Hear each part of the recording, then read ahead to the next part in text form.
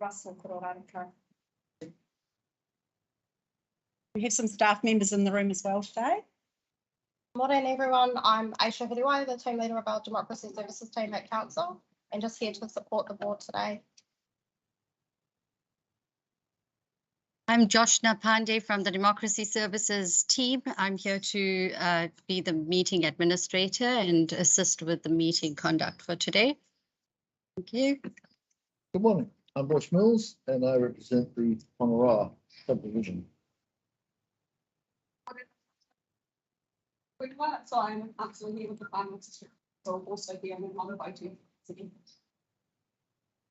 whānau. I have low immunity whānau at home, so I'll be wearing my mask today, but I'll take it off right now. If at any point while I'm wearing my mask, you can't hear me, please give me away and I'll take it off. I'm standing by the door, so I'm confident that COVID-19, we've done everything we can to appease all of those protocols.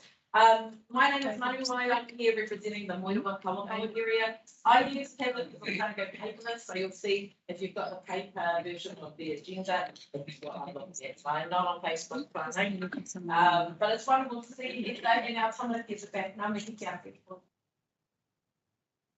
Thanks, Manawai. We also have member Kirikiri subdivision member Dave Hukwekopa online. You can speak, Dave. We should be able to hear you. Morena kia koutou katoa, ko Dave Bear Hukwekopa, toko ingoa. Yeah, kia ora, morena koutou. I've muted you, I think. No, I'm not on mute. I'm unmuted. Is he unmuted? No, I'm here. Are you muted, Dave? No. Oh, there we go. You may introduce yourself, Dave. Morena kia koutou katoa, ko Dave Bear Hukwekopa, toko ingoa, and I'm the representative for the Waipapa Kirikiri subdivision. Morena. Any staff members in the audience that would like to introduce themselves, please?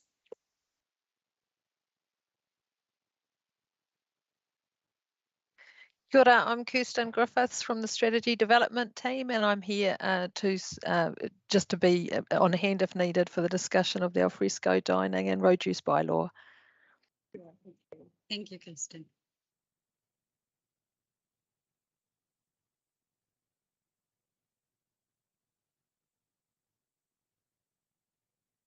Hello, everyone.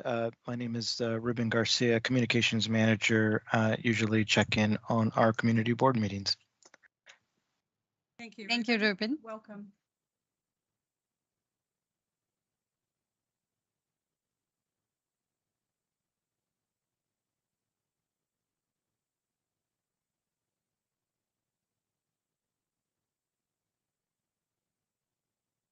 Morena koutou katoa, Malima Baker, here to assist and support our Democracy Services team. Kia ora. Got a great team Thank you. today. Yeah. Thank you, Anybody else online? Everybody's done. Morena, Casey, Casey Getted here to say hello and have a great day, everybody. Thanks, Casey. Thank you, Casey. You too. Okay, we're moving on to staff in presence. Okay.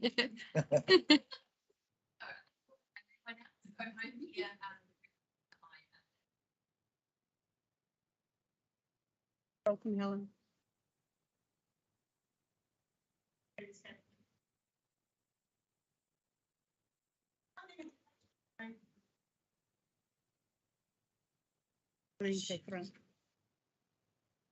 Right, thanks team. Great to have such a turnout for our last formal meeting of this community board for the triennium. I will now open with a karakia. We ask that through the board's discussions and decisions, the representatives elected may advocate on behalf of the Bay of Islands-Whangaroa community with aroha, imagination, skill and wisdom to achieve a fairer and more united community that enhances the well-being of the community and solves the community's problems efficiently and effectively.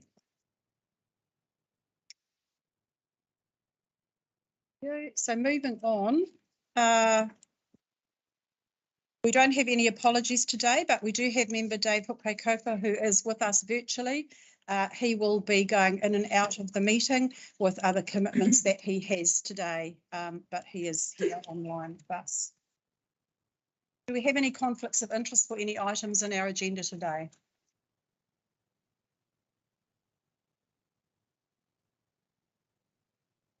No conflicts of interest? So with that, I'll move Member Hookway's attendance in and out today. Thank you. All those in favour? Against? Carried. Right, so straight into our public forum session. This morning we have altered our order paper a little bit slightly to accommodate people who can and cannot be here at certain time slots. So first up we have Anne-Marie Mills, and Anne-Marie is presenting to us regarding Kirikiri Township Dog Reserve walking options. And the floor is yours for 5 minutes. Where would you like me to stand here?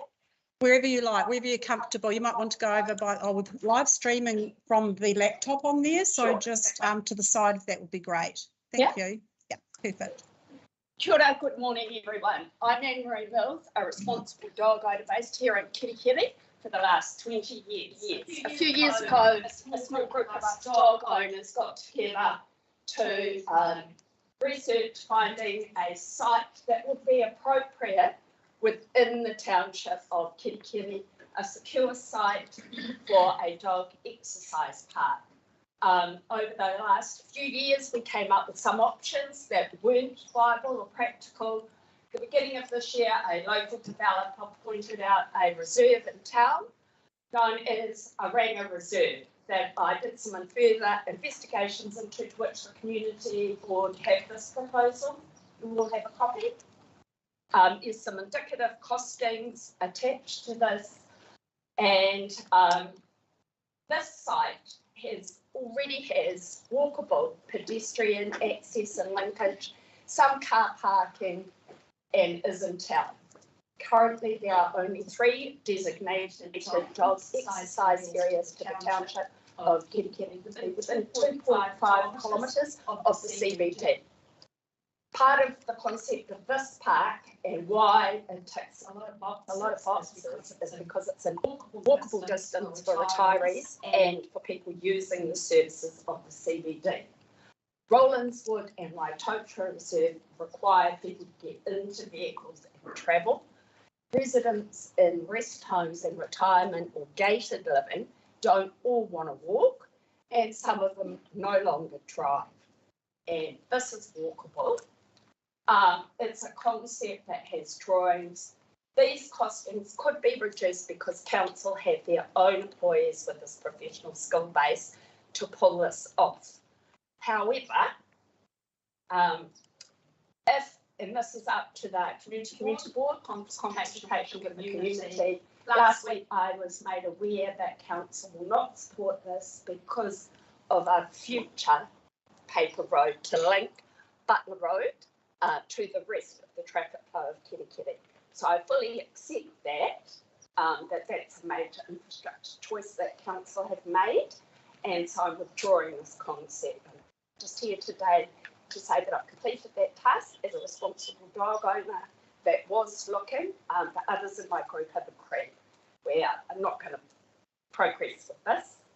We're working on another site, and we've accepted that the people of Akai House will be using this concept because they would like a secure dog exercise park. So that's where I'm at with it, and thank you for the consideration. If you do choose to use it, I'm okay to sign that off, but I won't be involved. Thank you. Thanks, Anne-Marie. Thanks for presenting that to us. Right, next we have Jane Johnson to address the board on the Islands-Whangaroa strategic plan and the community access to community facilities. Jane's just babysitting a dog outside, so we'll just give her a minute to come.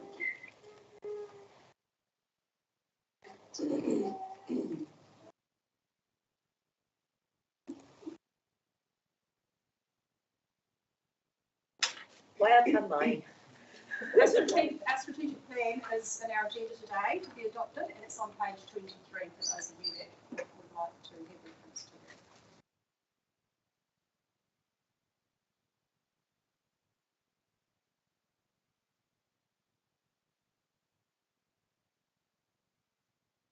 Could we just note, thank you to the group of dog owners for the work they've done. I mean, whether it's the right place or the wrong place, they've done a substantial amount of work for the community and for a section of the community. Should be congratulated for that.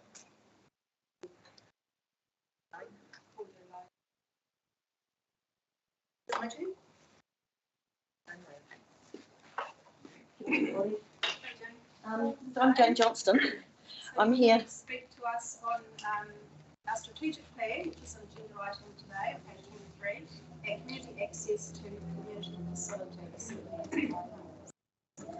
Just because James has joined us, the iPad over there behind you is live streaming, so that's where the sound and camera is getting picked up from. Do you want me to come back here? You're fine anywhere in that kind of space. Okay. Thank you. Can you wave at me too, Aisha, when I've got about a minute left? Okay, so I did ask to come in to speak to you about the strategic plan as a representative of the resident and ratepayer associations. We're actually in the process of merging into three associations, so that's Russell, Paihia and the Kerikeri associations are merging into a Bay of Islands Residents and Ratepayers Association. We've had a look at this, what's been presented in this agenda paper, and it's quite different to what we saw when we first looked at it online. The main point about it is that it hasn't reflected submissions that the community's made over the last 5 or more years in terms of projects that we would like to see the community board support. There's quite a lot missing from that in terms of detail, and there's a whole lot of other ideas that are in there that we haven't been informed about and haven't been consulted on. So we recognise that you are entitled to come up with your own ideas and include them in a plan, but there's a strong sense that this is usurping the ability of communities to engage with our elected representatives after the next election. This agenda item tells you to adopt a strategic plan that will be for 22 to 25, and it's happening in advance of consultation over the long-term plan that isn't going to be released for public consultation until at least March 2023. So you're jumping the gun in adopting a plan. We would suggest that this should be only adopted as a draft or a proposal, and that the community across the Bay of Islands and Whangaroa get an opportunity to reflect on what they've asked for in the past, what they've done in community development plans in the past, for example, what's been reflected in NGO or groups like we have Focus Paihia, Our Kerikeri and Vision Kerikeri, as well as a group that's now quite active in Russell. So we'd like to see those groups have an ability to input into anything that's called a community board strategic plan. We also don't think it's particularly strategic in the sense that it doesn't reflect what we think the likely future direction and context of these communities are going to be in terms of who's living within them over a longer term. And when you as community board that's about to stand down and there is going to be an election, it just seems a little off to others to think that they might not have an ability to change what's called an adopted strategic plan. There's a whole lot of other people that have ideas about what could go on across the ward. So that was the first thing that I wanted to talk about. The second thing is about public access to community facilities. Now, this comes up often around reserves. We've had a huge bun fight over the use of the reserve in Opua for years and its commercial use by a boatyard. We've had a recent proposal for a dog park that sounds like it's not going anywhere here in Kerikeri, and that's in a context of a reserve having been disposed of, sold essentially, for very little to a retirement village and negating then the ability to turn it into a dog park. And we've got issues around the use of the Paihia Village Green, where it's used for commercial markets for potentially no benefit to the community, even in the face of a petition from retailers with 80 odd signatures and some really clear impacts for the community of hosting pop-up commercial stalls in the centre of town, and the competition that that causes with residents not being able to access their one and only little green open space in that part of town, or not being able to access the community hall, which also hosts crowd market on cruise ship days and at other times. So we just wanted to flag that these reserves and community facilities are intended for residential use. They're not trade halls. They're not for commercial profit. They can be leased and hired out for commercial use, but there should be benefit to the community. There should be offsetting means to mitigate the fact that they've lost the use of their facilities, and we're not seeing that. The beneficiaries are falling into private hands if they're commercially used, or they're being given to very few community groups. We have favoured groups that are getting access to funds. And Paihia, it's Focus Paihia that benefits, and that's a trust, unelected group of people who get to decide how that money is being spent, and doing so without consultation as well. So there's quite a lot of income that comes off that, and meanwhile we've got other community groups struggling to maintain their facilities. So we're seeing the closure of the bowling green, for example, because of the costs it was going to take to do some renewals on that, and a lack of support from certain people in the community. And so the bowling green is in the process of being retired and will be closed.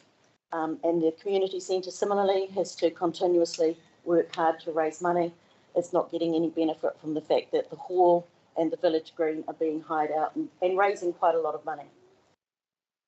Okay, so I think they've probably said enough. You've got the sense of it. Do you have any questions and what time I have left?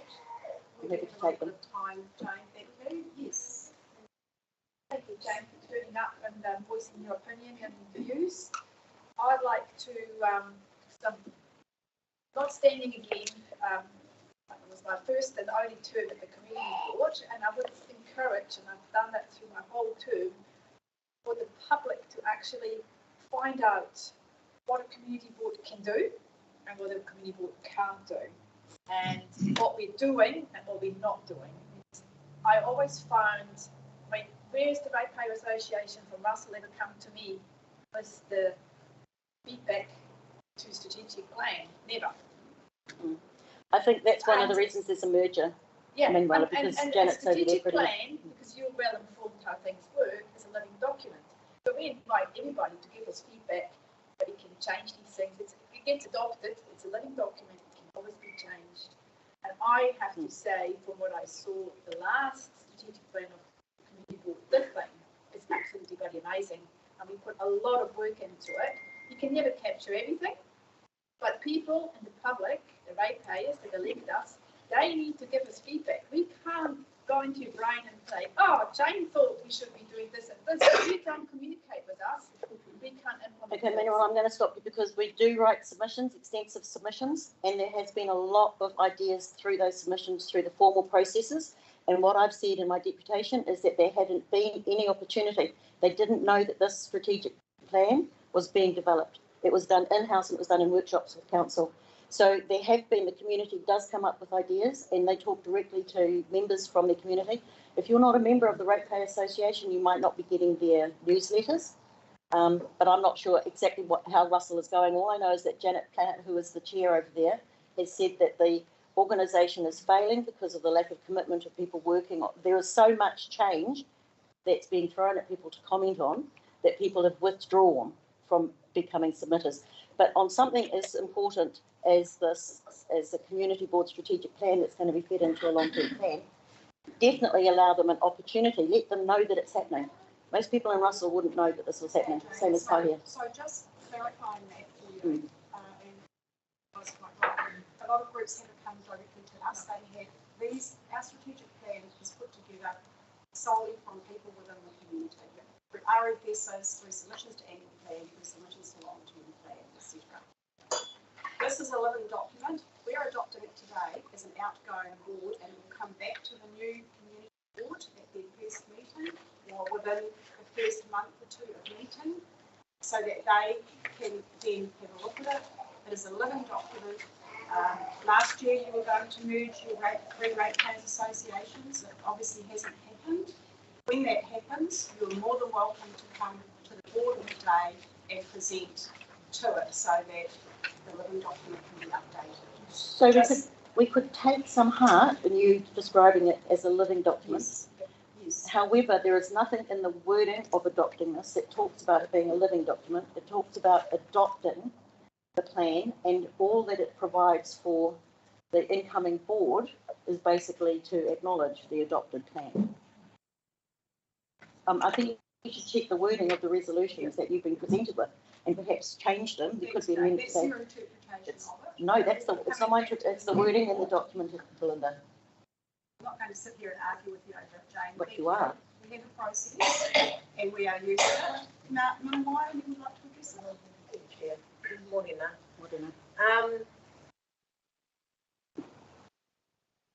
I would say that what you're actually saying to me is it's a paradigm shift. We need to shift the way we behave when we connect with our community. And I think that some hesitancy around that is, how do we do that? How do we resource that? And I don't know if our community board is resourced to do that, but I normally in our community, that's what we do. We go to the people, we centre around the people, and we work with people in partnership to find them on different projects and kaupapa. But I found my mahi here and community board, I don't always find it's community centred.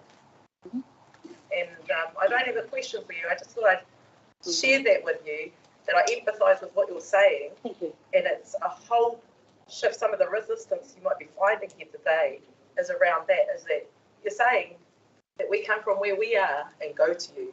Yes. That is the I don't mean to laugh on it because it's very obvious. No, it's part of why you have the entire organisation. $32 million at the start to help engage and work with your community. Yeah. It's not the job of the NGOs, the volunteers, to be constantly trying to figure out what's in your head. You should be communicating it and opening up so that we can give you input about what's going into the plan.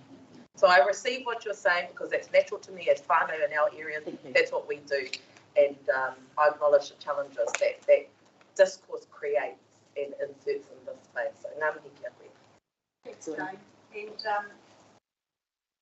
look forward to seeing your organisation come and address the new board. Sure.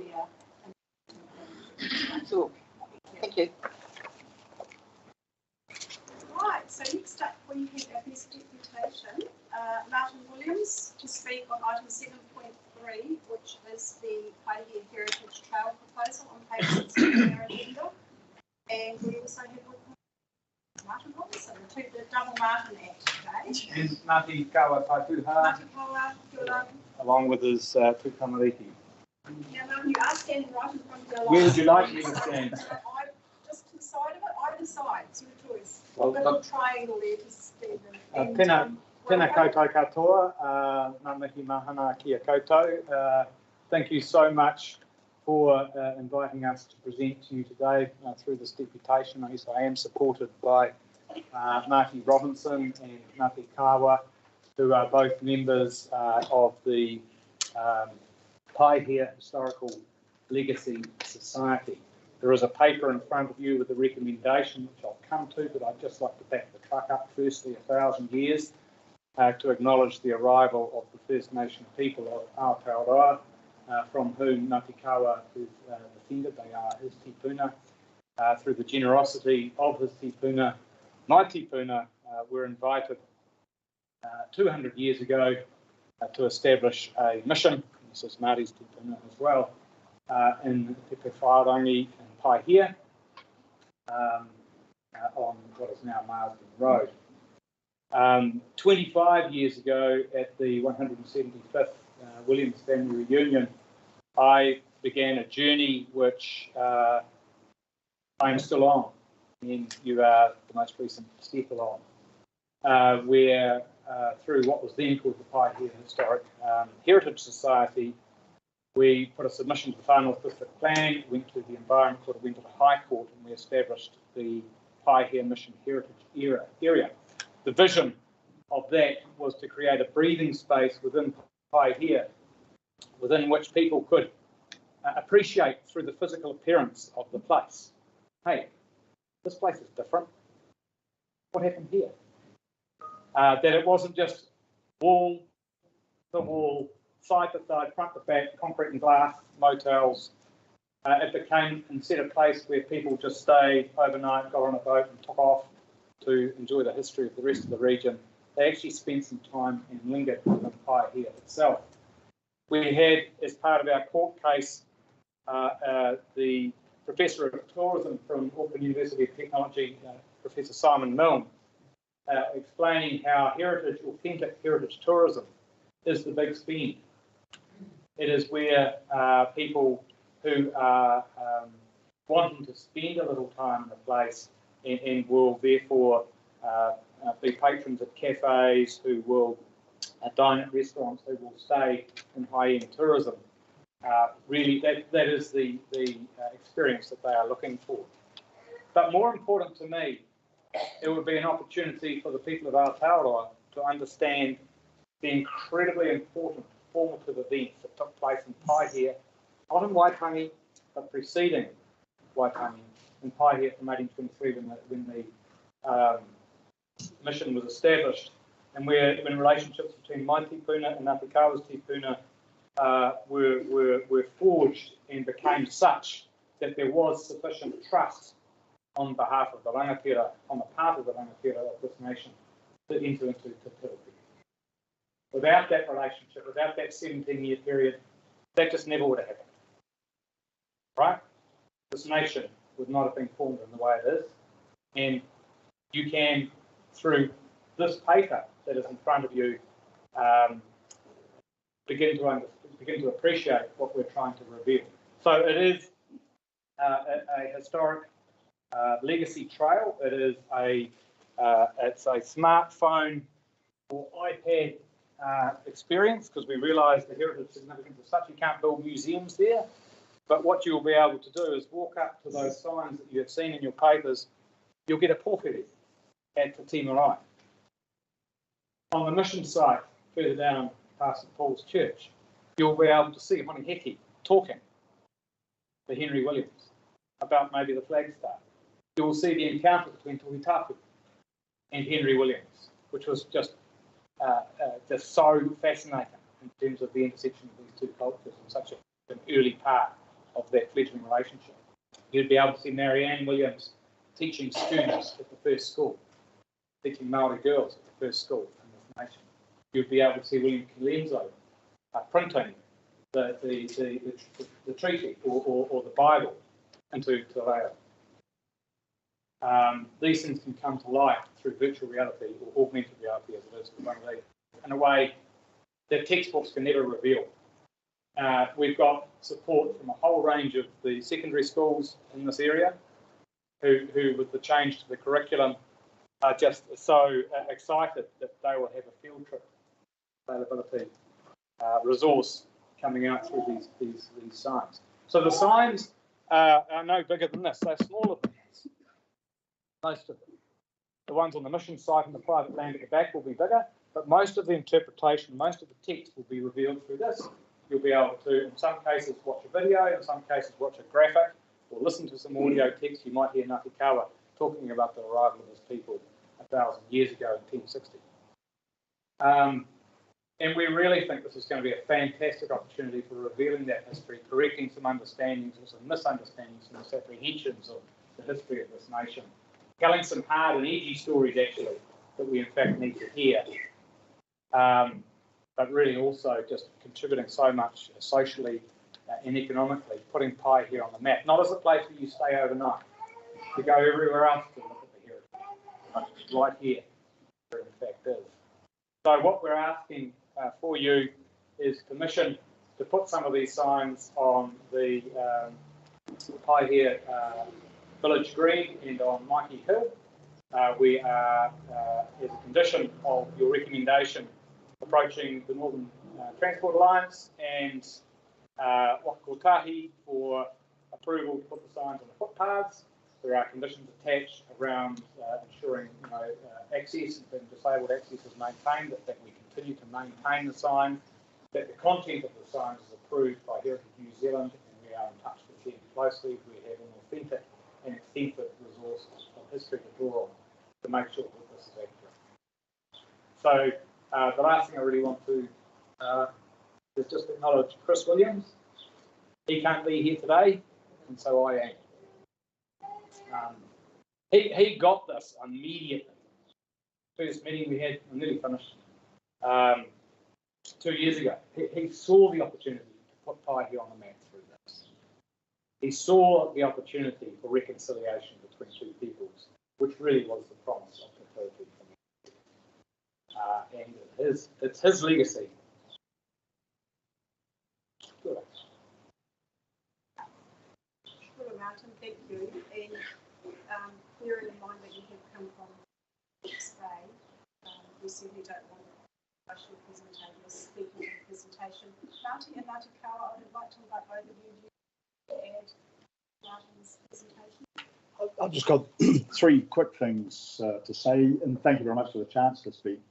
One is we're trying to bring alive the context of the times from 1823 to 1840. And all of that, all we talk about is activity, the treaty. We don't talk about the relationship building up to that. And that's really important to emphasise and understand that. The second thing is I went to the Waitangi treaty grounds once, and I heard about Waitangi, I heard about Kororaraka. I didn't hear about Paihia. So that's what we want to do, is actually tell the story of Paihia, just re-emphasising that relationship building, and this really does it. We've got a bicentenary coming up is next year, 1823, leading up to the 1840 bicentenary. My mother was a Williams, so yes, Henry and Marianne were my tupuna, but it's also the story of Paihia itself. There are a lot more people than just Williams came to Paihia. So it's telling the whole story of Paihia as well. John.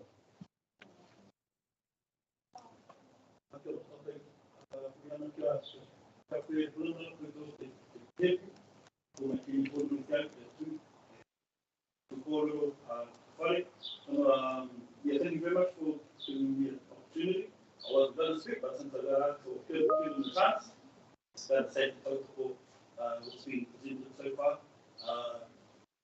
I know these two are descendants of Kofa or Henry Williams, played a pivotal role with the negotiations over the Treaty of Waitangi. And I'm a descendant of Te Kemara, who was also there on the 5th of February. He was actually the first speaker and the last at that week. That history is all going to be interwoven within these stories. I'm pretty passionate about our history, culture, heritage.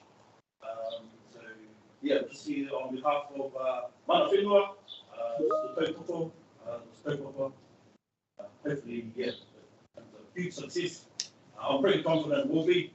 Just need a bit of happy from the temple to help us with putting those posts up on the walkway, so, the community, public, farming can access the resources and information we want to share with Kohoko next year for the big 2020 bicentenary. What I have to say, but yeah, thank you very much. Kia ora Ngāti Kawa, thank you. Yeah, kia ora Ngāti Kawa. Just to conclude the point that Ngāti Kawa just mentioned, the Williams family is having its 200th reunion in April next year, April 13th to April 16th, based around Te Marae and the Cockthorn. That will be one of the first families, I think, from, I guess, Pakeha, at least, to have such a milestone. But more significantly, Paihia will be having its bicentenary. And we want this to be massive. This is really something exciting. I think Kirikiri had a bicentenary recently, but Paihia, we're really wanting this to be one heck of a show. This is a Paihia bicentenary. The Williams family will be a part of that, but it is this legacy we wish to leave for the place, that your approval to these signs going in the reserves will mean can have. We've got $600,000 of funding to make the project happen. We need landowner support to draw down that funding from lotteries and heritages. Thank you. Kia ora, Martin, and we'll address that report a bit later in the meeting. So you can either wait and listen to other speakers or feel free to go on and enjoy your day. Thank you for taking time out to present to us over such a special proposal. Thank you so much for listening. Happy to answer any questions. Sorry, I do have a question, it appears. Manawa. Kia ora ngā mati e rua. Nāta me mati. Ngā mihi, I really enjoyed your kōrero, and I'm so grateful for you all coming today to share it with us. Before I go any further, kia ora I te whaia. I can see at the back there, but I won't get up and point to you. But kia ora whānora. Ngā mihi kia koe, me te whānau ngā te rihia. I just wanted to, we're in the world of partnership. We're going back to our past. And this is a beautiful kaupapa. I noticed in the report and the motion that we're being recommended to pass today, when I looked at some of the detail of the report, it's acknowledged that this has an element of being mana whenua led. I would like to add that to the motion, if that's absolutely no problem. It was pivotal to us. In fact, we asked to be invited to have our reunion, and we were in 2016. And just as the mission itself was at the invitation and generosity, through the generosity of mana whenua, so this project must be. I can tell you, Ngāti Kawa will be calling the shots as our cultural advisor on content. So if that's all right with Karen. And I really appreciate that ask to be invited. That's a definition of being a gracious manukiri to me. So ngā mihi kia koe, mō tō manaakitanga.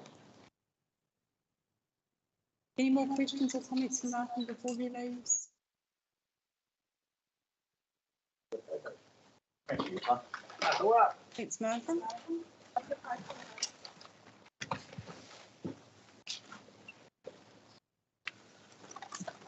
Enjoy the rest of your day out there in beautiful Pai here in Waitangi.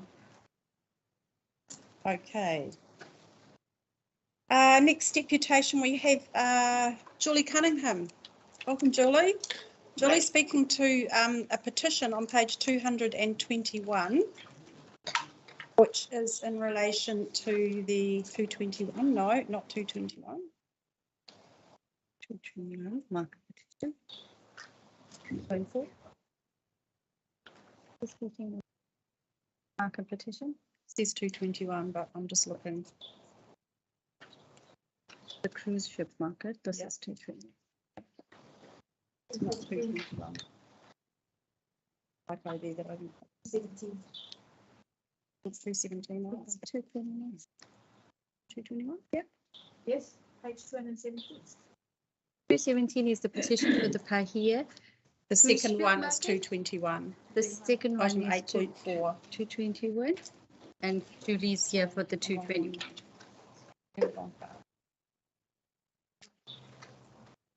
Apologies, I've got too many pieces of paper here, Julie. Haven't gone far enough. Right. Welcome, the floor is yours. Thank you. 5 Thank you for the minutes. opportunity. As you can see, there's two petitions. One's from the retailers trying to stop the Village Green Market. The other one is one that I put together, reached out to the community to see what the community wanted to do, trying to make everybody happy. My idea is to have the local stallholders, residents of the Bay of Islands only at the Village Green Market. We've reached a decision for this coming season at a meeting on Sunday, but my petition still stands for future plans for a more permanent solution, which is, I believe, coming up before the next season. So there's just some points I want to clarify. There are a couple of people who've signed that petition who don't actually live in Paihia. I was hanging out outside the supermarket and my approach was, excuse me, do you have a minute? And some people did, some people didn't. And then they would say, sure, what's it about? And I'd show them the front page of that petition. And then they'd say, well, we're actually from out of town. And I'd say, well, okay, that's fine. Thank you. I hope you're having a good holiday. They go, no, wait a minute. We have artisan markets in our towns and we will want to support this as well. It should be that way here in this beautiful region. So that's why there's some people from Rotorua and still New Zealanders. The other point that I want to make clear is the local artisans. There's plenty of local talent, as it says in my petition. There's been arguments that there's been gaps at the market because of lack of local talent. The problem being is there's a certification at the beginning of every season, usually July, August, which obviously this year a little later. And that's the only certification. Even the people who have been doing the markets take their products there to be certified to prove they make them themselves. Once that certification is done, that's it for the whole season. So if local people see the market up and running and go, oh, I forgot about this, I should go and try and get into the market, they can't, because you can't get certified. The other reason that there's gaps is a lot of the out-of-town stallholders, when it's bad weather, they decide they're not going to travel to the market, so they will give the market manager at very short notice, sometimes just overnight, with whatever reason they can come up with, because we live here, we know it's bad weather. So she tries to contact the local person who's closer, who's on the casual list and on the waiting list, and they've either made an appointment or don't have the stock because they didn't realise there was going to be a gap that day. So that's why there is sometimes gaps at the markets. When a cruise ship comes into the bay, any bay, into any port, there's all the information about that port in the foyer available. If there's an artisan market, it's there, there's tours, there's everything else. A lot of people, not all of them, but a lot of people specifically get off the ship because they want to see the artisan market.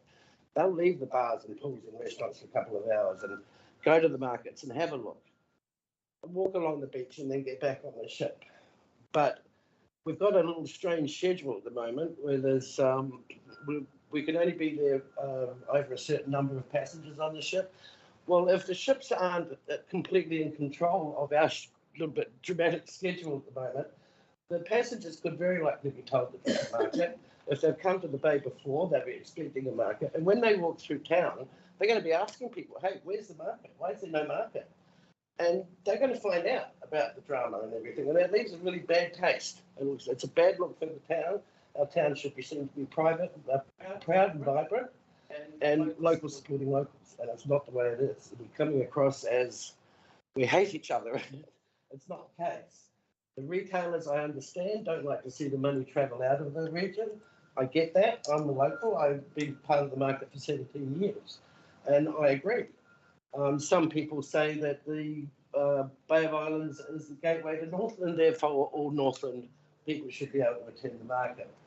I don't agree with that, but everybody's different. And if that's the case, then all effort possible should be made to put the locals in first, and any spaces that are left filled from out-of-towners. All of the out-of-towners do other markets in their own towns. That's all I'm kind of looking for here. I've got a lot of other points to make, but they're not relevant to my petition for this meeting. They're more relevant to the meetings in the future regarding the permanent solution. So if anybody's got any questions, I'm happy to answer any questions. I just want to thank you, Julie, and also to thank you at such short notice for attending the hui I called last Sunday. That was 3 hours of well spent discussion, and coming out of the room with a result for this summer season was there were smiles on virtually everyone's faces. So we do have, as you know, have a plan to push council to prioritise a proper reserve management plan for that strategic reserve in Paihia, and that will be when we go out to further wider community engagement and consultation once we work through that process. And it will be great to focus on the space for all user groups in the community and not just the craft market day, and that will be what will come out of the reserve management plan. Yeah, I'm looking forward I to just getting wanted that to personally thank you for your input on Sunday and attending that meeting, because I think we all learned something out of that, and at least we have a resolve for this summer season to move forward as a community together. Well, that petition that I've lodged in here that's being formally accepted today, it took me 5 hours to get 134 signatures, which is pretty much the tip of the iceberg. That's what the community wants, as far as I can see. It was out of 134, I approached 140 people. There were 6 who didn't want to participate, but that was pretty much the community reaching out back. Thank you for your time. Thank you for presenting, Julie. Next we have, that's our deputations for today. So next up I have Steph Godseth. Steph from First is presenting or clarifying to us the Paihia Christmas Parade application for Business Paihia. This is on page 155 of your agenda. And your additional information, if you're wanting to look at that, is actually on page 37. Morning, Steph. Thank you for coming. Hey, so I'm Steph from representing Business Paihia about the Christmas Parade application. So there may or may not be an error in the application, so I just wanted to address it because I don't want the Paihia community to miss out on the parade because it's something I've done. So I just want to tell you about the Christmas Parade in Paihia. It's an awesome parade. It's not just a little sticker on the truck and drive around advertising your business.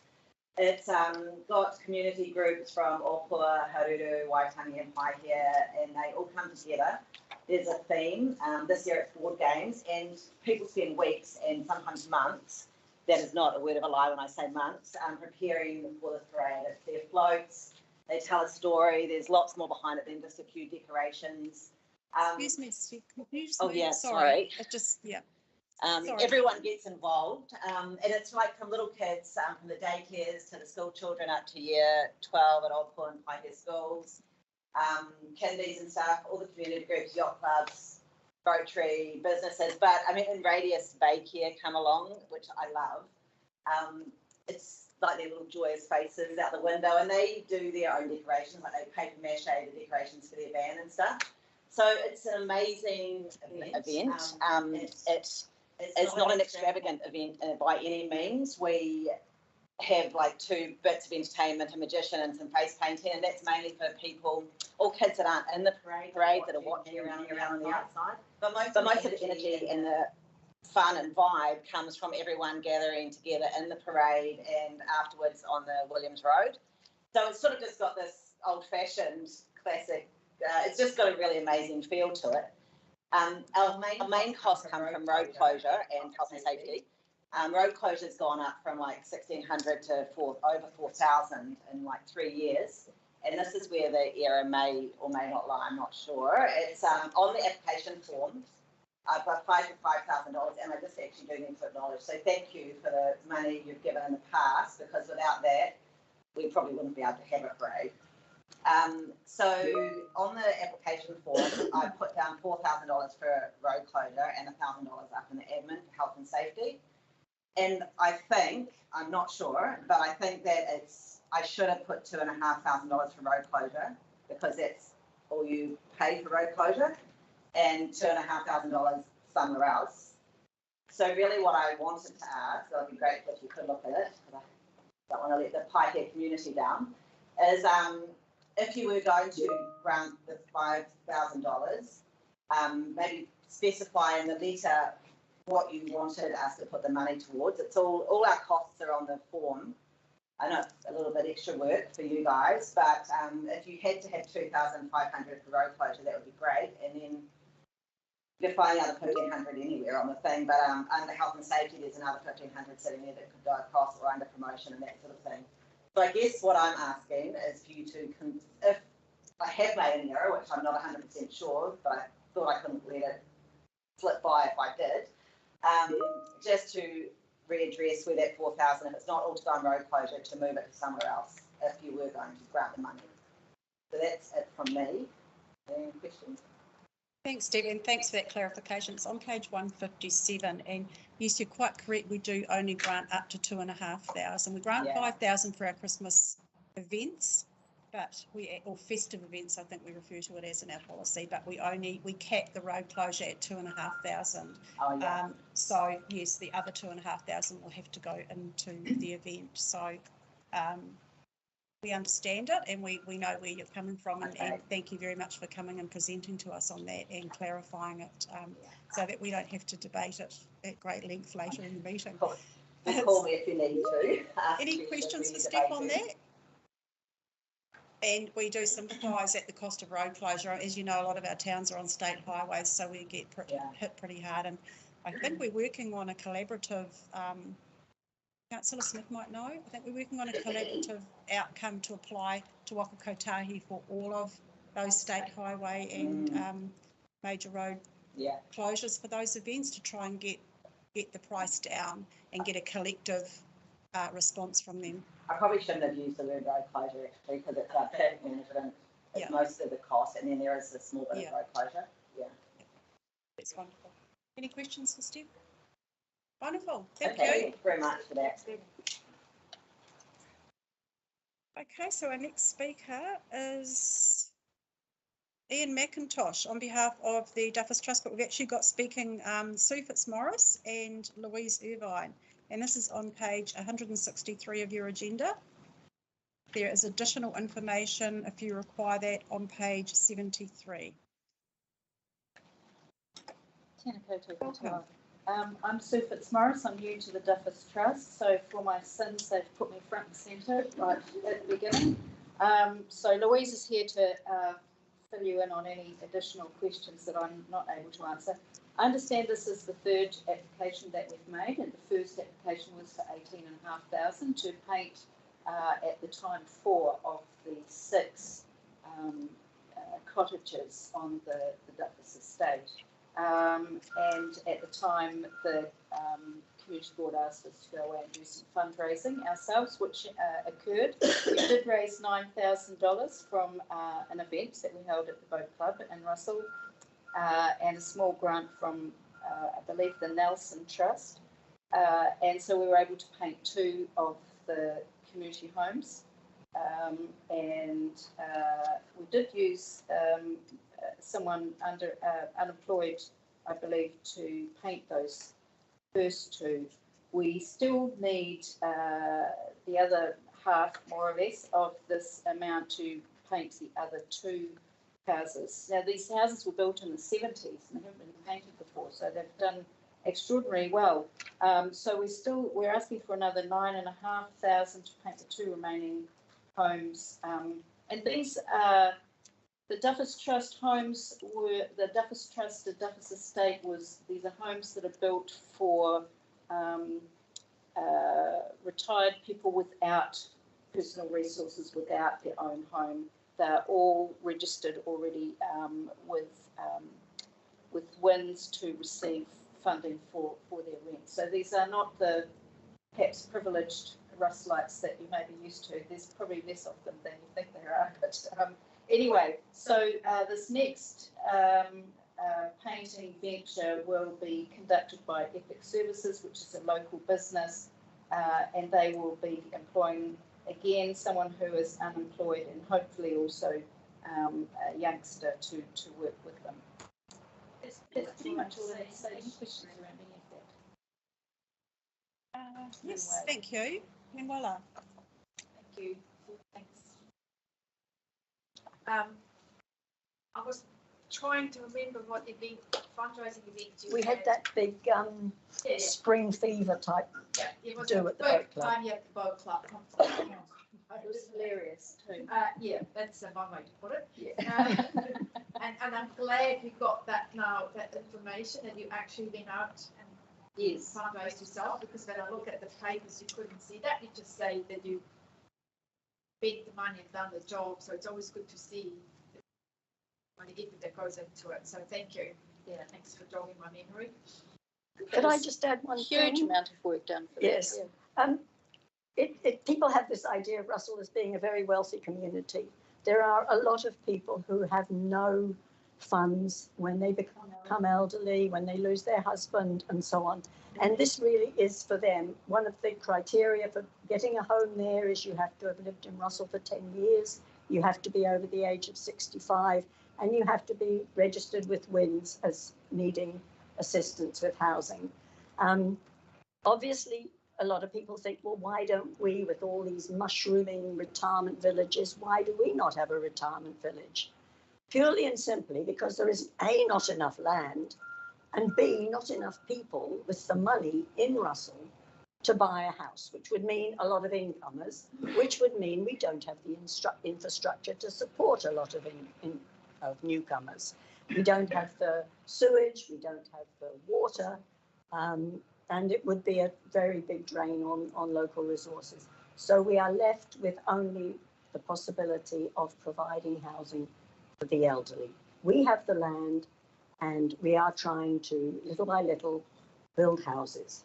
But the income that we have comes purely from the rental that these people pay, which is nominal. And that goes basically in our costs, which are things like rates and insurance and keeping the grounds tidy and so on. And this is why when it comes to doing what is for us a major job, we need help. I think that's about it. It's in a nutshell. Thank you. Any other questions?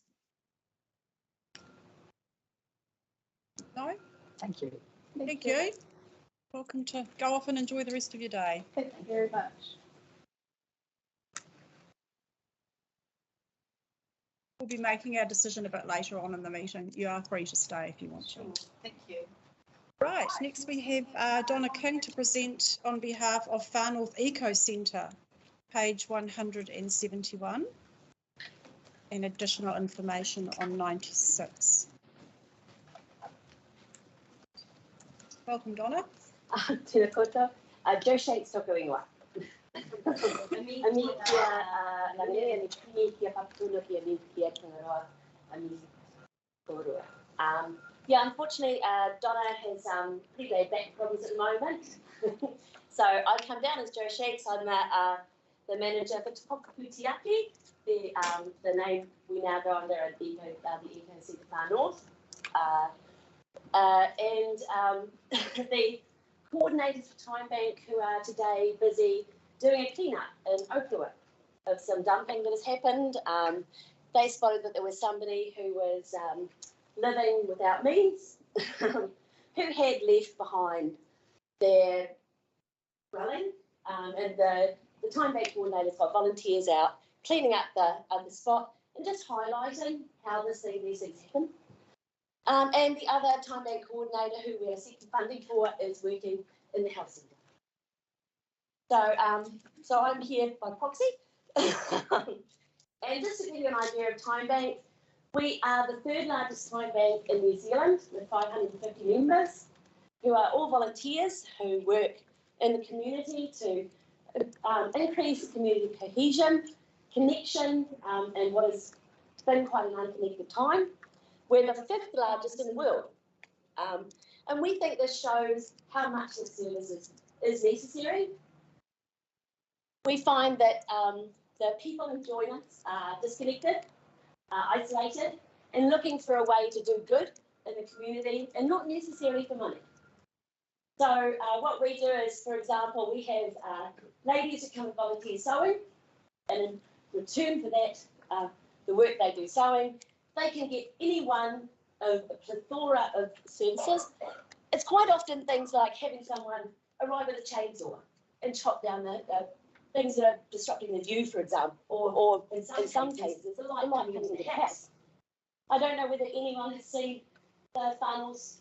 Was it the funnel age? There was an article recently about the 30,000 hours of volunteer time that have been delivered this year. So we have a very wide reach, and unfortunately we're pretty underfunded. We're good at doing it on a shoestring. Just occasionally we need a bit more help, particularly because our chapter here is growing. I don't know whether anyone knows the Kaupatiki Eco Hive in Tūnharuru and Paihia. That's now holding drop-in sewing sessions. We find that it's amazing. We have them in Whangaroa and in Katoa. Sorry, I just had a cold, so I'm back. But surely we're still not COVID. But yeah, we want to extend that service into Paihia. We take textiles that have been going to landfill and make them things like pet beds, bags for kindies to take their clothes home at the end of the day when they're dirty. And anything basically someone asks us to do, we don't do it for money, we do it for love. And we also we've got a new feature, singing. Because we realise some people just need an excuse to get together. They just need something to bring them out of their homes and connect with other people. We also work in conjunction with Parakore, which is the zero waste organisation in Te Mile View. And we work with Eco Solutions, which goes into schools and organisations to help them, for example, riparian planting, reducing waste, doing beeswax on traps, doing cleanups. basically, if it's good for the community, it's good for the environment, we're there. And we don't charge. Any questions? Thanks, Joe. Any questions for Joe? Not a question, I'd just like to thank you very much for your presentation. I mean, it's actually been very informative. Been sort of watching this sort of space for quite some years. Yeah, and been a little bit sceptical how it was going to work. Really pleased to see that it has really got off the ground and got hold of. I think we're just really lucky that people see, they want to feel value. People want to feel like they're doing something good for our community. We know we live in paradise. You know? So people want to give back. So yeah, we love it. We love how it's the connections that have been made are massive. Really cool. Cool. Thank you so much for your time. Joe, can I just clarify one thing?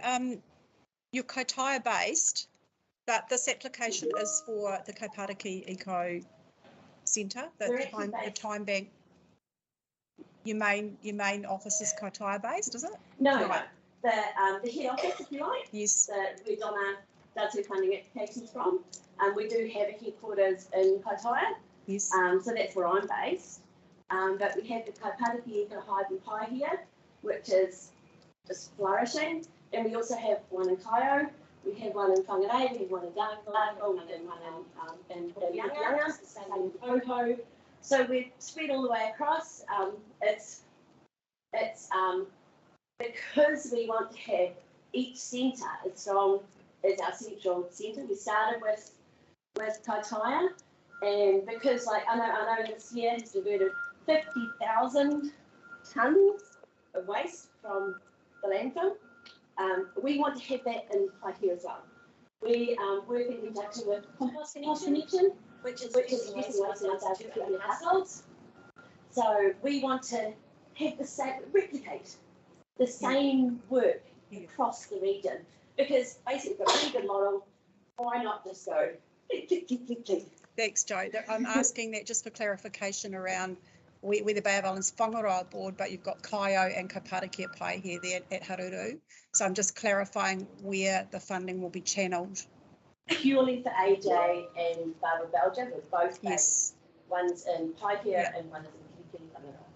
Lovely, thank you very much. So Donna's very good at that. Yeah, excellent. Thank you. Any other questions or queries? Lovely, thank you, Joe, and thanks for coming presenting on Donna's behalf. So next we have Anika Dickey. Anika's here to talk to us about one of our applications today from our Kirikiri Community Trust on page 192.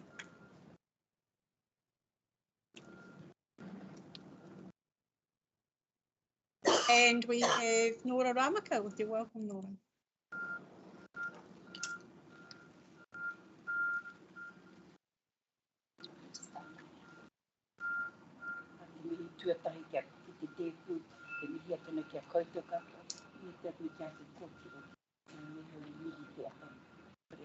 I'm just here to support from Ngāti Rehia, Tūnanga Ngāti Rehia, Tautoko in this cover. Kia ora, I'm Anika from our Kirikiri Community Charitable Trust. 2 or 3 months ago, we submitted an application for stage 2 of the Kirikiri entranceway. Our Kirikiri and Ngāti Rehia have been in partnership for this project from the get-go, and loved every minute of it. We've worked really, really well together, learned a lot. So stage 2, which was the original application a couple of months ago, was around the landscaping. Waka Kotahi at that time had quoted or got their contractors to quote for the execution of it. There were a few unanswered questions at that point, so we've gone away and done quite a bit more work. Waka Kotahi are a big beast. It does take some time to get through the process. But what we've managed to do is reduce that original quote by about $50,000 through being very fortunate to get all the materials and the plants, etc., at wholesale price, using a local landscaper as well, who has given it to us at a really good price. We've also negotiated with Waka Kotahi, who have confirmed that they will maintain the landscaping moving forward under the maintenance plan recommended by the landscape architect. So that was a really big win for us. It took quite some time. It's on a state highway, so there's not really a lot of volunteer work other than what we're doing that we can actually do. It's too risky to get volunteers up there doing anything on a state highway. So this is really our only avenue to finish that entranceway. It's obviously the airport's right there. Pre-COVID, there was 110,000 passengers coming in every year. Probably 90% of them go through that entranceway. Kirikiri Road, State Highway 10, huge amount of people pass it every day. So we really need to get it done. We've done our best to get it as low as we can. We've still got to find the full funding. If we don't do this landscaping now in spring, it's going to stay like it is until April, May next year, because you can't really plant over summer. Obviously, you probably all seen the entranceway. It's all get it up. All the signs have been bashed over by vehicles. The landscaping has been designed low maintenance, of course. It's also been designed to have rocks through it, so you can't have those vehicles doing what they're doing anymore. We're working with council as well on all of the hoarding signs. I'd say there's probably about 30 different signage up here. We want them all gone.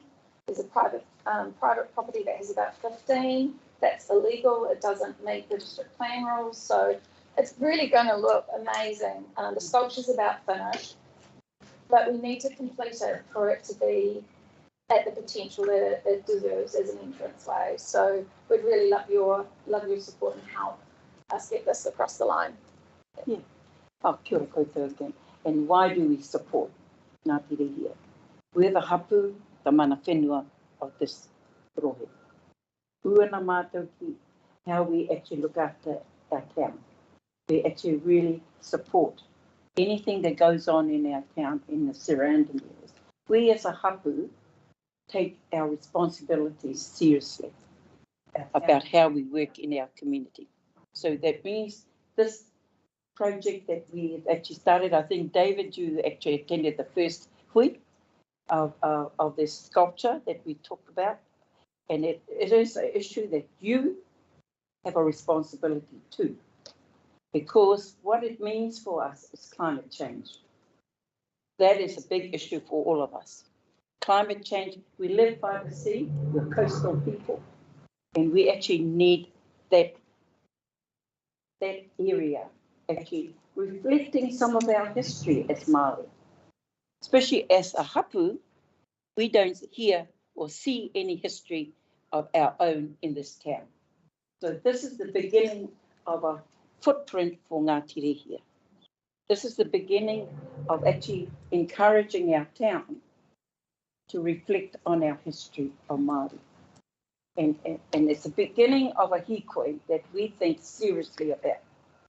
And we intend to be party to this community that we live in. And we've actually always been here. We haven't forgotten our town, but maybe our town forgets us. So this is the beginning of hikoing together as a community and Māori and Pākehā. And especially the council. I think that you have the responsibility of actually improving that area, because my kaumātua who have passed on were the ones that said to me, you need to actually fix that entry into Kirikiri. That actually encourages you to support this project, because Ngāti Rehia is totally supporting this kaupapa. Nō reira, huri noa tō tātou whare, tēnā koutou, kia ora no tātou katoa. Can I just add one last point? Yeah. Stage 3, which is after the landscaping, is of course funding, but a beautiful big welcome sign, carved welcome sign, and also audio and visual storytelling from an information board. So very similar to Pākehā, so it's actually really exciting. You know, there's the three birds on top. So the audio and visual storytelling will be, you know, about the birds, about the story behind them, also about the landscaping and some of the planting. So the big picture is really exciting. but we have to do it in stages. Yeah. Thank you. Kia ora, Nora and Anika. I'd just like to thank you for the work that you've done in reducing your costs considerably. And I know that that's community-wide, the generosity of the reduction in the materials and plants and things required to do that. So any questions briefly? David. Thank you, Anika, and Nora. Just quickly, I really support your ambition to get rid of that signage up there. It's an eyesore. It's such a downer. That is the entrance to our town from whatever direction, and it's just ugly. It's terrible, isn't it?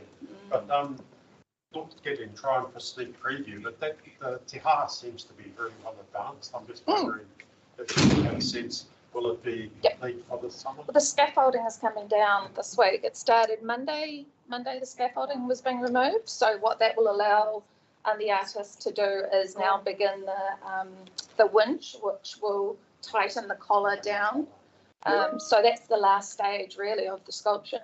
So over the next couple of weeks it'll be done. The scaffolding it's probably gone by now today. It has gone, yeah. So the landscaping's all around the sculpture, in the middle of the roundabout, and the other corner, removing all of the signs. And then next stage is the welcome to Kirikiri sign and the audio and visual storytelling. And as you say, it'll get rid of that problem with people spinning their cars around. I mean, you see all the signs have gone because they've all been four-wheel drive driven over. Yeah. That's great. Thanks, Anika. Thank you very much. I had one more question. I'm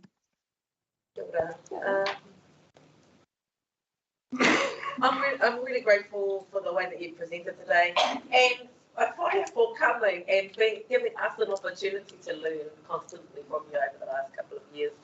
I know that you're very busy people, I find it always are, but for taking the time to guide us through the many stages of partnership that you're trying to express to us and encourage us to open our hearts to. So I have to say, the original figure, I almost fell off my chair. So I'm very glad to see a smaller figure this time. Just being real fun. I found it was beautiful to see you, and I'm glad to be along this journey with you. And one last question, McLean. The rocks in the middle. Has somebody really looked whether that's going to stop before? The landscape architect, that was one of the goals. Yep, Christine. Yep, absolutely. Going barbed wire. No, I know. We are actually also working on CCTV up there. Yeah, a number plate recognition one. Yeah. In fact, every entranceway should have them. Puketona roundabout, that's had all its signs bricked as well. So it's just, yeah, I hope it's just Should we fund that instead of the fund? No. Good try then. Let's respond to that. This is not everyone's open to partnership. So this is these things that happen in the beginning of projects or throughout. It's part of people communicating if they struggle with that. The reality is, this is who we are. This is who we've always been. We're not changing anything about who whānau are of this whenua, but it's saying that we're trying to offer a welcome, and these things will happen as people hear the welcome of their hearts, not just with their four-wheel drives or whatever like that. But this is the nature of partnership. Sorry, and Anika, I now have Sarah Curtis within her apologies, and I'm not sure whether it's you that's speaking on behalf or. Nola's here as well. So Nola's actually been. Is it now? Thanks, Anika. So we'll move on to the next item, which is actually page 152 in our agenda. You will note on our funding applications, the application's actually in the additional information. This is to do with the irrigation for the plants, hanging baskets and Kirikiri that we have funded that previously came to us, and it's come back in another form due to the fact that we'll be addressing this later in the meeting, but due to the fact that I think it was about 7,400 from memory, that we funded toward the irrigation, and that has now been funded through council's depreciation. So they've come back asking that we look at considering transfer of that money to the basket. So Yes. because it's such a substantial amount, I'll just get you to explain to the board as to what has actually happened and how you've come. But you'll find on page 152 there is an explanation in there. So welcome, Nola. Thank you. Gosh, the situation. Would you like? I was just going to say this is a Kitty Business Association application, but Sarah didn't find out, I think, until sort of yesterday, and she had some other things on the go, so she just rang and asked if I could step in to help her. So it's two different organisations. Yes. Yeah. This has come about because we put an application in for the irrigation for the hanging baskets. They need to be replaced. They're 20 years old. The original is over 20 years old. So we thought if we're going to do this exercise, we'll do it properly, and we'll replace all the irrigation system throughout the town, which is now cut off in bits, some blocked. It's now, yes, a bit of an eyesore through the main street. We've still got the little trailers hanging down, and we would replace it totally with the new system. Otherwise, we're going to spend lots of money unblocking bits and just a waste of money. So we thought if we replace it all, we're ready to go for the hanging baskets. In the meantime, Sarah from the Business Association put in for that irrigation system to be replaced. Council sort of owned it, part owned it, I think, from the original. You maybe, I don't know, 22 years ago, you put some money in to maybe fund that irrigation system. And we're, Sarah, or the Business Association, I should say, has decided that the council can retain that amount or retain the system. I think that's right. I think they applied for irrigation, but council actually owned the original, so that's depreciated to nil. So council will retain, the original. Yeah. Yes. Sorry, I was streaming and you were just. Sorry. I know it's really. Sorry. Yeah. So we're now asking, can that money please go to the hanging baskets? The hanging baskets are now 16,000. We still have to fund some of that money, and so could we possibly have the transfer of that money from that you had awarded to the Business Association to the hanging baskets? It's all one big project, and I think that's what we'd love to see happen. Thank you. Thanks, Noel. Questions? Ask you, when you put these baskets in spring, today's the first day of spring. What's the time frame to have them planted, established, marked, and It's going to be about 4 or 5 months. We have Plant Zone on board, and of course it is subtropical plants to complement the planter boxes in the main street now. And we've chosen subtropical plants because they are hardy, they'll complement the existing garden area, and they are less maintenance. So they will cultivate them all for us, and so it is not going to be ready like next month. We would, once we give them the okay, it will take 4 to 5 months for them to be ready, and they will not hang them until they are established. they're plants that will last all year round? Oh, absolutely. They will be up Yeah, there for a good 2 or 3 years. I mean, you'll 2 need or to 3 replace years. bits, but unlike the old hanging baskets, I think they needed replanting 2 or 3 times a year, and we just know that's not sustainable. And you know, this is going to be a long-term project. So, subtropical is quite different for in terms of street some baskets. So it should be of the cool. subtropical plants do flower, as you probably all know. Different colours. So texture. different colours, different areas of the time of the year. So they should look absolutely stunning. And Oh, yeah. so we, so that's where we are at the moment. Any other questions? Just querying the plant zone. Right, I mean, in here, it's down for, 2021.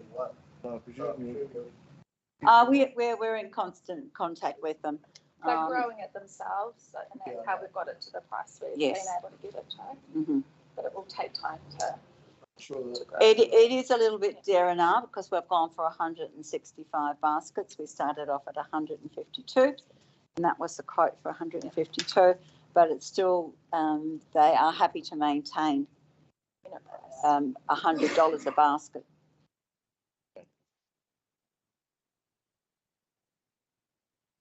Great, thank you. It appears there's no more questions.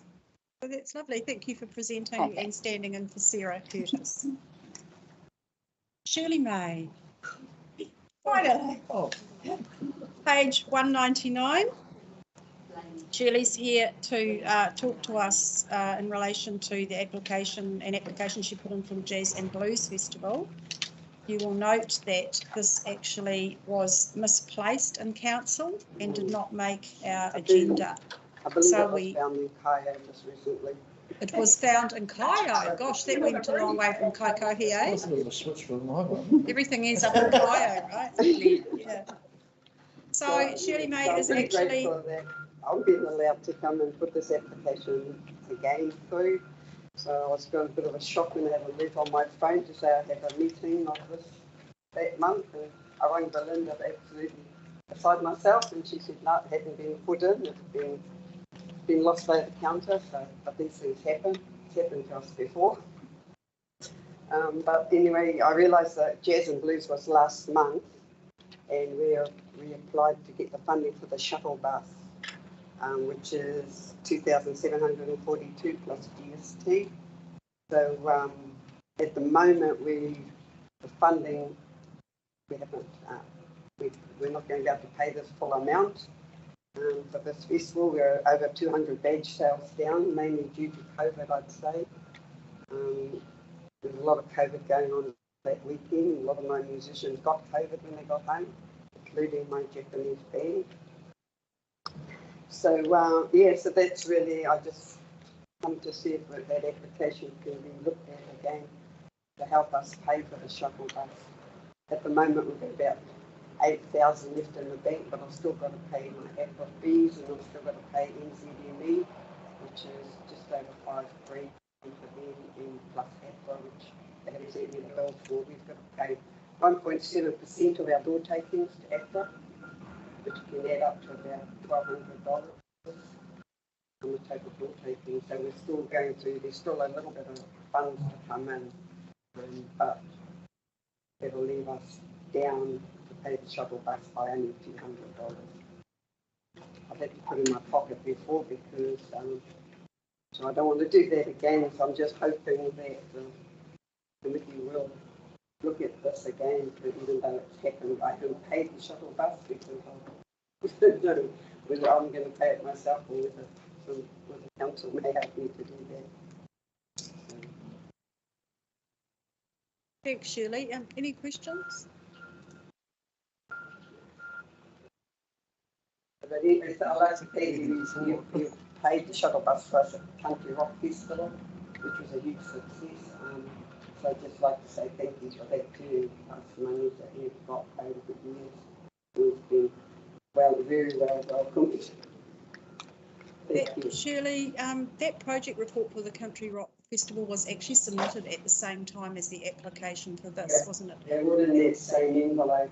We did resubmit them after the Jazz Festival, and I don't know, my treasurer at the moment, she has cancer. She's going through chemo and radiation treatment. So we sort of, when they asked us to present it, only to represent this before the Jazz and Blues Festival, there was no way we could because of her, what happened with her. But that has been found with that application. Those papers. Right, so that will be coming. And I think she did represent them last week when she got back from Auckland.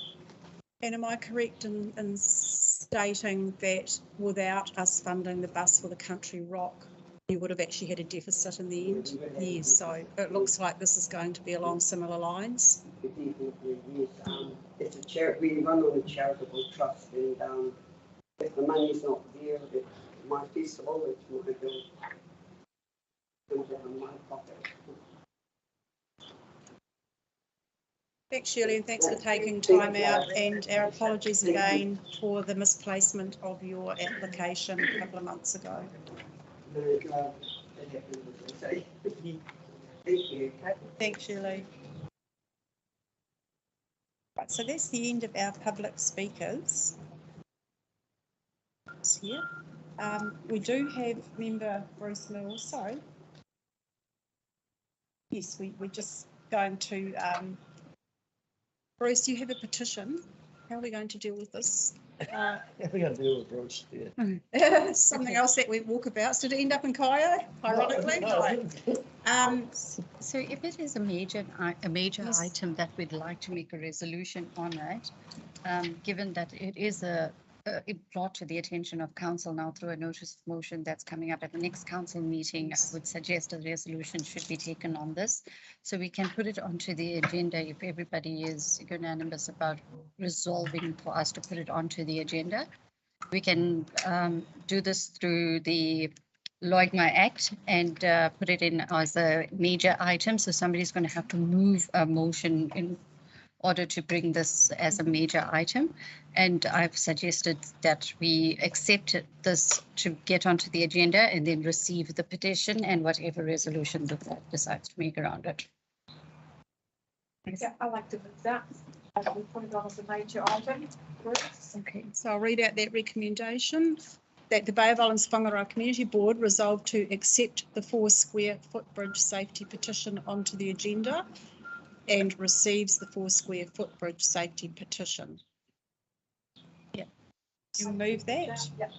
Second. Jim, I'm allowed to. Yes. And we have a copy of the agenda here that Bruce Mills is tabling on behalf of his community. Okay, so it was Manuela and Bruce. Second, so that's moved by Manuela Mohanel, seconded by Bruce Mills. All those in favour, raise your hand. Against? So that's carried.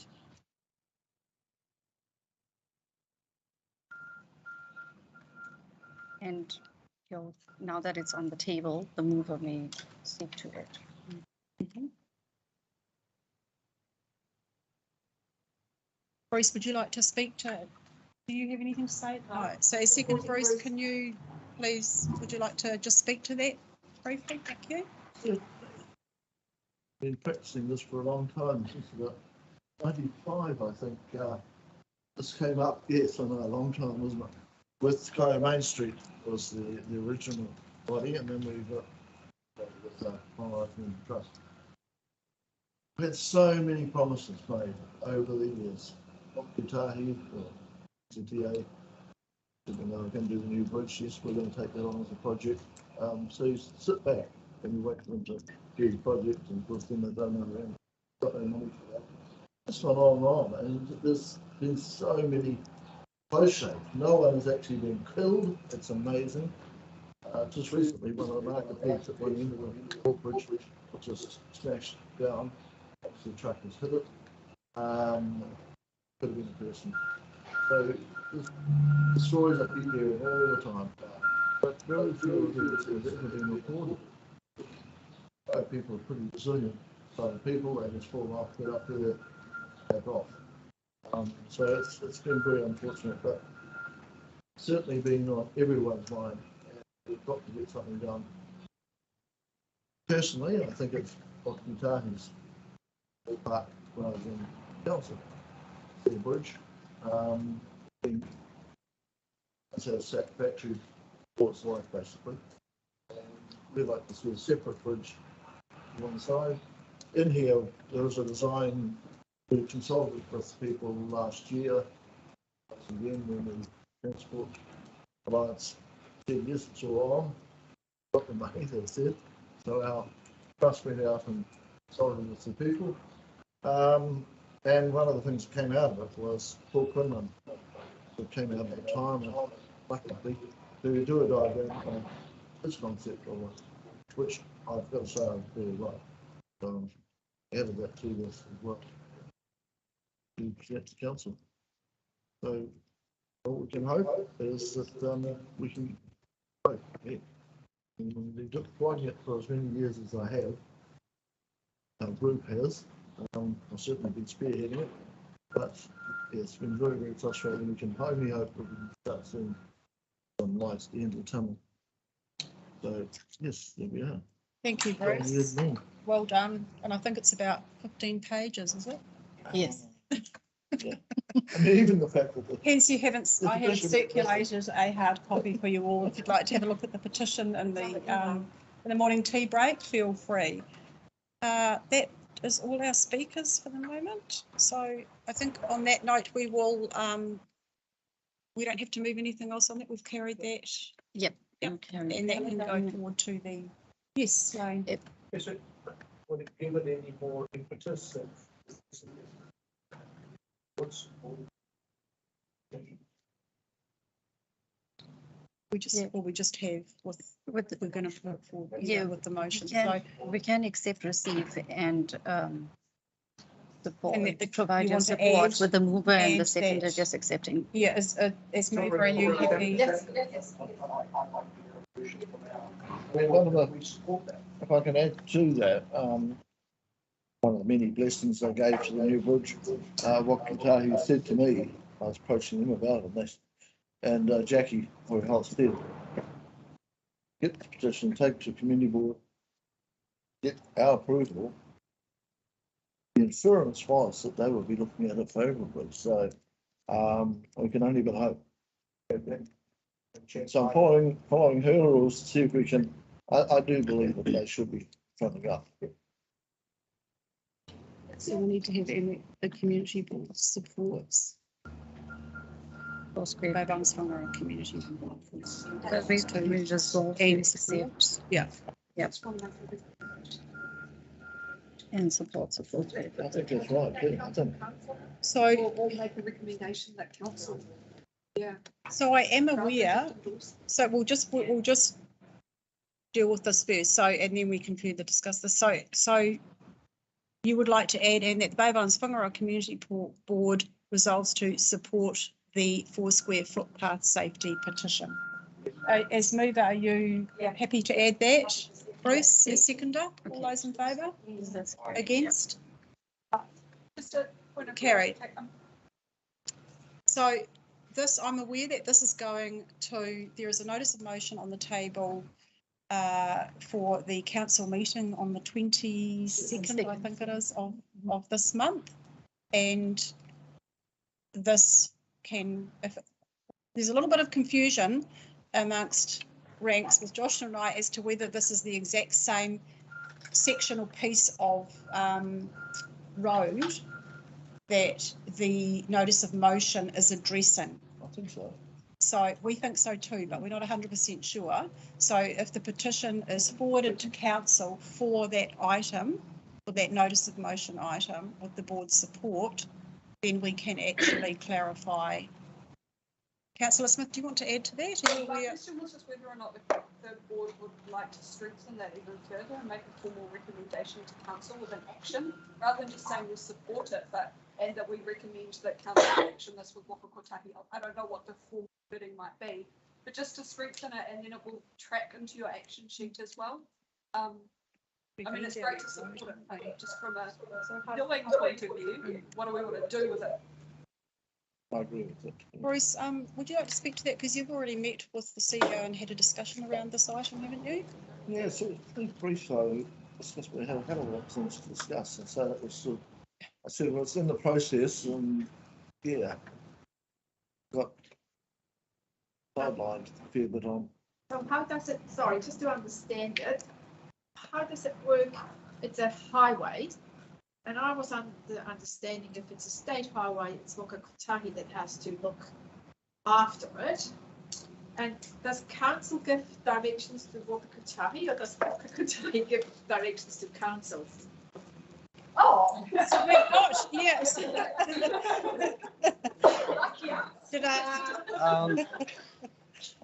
It's a complex one, sorry. Nick Marshall, NTA, so the roading team for FNDC. The ownership of the bridge and ownership of the road corridor, Waka Kotahi.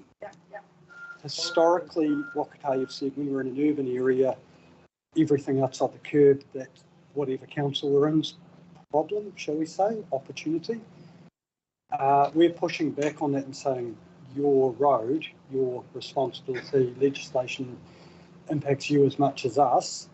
But at the moment, the way the funding regime from Treasury through to Waka Kotahi, which then goes on the Waka Kotahi operations councils, including Far North for our code funding, so far rate, puts footpaths entirely with council, not Waka Kotahi.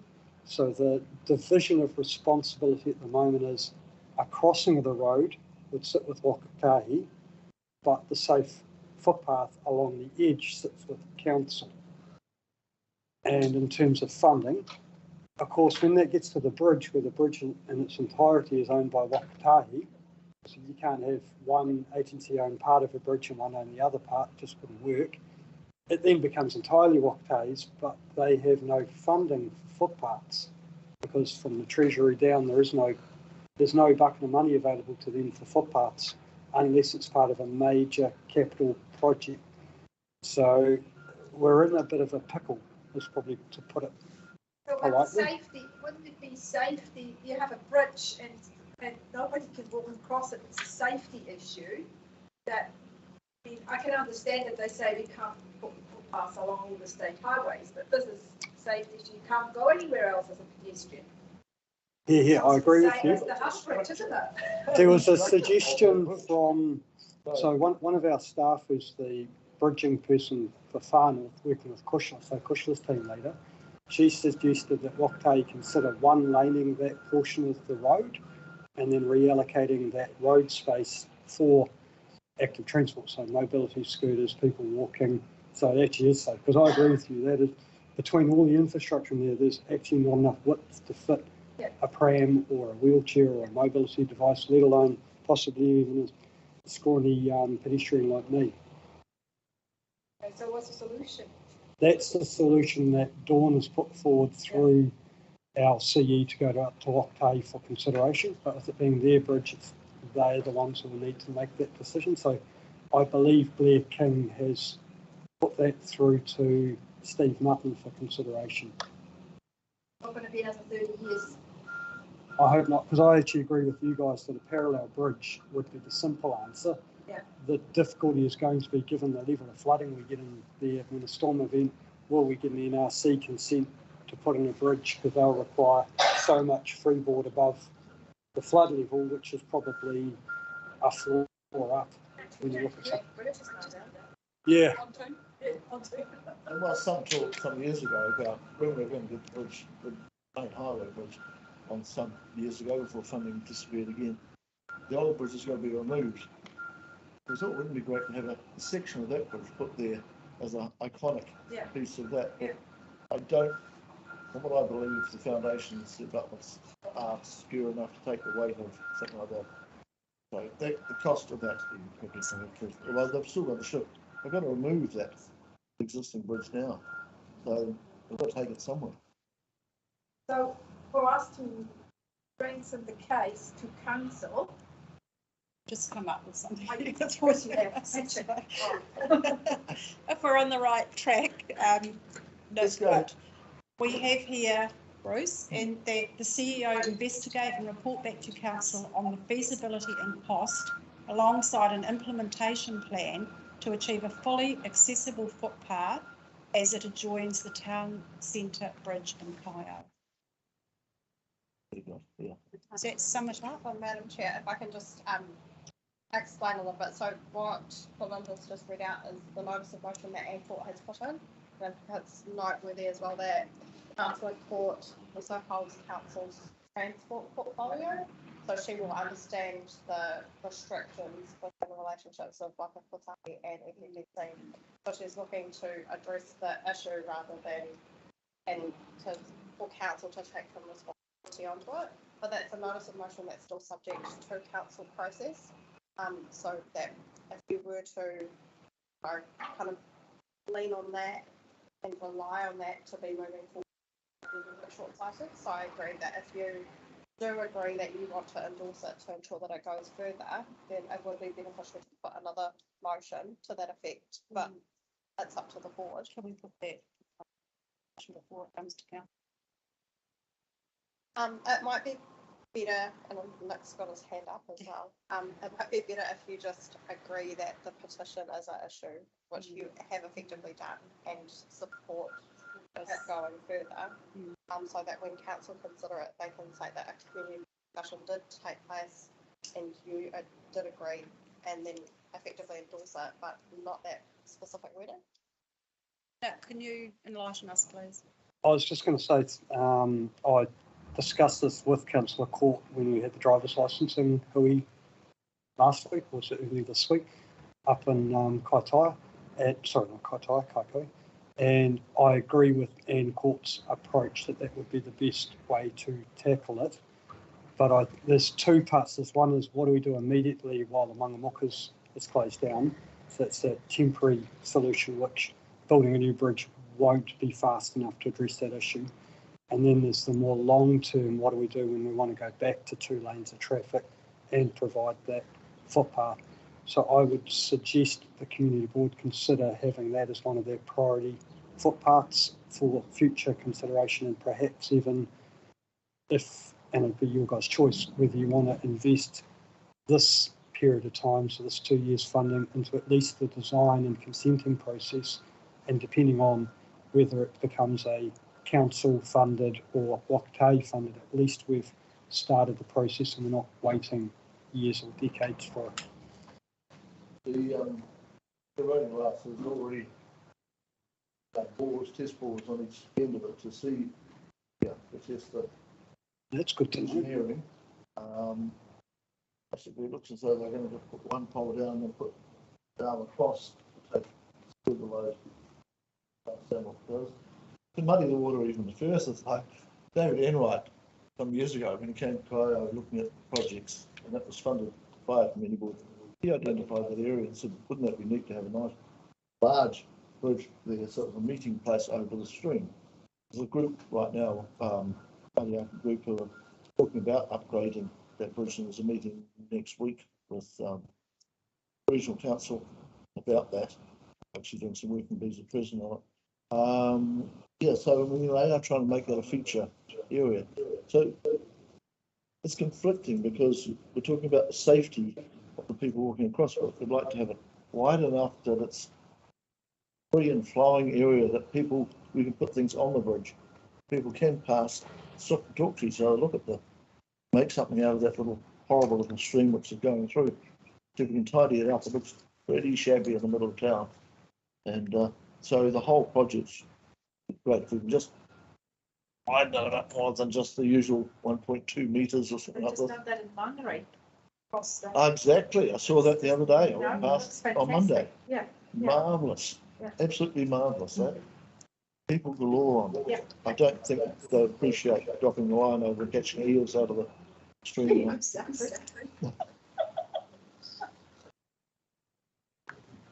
So you basically saying that looking at getting our footpath budgets into this, because we just been told in our last workshop that it's going to be. I think they should be. To be honest, I'm not sure. If it wasn't the bridge, I'd be saying it's clearly ours at the moment. Yeah. And if we want to address it ahead of others, then we need to put the money into it. But because it's part of the road bridge, which is all Whakakotahis, I don't know. So it's definitely taking that up to the Blair King level is the right answer and getting him to talk to Steve Mutton and then working out who's going to own that problem, because we all will agree it's a problem, and then addressing it. But I said before, Jackie Hoyle Yep. told me to go down this track. Those from her words. So let's hope that she puts some money where her mouth is. Sounds like there's a lot of key players in this one, Right. including us, when it comes to footpaths. In order to move this forward, I guess when you start to talk footpath budgets, we're actually addressing our footpath budget in today's agenda, by the way. Yep. You know, we would need to have an idea of design and costs in order to even consider contributing toward the footpath side of it. If you don't mind me being rude and jump out of the room and go and do some phone calls, I may be able to answer that. That would be at least great. to some degree of certainty. Okay, and in the meantime, we'll move forward with this item on the table. Would you want to break for morning tea and come back to it? We have a very similar bridge in Whangaroa that we're doing something similar to on Kauika Road next to Manu Road as part of our shared path program. And in that case, we're actually taking off the old footpath which sits on top of the bridge deck and widening the effectively beams underneath and putting the deck back on and just having it basically widening the clip on in a sense. And I'm looking at the two bridges, but I'm not a bridge person. They look pretty similar to me. So I'm going to reach out to someone who actually knows something about bridges and get a... Okay, Nick. So on that note, I'm going to let this resolution for the petition lie on the table, and we'll take we've got cake for morning tea because it's our final triennium meeting for the board members. So we'll take a 15-minute break, and that will give you a chance to make a few phone calls and us a chance to get our head around the complexities of the item on the table and the petition and how it relates to that with our what we're trying to achieve in our resolution. Okay, so with that, we'll take a break for 15 minutes and we will come back at 12:05.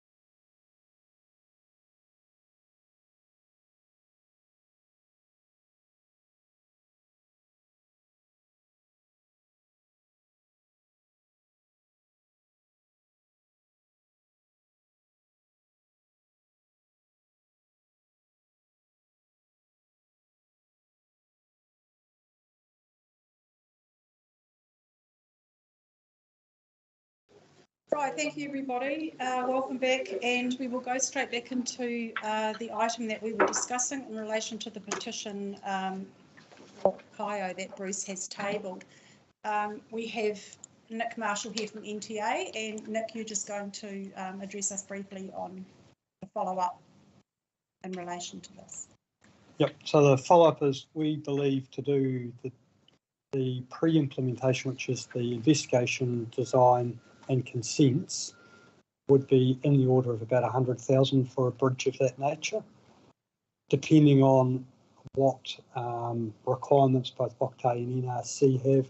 That could fluctuate up and down, and therefore we would anticipate construction of a 2.5 metre wide basic bridge, so depending on what you add to it, in the order of $500,000, but depending on how much amenity and additional width you want to add, lighting, that would creep towards $1 million.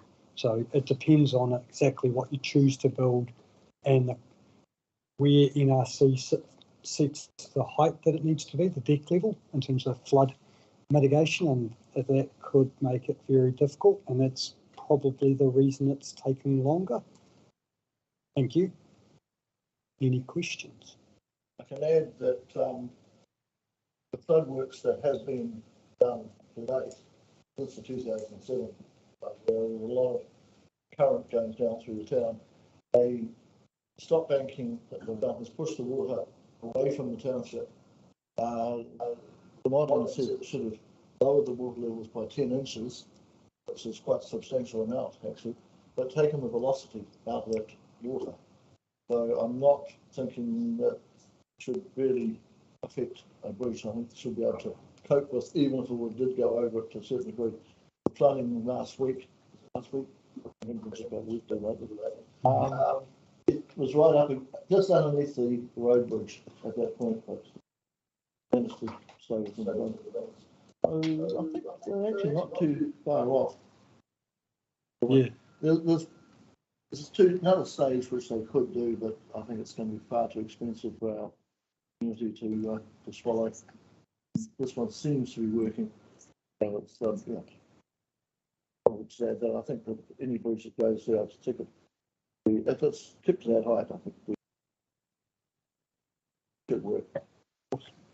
Thank you, Nick, for that and for making that call.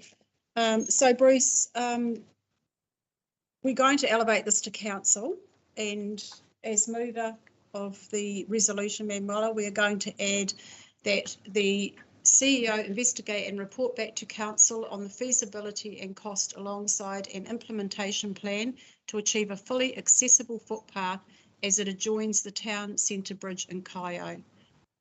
Happy to move that addition, Bruce? This motion is already going to council. Yes. Okay. Yeah. So we're supporting that. Okay. All those in favour of supporting this motion that's going to council? Against? Carried. Thank you. Could be your swan song. It is. Right, so moving on to item 6.1, confirmation of the previous minutes on page 8. Also move that the Bay of Islands-Whangaroa Community Board conclude the minutes of the Bay of Islands-Whangaroa Community Board meeting held on the 4th of August 2022 are a true and correct record. Do I have a seconder? Yes. Thank you, Bruce. Any amendments?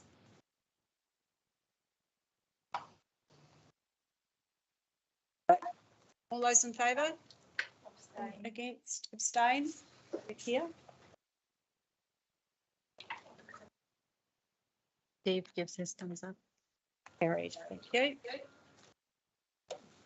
Now we're going to move straight into item 7.4.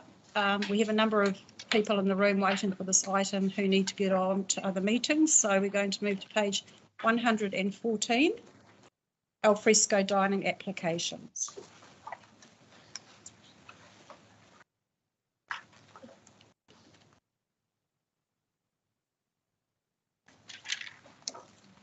I can do this. Yes, I'm going to put it onto the table. So item 7.4, I will move the lengthy recommendation that the Bay of Islands Islands-Whangaroa Community Board provide comment on the renewal of fresco dining applications from the Duke of Marlborough and 39 Gillies Cafe. B, permit the Duke of Marlborough alfresco dining furniture located on public land to remain in that area at all times, with a requirement that the furniture is secured once trading has ceased for the day to prevent the public from using the furniture after hours. Should alfresco dining approval be revoked in the future, the furniture will need to be removed. C, agree that the stage located on public land directly opposite the Duke of Marlborough is to remain in place and not be removed. And D, approve the relocation request of 3 public seats situated in front of the Duke of Marlborough following consultation with the relevant parties. Do I have a seconder to get this on the table? Yes, you do. Okay.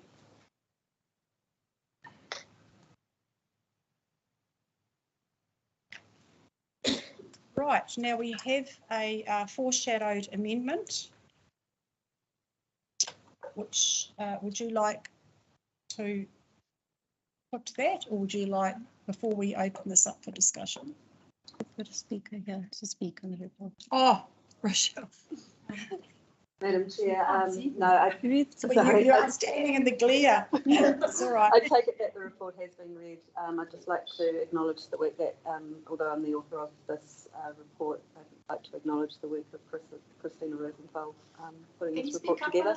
Please? I'd like to acknowledge Christina Rosenthal for putting this report together. We also have Nick here from the NTA in order to answer any questions, and Cheryl Gavin still here in relation to any placemaking discussion. Okay, did everybody hear that? So we have representatives. We have Christina here, and we also have Cheryl here. And Nick. Who's out here? Who's back? And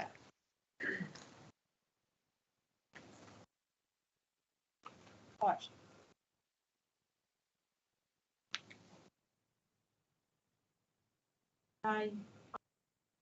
I foreshadowed a motion amendment. Yeah. And I just maybe would like to read it out, what it is, and then we can start a discussion on this, if that's okay with everyone. It's as lengthy as what we have in front of us.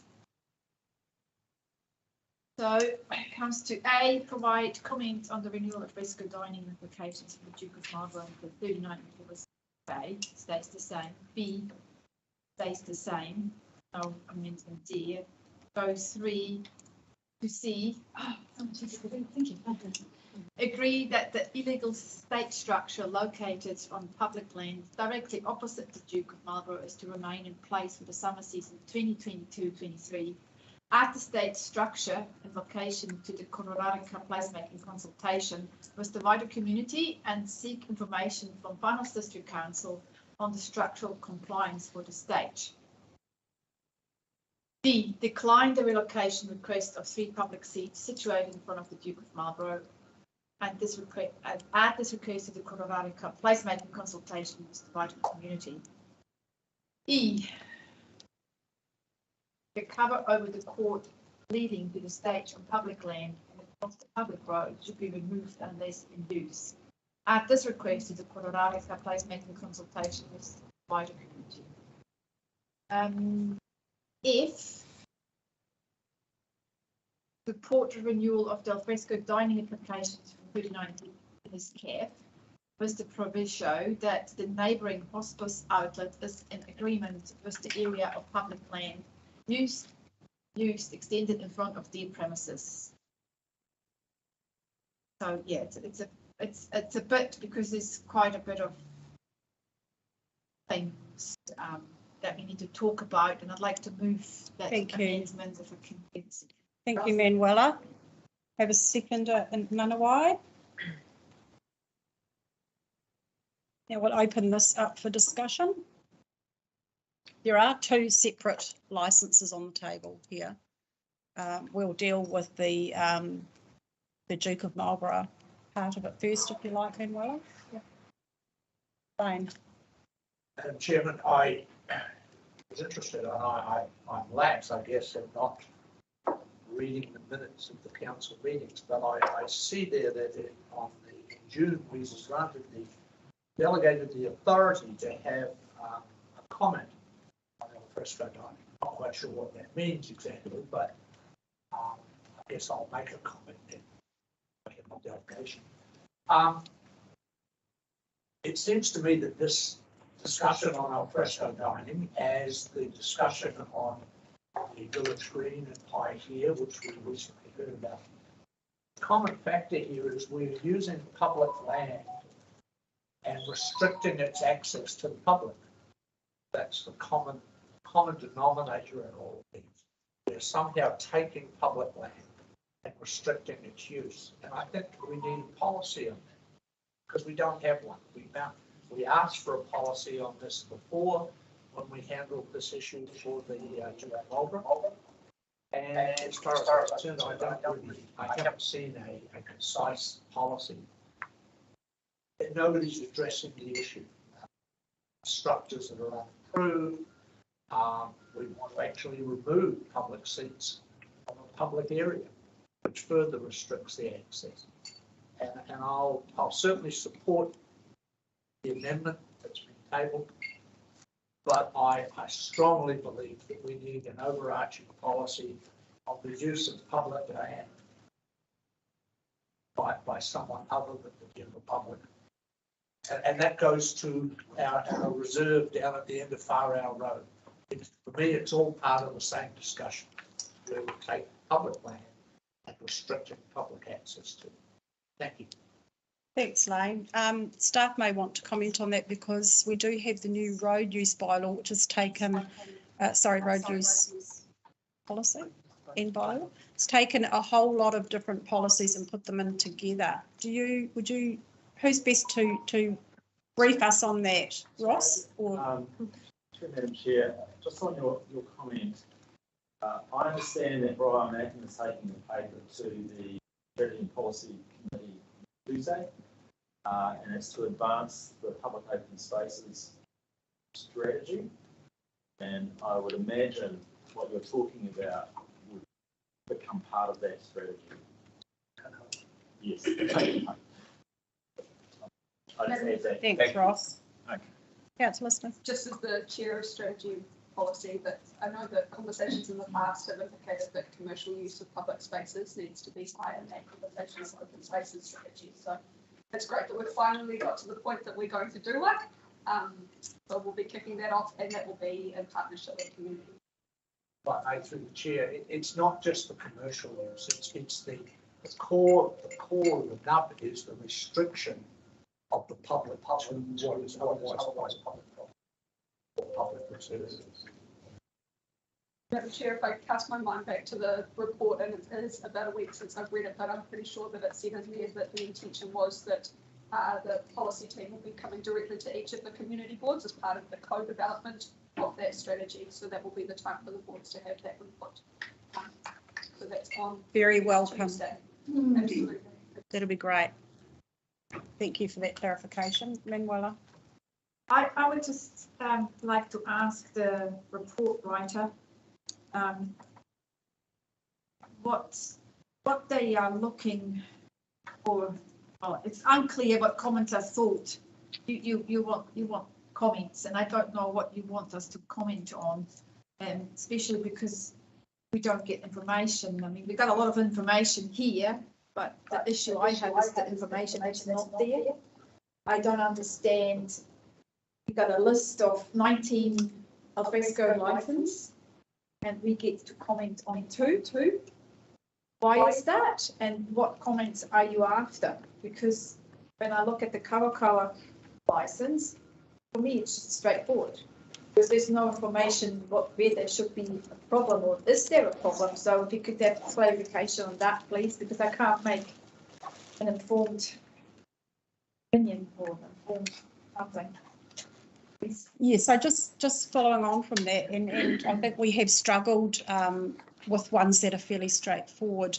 Obviously, they have come to us for comment because they are non-compliant in some way, shape or form. But it's not clear, particularly in the 39 Gilly Street cafe, as to how it doesn't comply other than the front yard boundary being in front of the hospice shop area. So some clarification around that would be great.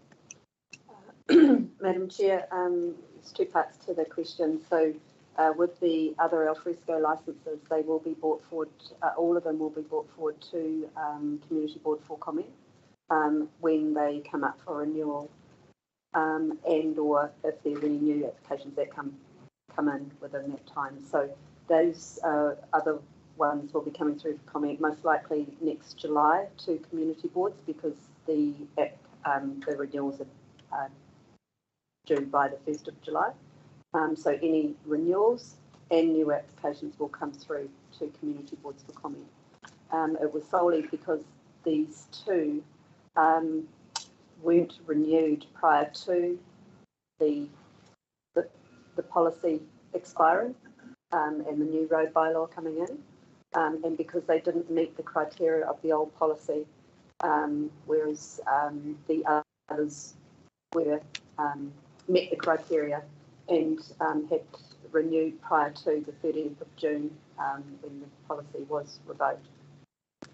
With 39 Gillies, there is they are within, they've got a seat within their alfresco licensing area, and also they are a certain meterage from the pedestrian crossing, which is why it didn't meet the criteria and which is why it's come through from the old policy. Following process. Yeah, no, I understand that. Thank you, appreciate that. But when you say that's Kawaikawa, when you come back to Russell and you say the Duke isn't, that's obviously an issue with things. I look at the Strand in Russell and we have several restaurants that are doing here from where I'm standing the same thing as the Duke, having some tables and chairs across the public road. What's the difference? Why do they get approved and the Duke can get approved? Is it because the Duke is asking for more things like the stage and the cable and the public seats? So from the revoked policy, it was around the actual seats that were within the footprint of the alfresco licence that they were requesting. But there's other restaurants around there that do sorry, they do the same thing. They've got public seats in the footprint where they have their chairs and tables. So it's my understanding that the other ones that you may be referring to haven't got the seat within their footprint of their alfresco licence. It's down to monitoring. Okay, thank you. David. Yeah, sorry, I didn't catch a lot of your amendment, unfortunately. It's a little hard to address, it's not good, but then we'd be helpful. I do wonder about this recommendation where you permit the Duke to have their furniture and leave it there, but to secure it to prevent public use after hours. I would consider that a privilege for them to leave their furniture there. And I'm puzzled, A, how will they secure furniture to prevent people sitting on it? And why won't they? It's the implication is up the top, the notes, that the only reason people will sit on that furniture is to drink alcohol on an alcohol ban. I think it's just possible people might sit on that furniture to enjoy the view or eat fish and chips or just have a rest on a hot day or evening, whatever. So I'm puzzled as to why it seems to be going a step too far to allow them to permanently occupy what is public space, to go to Elaine's point, but to deny people the use of that. Might wear their furniture out a bit more quickly, but so be it. You know, this is a privilege to be granted after all. And I've got no beef with the Duke. I frequent them occasionally myself. It's a great business. But I do, as I say, I just don't understand, A, how would you prevent people sitting on their furniture other than upending it, or I don't know, how would you do that? And why would you do that? As I say, it's not just about drinking alcohol. And Wala, you want to respond? I totally agree with you, David. And what I've seen lately, what they've done is they put like white rope around their chairs while they haven't got people sitting on it. And I do also feel that, like you say, the business that gets to use public space for a small fee and make a profit out of it. And in return, they won't even let the public use the space. So it's a bit of a catch. Not 22, about 100. So that's why I'm saying in my amendment that we need the community to have a say what we're doing with that space, and really hoping the placemaking can address all this and clear it up, not just for the Duke, it's for the whole street where all these cafes and restaurants are, and most of them have their own outside seating on their premises. But because there's the opportunity to go across the road, they obviously want that too. And I personally don't agree with it for none of them, for the links, because it's their footprint, they can use whatever there already. So very tricky. So next I have, thanks Manuela. Next I have member Dave Hokokopa in line. Dave? Thank you. Are you able to hear me? Yes, we can. Yeah, thank you. I'm just going to draw your attention that as we vote on these, I have some mixed support and not support for the proposals. So want to indicate my support for Part A, and of the Part B, I would support that, but I do not support the fact that as Councillor Clendon has said, that the tables and furniture should be left out overnight or when they're not in operation. I think that, as David says, it is a privilege indeed to be occupying the public space. And so I also don't support the removal of the public seats in that spot. I just want to draw on a little bit of expertise I have for the last 15 years worked around alcohol-related harm. Across the country, we have noted problems with a number of premises as they have sought, either in response to the Smoke-Free Environments Act, to move customers to the outside of their premises. Quite often this is on the pavement, and as we've found in other places, they've started to move those ones on the pavement from adjoining the front of the premises to adjoining the road and allowing the public to walk through the area. So you have quite a distinct separation from the people who are dining or drinking and the premises itself. That has quite often resulted in violence and other amenity and good order problems, I guess is a better way to describe that. However, I think that we also need to be wary of setting a precedent which might see that in Taihia, for instance, the properties, the businesses along the foreshore would also seek to move their, extend their alfresco dining to the other side of the road. And I think that would be very problematic. So, you know, I am happy to support the Duke looking to set up some temporary tables over there during the day for alfresco dining. The liquor license has already been granted, so we're not debating that part of it. That's not under our delegations.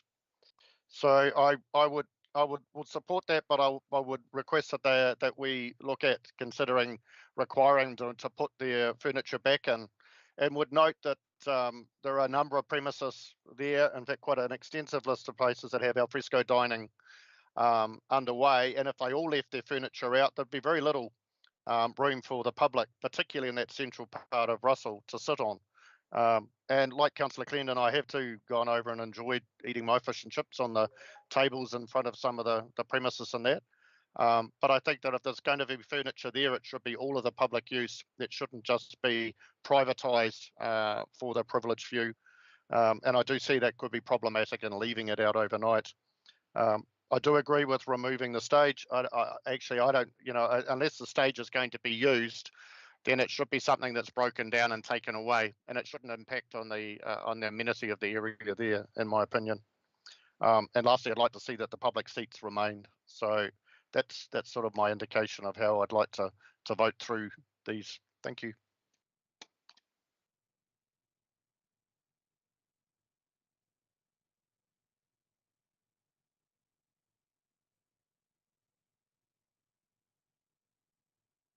And now I can't hear the discussion again. Can you hear now? Can you hear? I'm going to look at breaking it down. Yes, in I can. A to F, so that you can comment and vote accordingly on each part.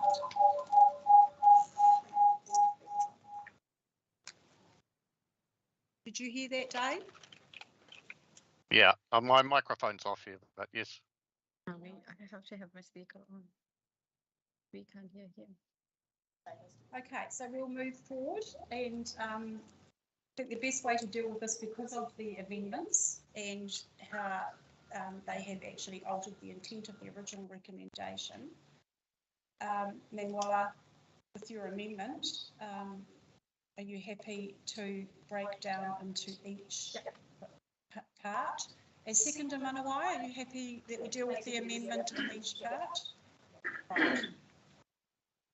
Can you hear us, Dave? Thumbs up if you can. Yep, I can hear you.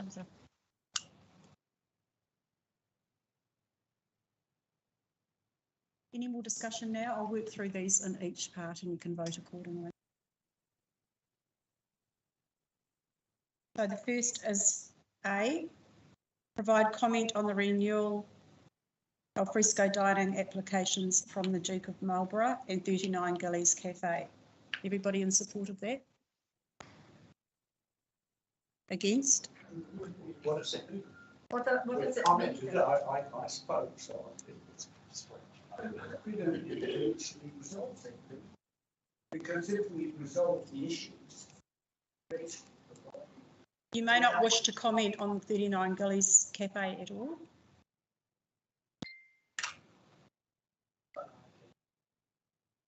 should we deal with that one?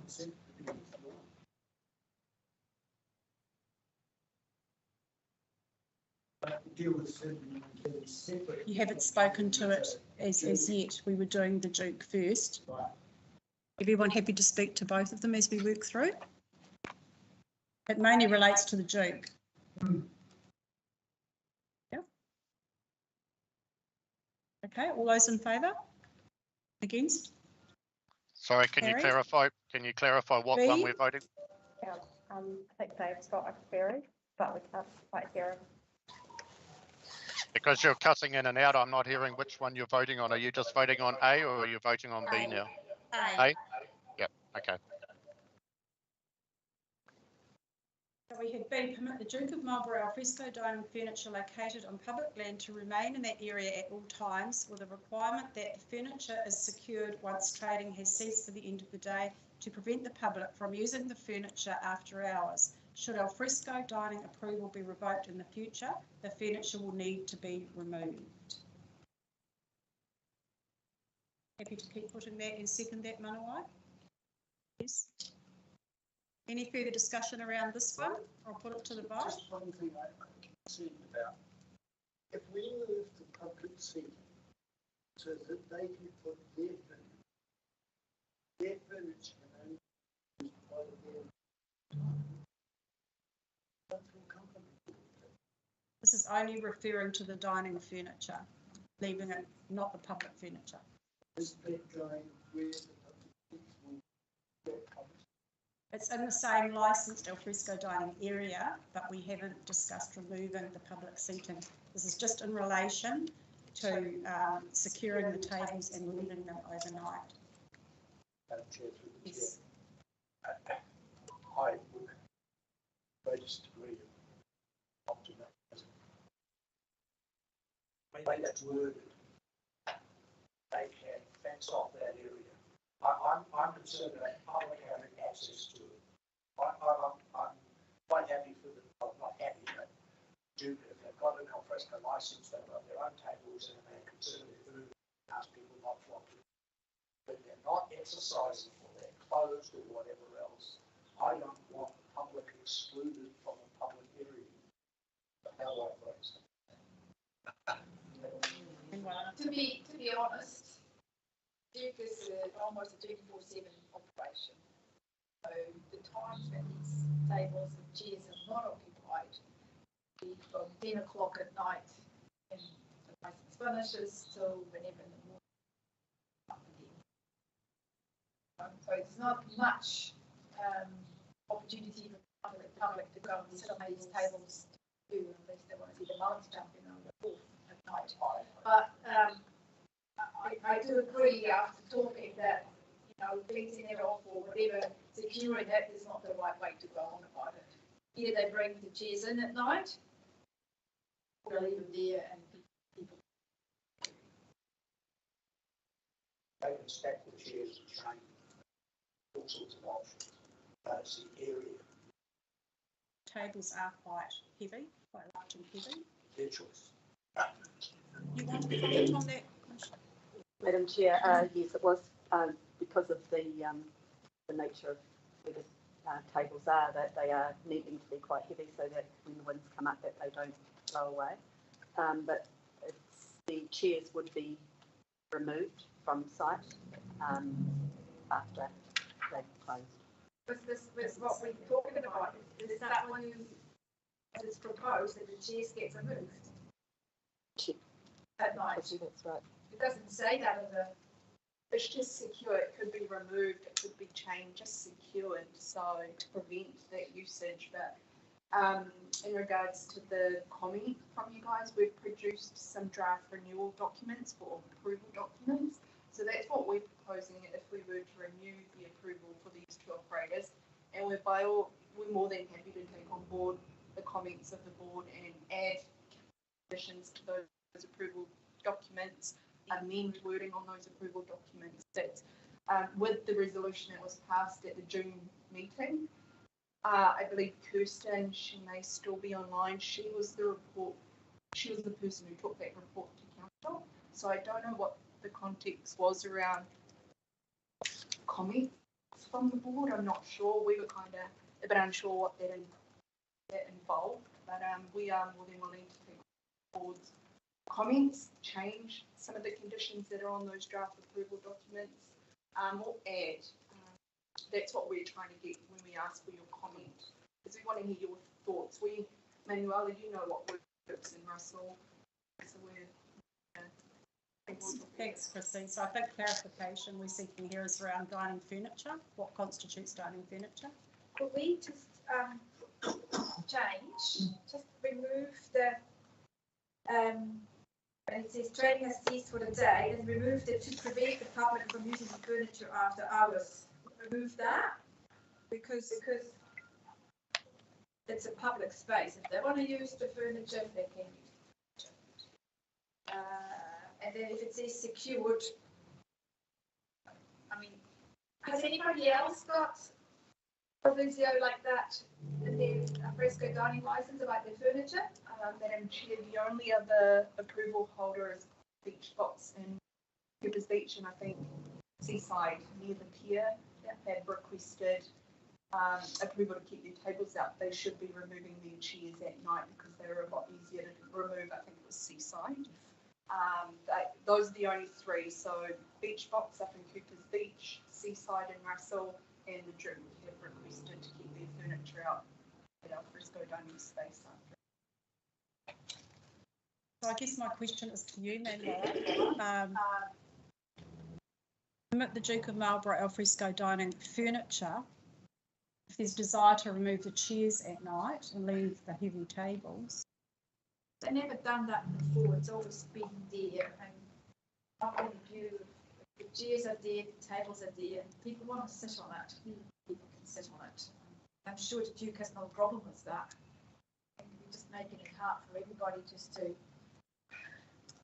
I don't know. It seems all petty stuff at the end, the little things, you know. All we don't want is prevent the public from using the public space. That's all.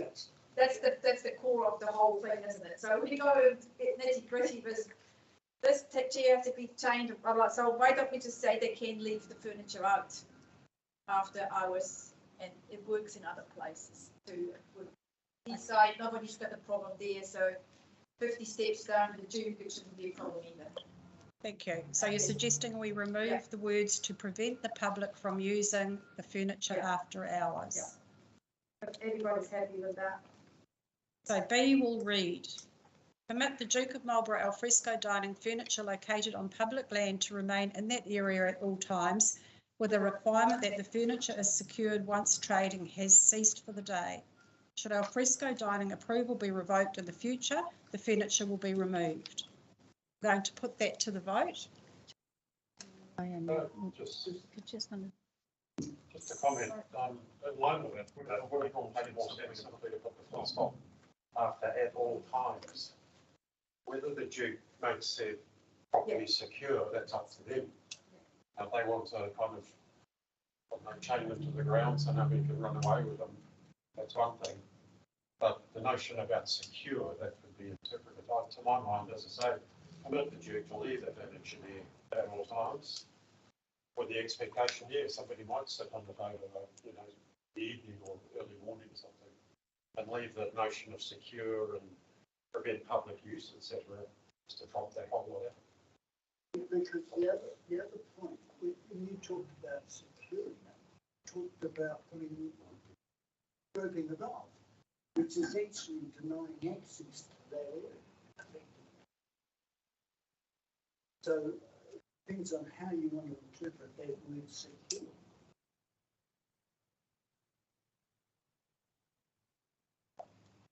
This again is the mover and Manawa as seconder, if you're happy with this. Permit the Duke of Marlborough alfresco dining furniture located on public land to remain in that area at all times. Full stop. Should alfresco dining approval be revoked in the future, the furniture will need to be removed. Manawa, you're happy with that too? Going to put that to the vote. All those in favour, raise your hand. Dave? No, I'm against this, please, and recorded.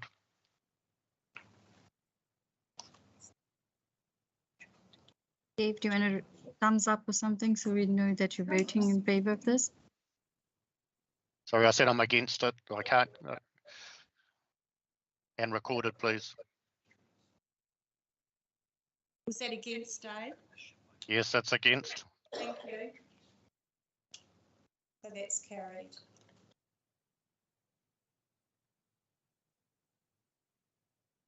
We'll move on to C.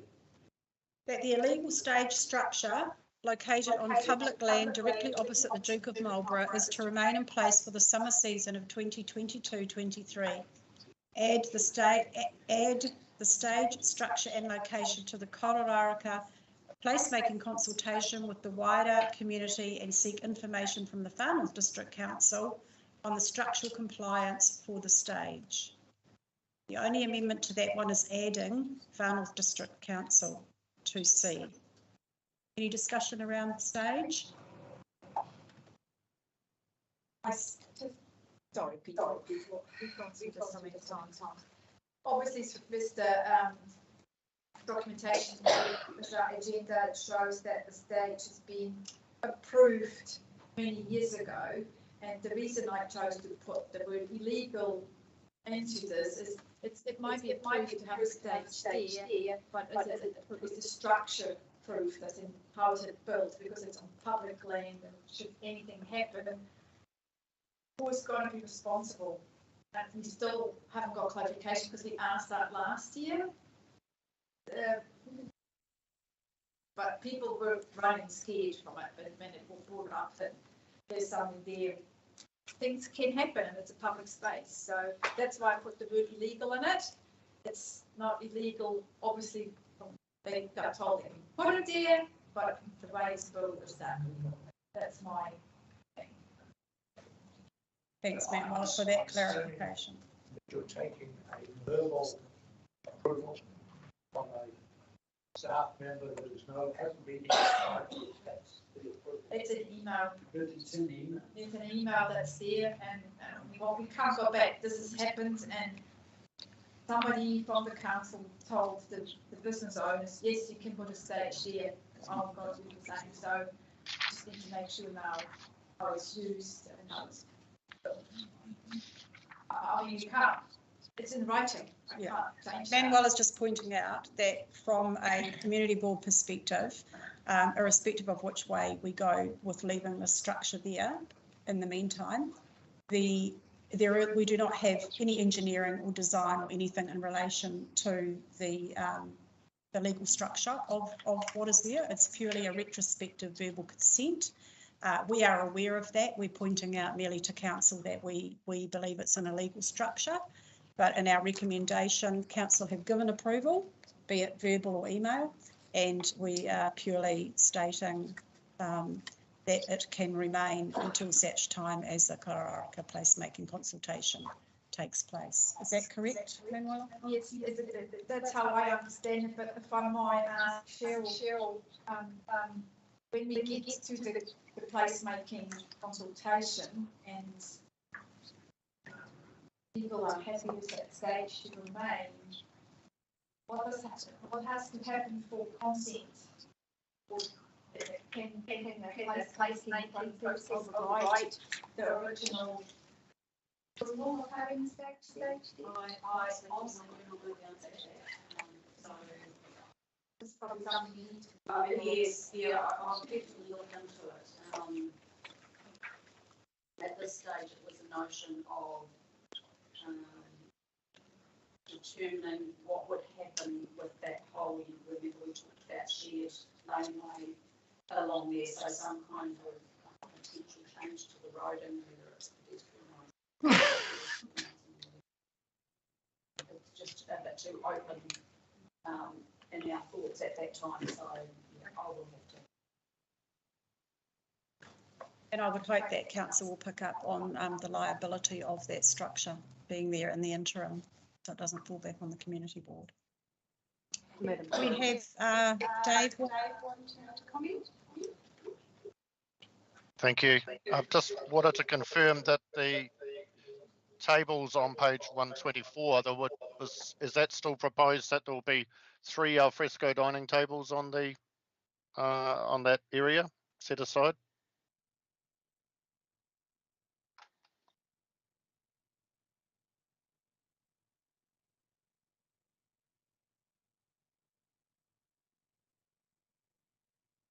My understanding when the Duke came to present last time on this, that they were talking about the 3. So I'm just wondering in terms of what we're granting, is it 3, is it 10? And the reason why that's relevant is because if you look at the same page on the front of the Duke there are 2 decks on the left and right hand side where performers could perform from. And so what I'm struggling with is why you would put a stage on the public reserve there or the foreshore area to entertain perhaps the 3 alfresco dining tables, unless it was to maximise the number of people on the deck. Thanks, Dave. There's actually, can you confirm there's 5 tables in that area? So the plan shown on page 124 is not up to date. Okay, well, that's a bit problematic anyway, but yeah, I mean, I'm noting that there was plenty of alfresco dining space there for the Duke already on the decks, and that they're taking over the public area then for performances. Should you have people performing there, is obviously going to attract people to come a lot closer to listen and enjoy, and it's going to put again in a clash between the diners who are there supposedly legitimately enjoying alcohol and kai, and people who want to sit there who are forced not to be able to drink alcohol and would have to have their own kai. I think that the stage should be removed. I thought that in the first place as well. So I don't support that at the moment. I'd quite support if they wanted to put one up on special occasions and then remove it, but to leave it there, I don't support. Thank you. Thanks, Dave. We have a response from staff.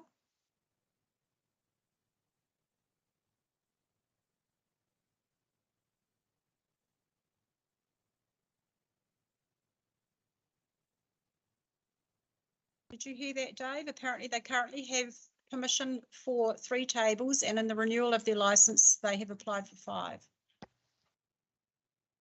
Thank you. That would have been nice to have known for us and to see why there was an intensification of that space even further, given that for each table, obviously people would maintain at least a couple of metres separation from the public who would not want to be invading that space. I just see there's quite a lot of invasion in that public space, multiplied by the number of properties and businesses along that foreshore area. Could definitely preclude a lot of the public from wanting to enjoy that central part of Russell. So, thanks, Dave. Could you just point out in the report where the additional tables and chairs and the number of persons they're licensed for is? Seems to be something I've overlooked. Thank you.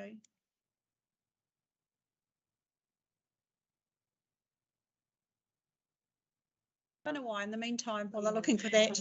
While I'm loath to add another word to the motion, I'm going to suggest that we try the word exist.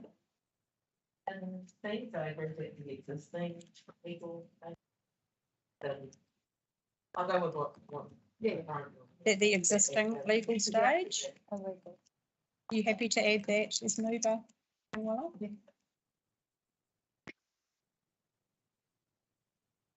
Frank. Yeah, maybe I'm missing something. But if they want to go from 3 tables, they'll only be able to get the if we move the current public. So we're almost doing this back to front. Because if we first make the decision, we're not going to move. That will affect what they're capable of doing similar, which comes back to the earlier question about it being public area and people being able to access. Thanks, Frank. I just need clarification. As I understand it, it's around the number of chairs and people that can be seated under the licence. Can we have some clarification on that aspect of it? Yeah, it's the tables. Tables and chairs. And where do we see that? Sorry, on the renewal document, I've changed it some.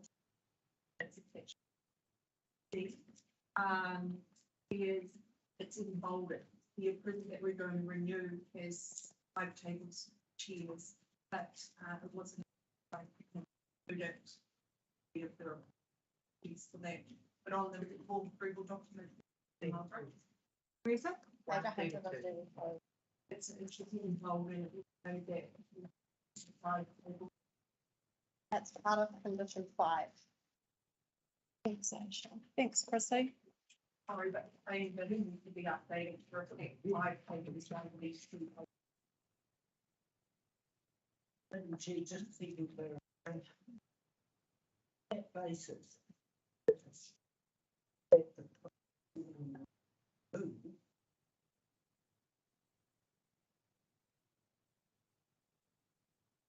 But we knew that decision wasn't down to staff to make, but we have enough space.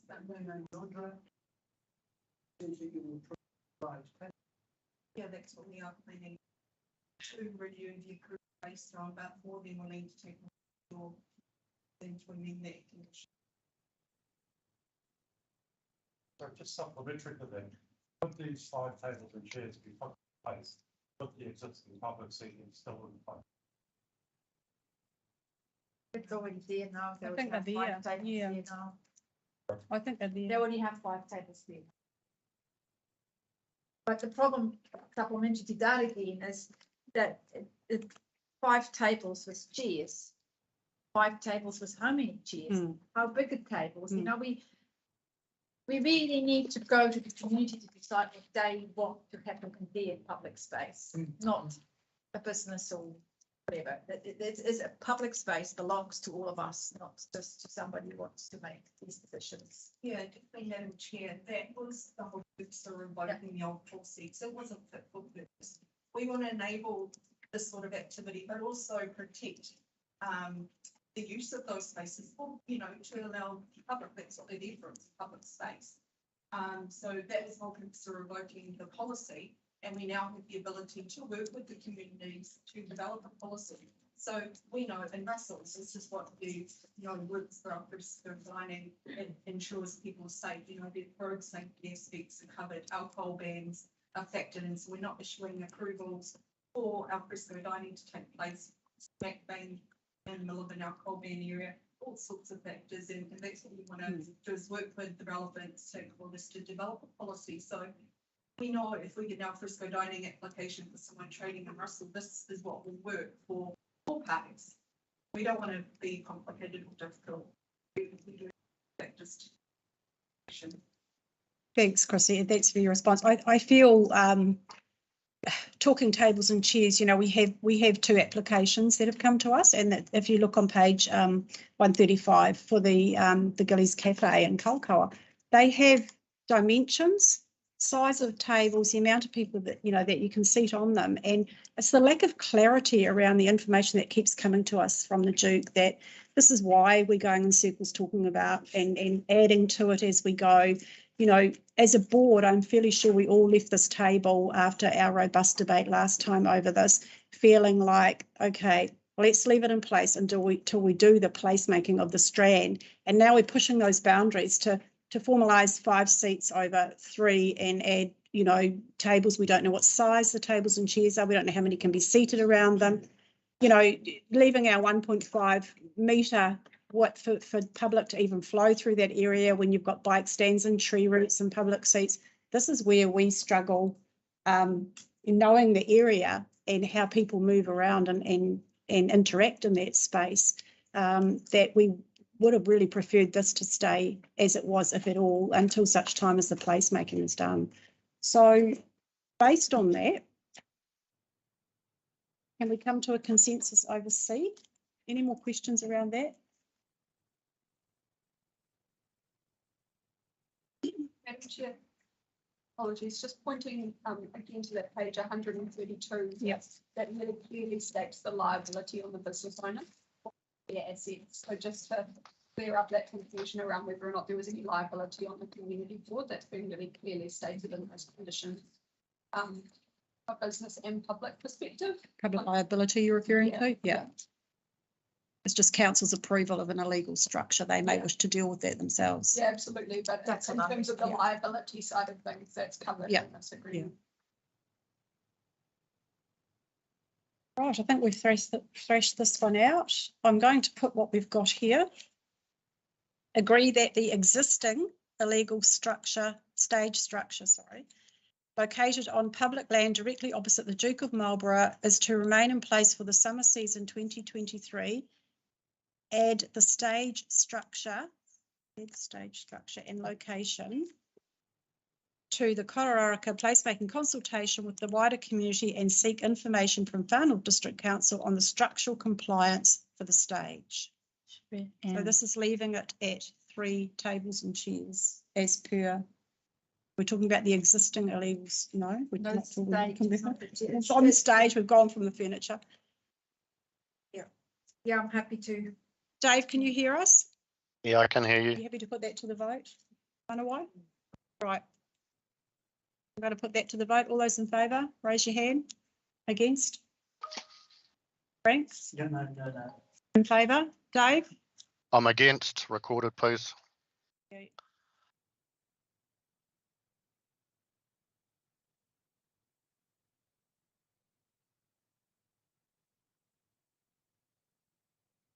Move on to D. Decline the relocation request of the 3 public seats situated in front of the Duke of Marlborough and add this request to the Kororaraka placemaking consultation with the wider community. All those in support? Against? Sorry, I just wanted to check that we are keeping the 3 seats. Is that right? Yes. Yeah, I'm in support of keeping the 3 seats. Thank you.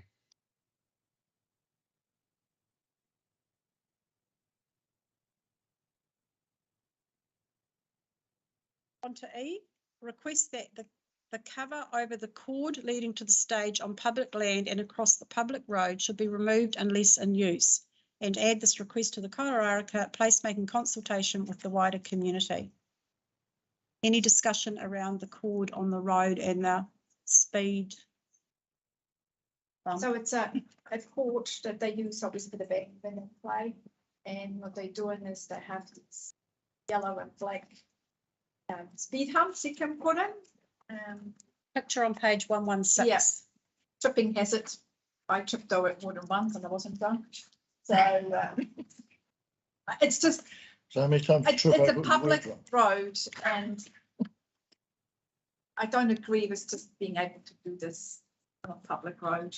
Because if I go outside my house and put a speed bump on, it will be gone in a couple hours. It's good to have it there when they want to put the cord across, but that's a different issue. Any more discussion around this? I have a question. Certainly. When they have live entertainment, do they have to apply for any license? Have live entertainment? Sorry. Another question. Response to that, no, they've got alcohol license in place and the office are dining approved. Well, then, hope they don't need one of these things. Interesting I question. support removing the cable unless it's actively in use. Any questions, Dave? I'm going to put that to the vote. All those in support of E? Against? Dave? Is that against, Dave? No, I'm in support of E. Thank you. Carried.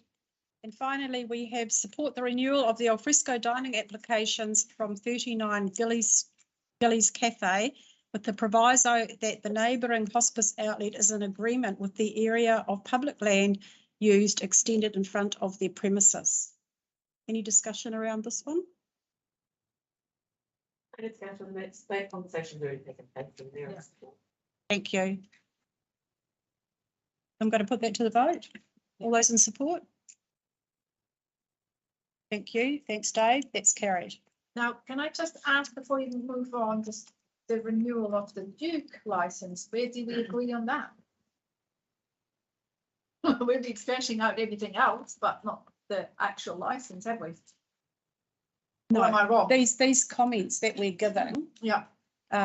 is in relation to the renewal. Will this come back to us with an outcome or will it go, will staff determine the outcome? We will determine the outcome. Thanks very much. Thank you.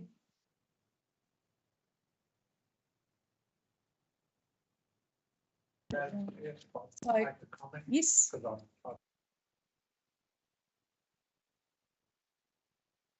Interesting. We have one at the Duke and we have one here. The difference with these two is seeding on Gillies Out is close to the location. It's not across a road. That's well. Okay.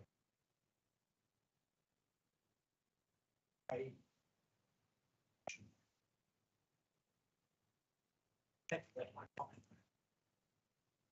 Great observation, Member Ear.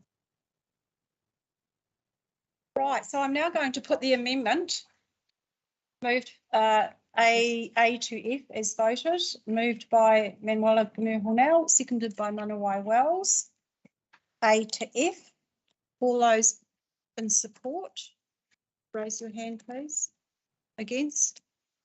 Yeah, I'm Carried. against. And now those amendments will become the substantive motion. I'll put that. All those in favour? Against? That's carried. Thank you very much. Can I have that noted, please? Thank you, Rosna. Thank you, staff, for your presence and answering all those curly questions for us.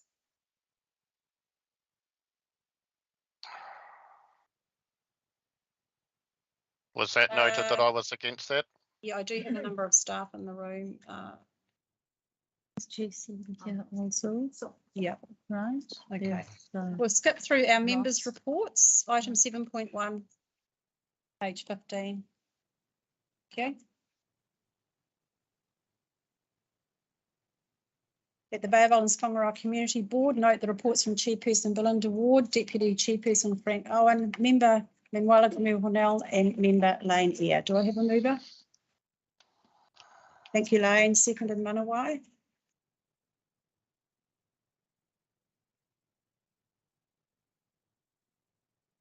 I'll take mine as read.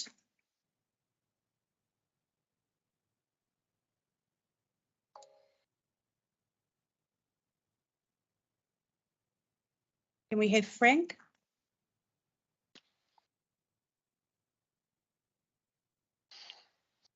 Leaving Cherry Park House in very good hands. Thank you. Any questions for Frank? Yes. Madam Chair, just note in Frank's report, I just wanted to commend the doing in there. The suggestion that you think it would be appropriate if the board were to pass a resolution thanking the management committee. So this was just a prompt question as to whether or not you were wanting to pose that recommendation to the board on the back of the. I think it would be a good idea, yes. Suggesting on moves up to resolution. I saw move. Would you like to with that for Joshna? Just pass a comment, Cherry Park. At the Barbons Community Fortnights. Oh, Joshna didn't capture that. It didn't. So I'm moving. That, yes. We acknowledge the move of. Acknowledge the That one. the wording that you've got in your report. The work of the Kerry Kerry. The management committee for a constructive and professional way that the committee has worked with the board and council to resolve what has been a problem child and council in recent years. JT. The wording on your report. Yes. Do we have to copy? So. Thank you, management. You can put that in later. Right, Frank has moved. Thank you, Lane. Those in support? No. Against? Carried, thank you.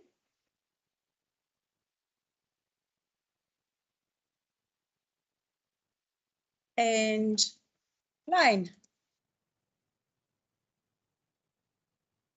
Any questions or queries for Lane?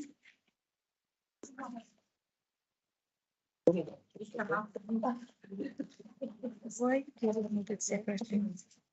Are we taking voting separately on this? No, no questions? No. Okay. So I'll put those members' reports. Mine.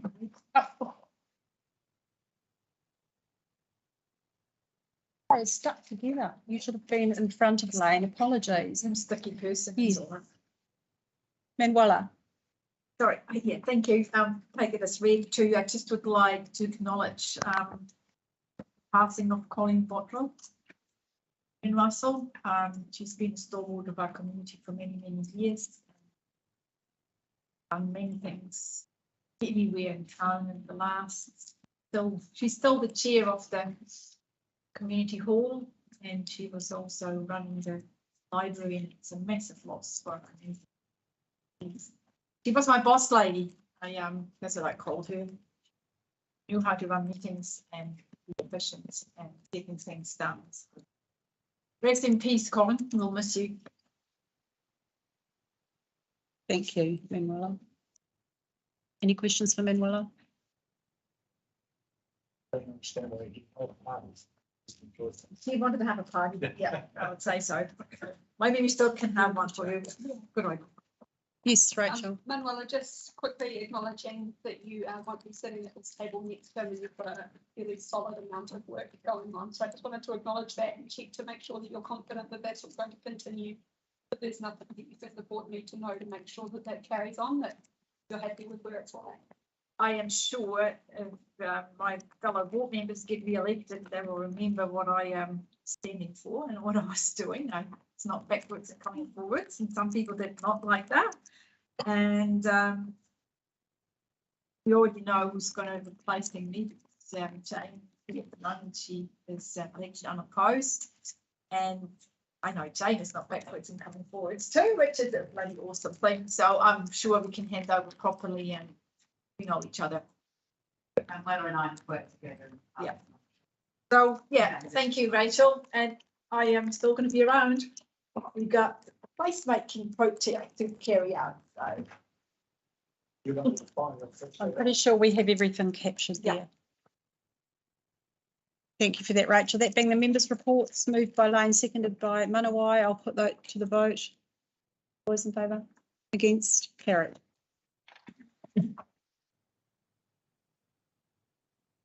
So next we have our strategic plan, item 7.2 on page 23. I'll move that the Bay of Islands-Whangaroa Community Board adopt the strategic plan and that this plan be presented for adoption by the new Bay of Islands-Whangaroa Community Board at its first meeting of the new triennium. Do I have a second? Yes. Thank you, Bruce. I'll be there.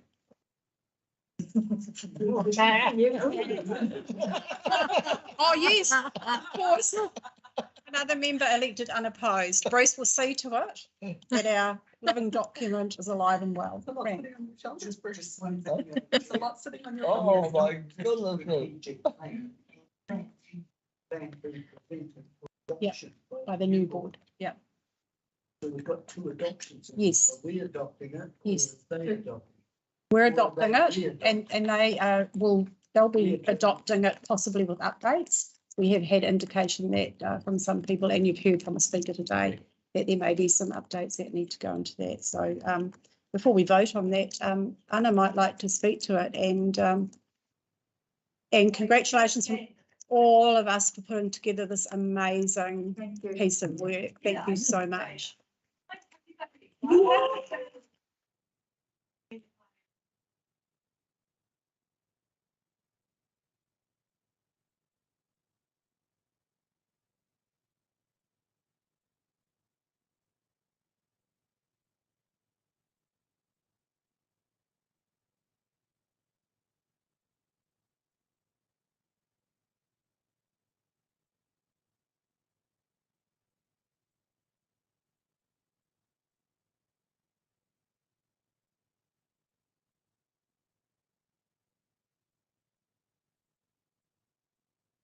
I can't hear if someone can turn on the sound.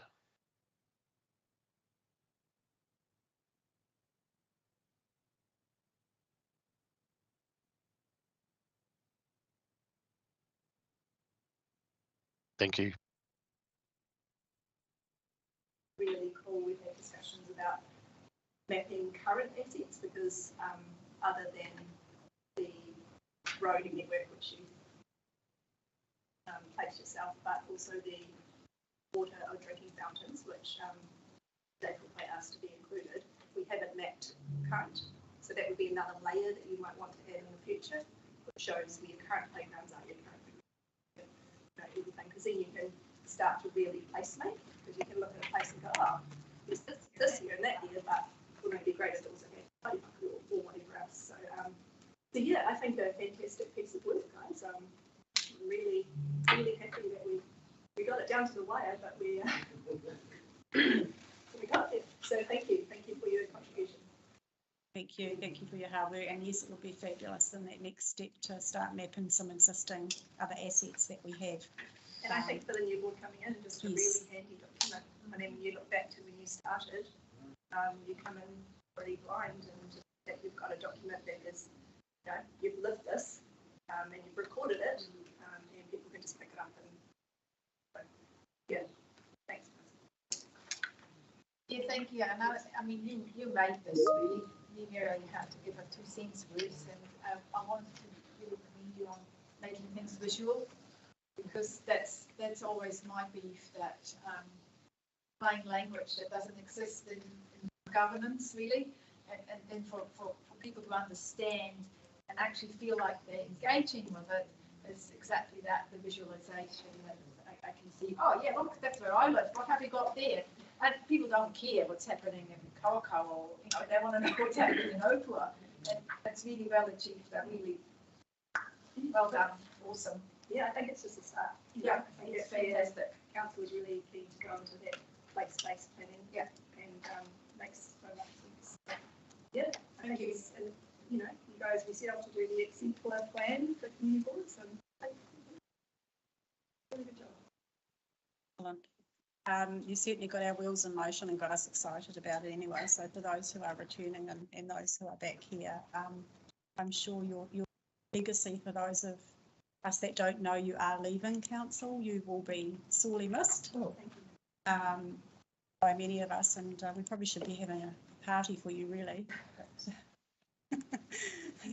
Ray might do that. So yes, thank you from the bottom of our hearts, because it's just going to be fantastic for people in the future to refer to, and so easy to add to.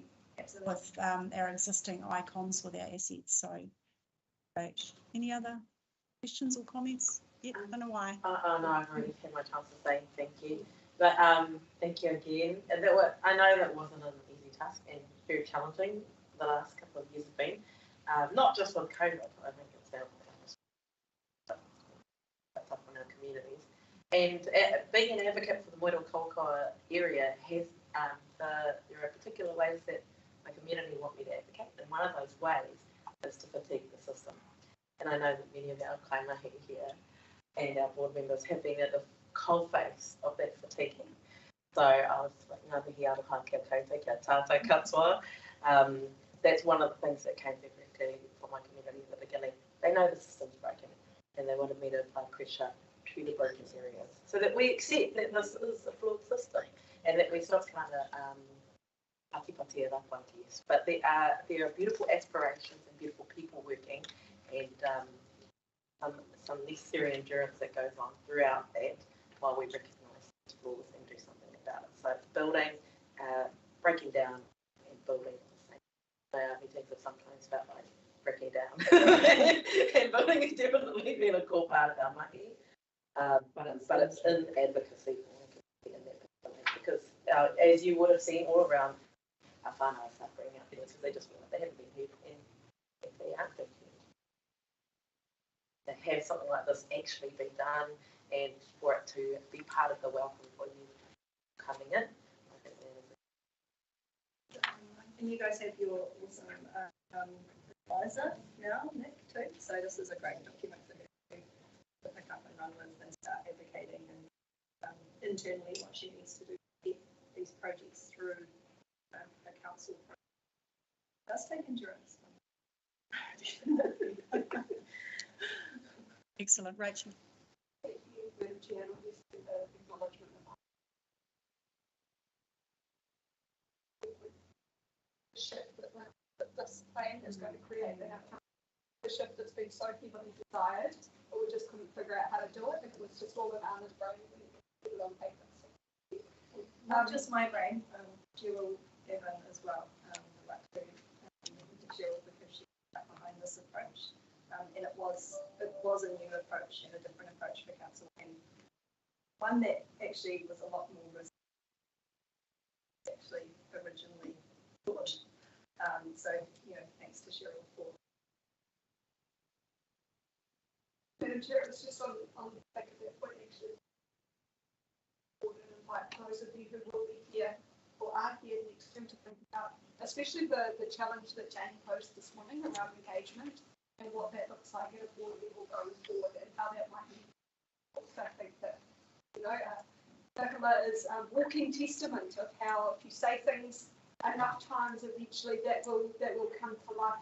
So this is a really great opportunity to look at how we can get back out into our communities post-COVID, having those tangible conversations and meaningful engagement, getting back out there with the tent on the side of the road, like we've done across the lobby as part of the long-term planning process, start having those on-the-ground conversations with that map and some stickers to say, what does your community look like in 1 year's time, 2 years' time? I think that this is an incredible tool, and I really commend the board for thinking about how they can utilise that from an engagement point of view and really strongly influence the council going into a really space that will be in. I just wanted to make the invitation perhaps. It is already wheels in motion, and yeah, I totally support. I feel, Nicola, we haven't really fully introduced you today. You like to sit in the back stalls there, but she hit the ground running and came to a 3-hour hui in Paihi the other day, gave up her Sunday, and Anna's given us and Cheryl have given us the the courage and information about government's role to step up and advocate better on behalf of our community. So thank you. And now we're into it. It's just going to be onward and upwards. So fantastic piece of work. And with that, I'm going to put this to the vote. Frank, you. Can I just quickly say, as someone who's been on this board for 3 years and remembering what it was like when I first came on and the knowledge gap I clearly quickly learned I had, this would have been absolutely fantastic. That is going to make a huge difference in coming on this board for the first time. And I'm just amazed at how good a job you've done. Well done. Thanks, Frank. That's good to hear. I mean, that was something we were aiming for, right? Get the board to be able to pick it up and just continue on and not have to spend those 6 months trying to relearn. So fantastic. Okay, with that, Cheryl, do you want the final comment? Oh, just to say you guys are my favourites.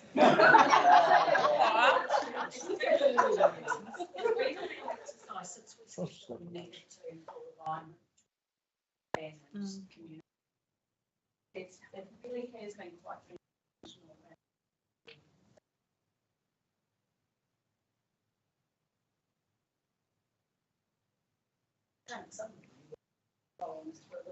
Maybe you will be, and you'll be watching from the sidelines. Yeah. Thank you. And we know everything we do is a team effort within council as well. So big acknowledgement to you too, Cheryl. Okay, so I'm going to put that to the vote. I moved, Bruce seconded. All those in favour? Against? Dave? Yeah, I put my hand up. We're voting on our strategic plan, adopting our Yeah, support. yeah, I put my hand up. Yes. Thank you. I think before we eat, we'll just put through item 7.3. Not imagining there'll be a lot of discussion around this amazing Waihi Heritage Trail proposal. Manawa, you have The words in my best handwriting, which I guess is sorry, I can read it. It was just to pick up that on page 64 in the staff, where it said that it's Manawhenua led. And if we could add that, and then the title was, yes, it's definitely Manawhenua led. I felt it can be added. you got where that's going to be spotted. Putting it at the top. So, straight up with that first paragraph. You need to move on. Would you like to move this recommendation? Yes, I'd like to. Thank you. Do I have a seconder for this? Yep. Thank you. Straight after the. Manawa. Wait 1 second. And then it was the beginning. At the top. By historical legacy. Yeah. Yeah. So Manawa has moved, Manuela has seconded. We've got to end that on the bottom, hasn't it? Sorry? You're going to have an end that on the bottom? No, she wants it at the top. So Okay. if they moved it. Yeah, straight after that first paragraph where it ends that. To the recommendation. Before that sentence, the final district council. Right. So she wants that there. Level 12, were you wanting it to say that the Bay Islands-Whangaroa Community Board approves the Manawhenua led by historical society? Yeah, that would be great.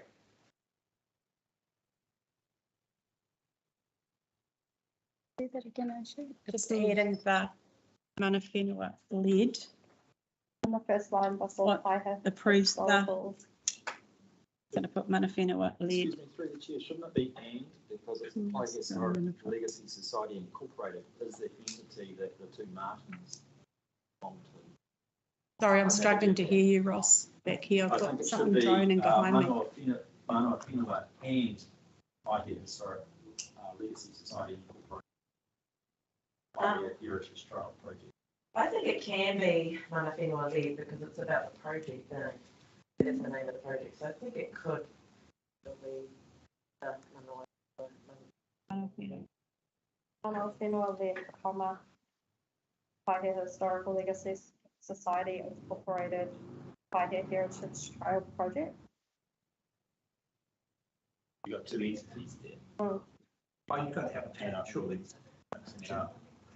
Mana Whenua and Pioneer, yes. Yes.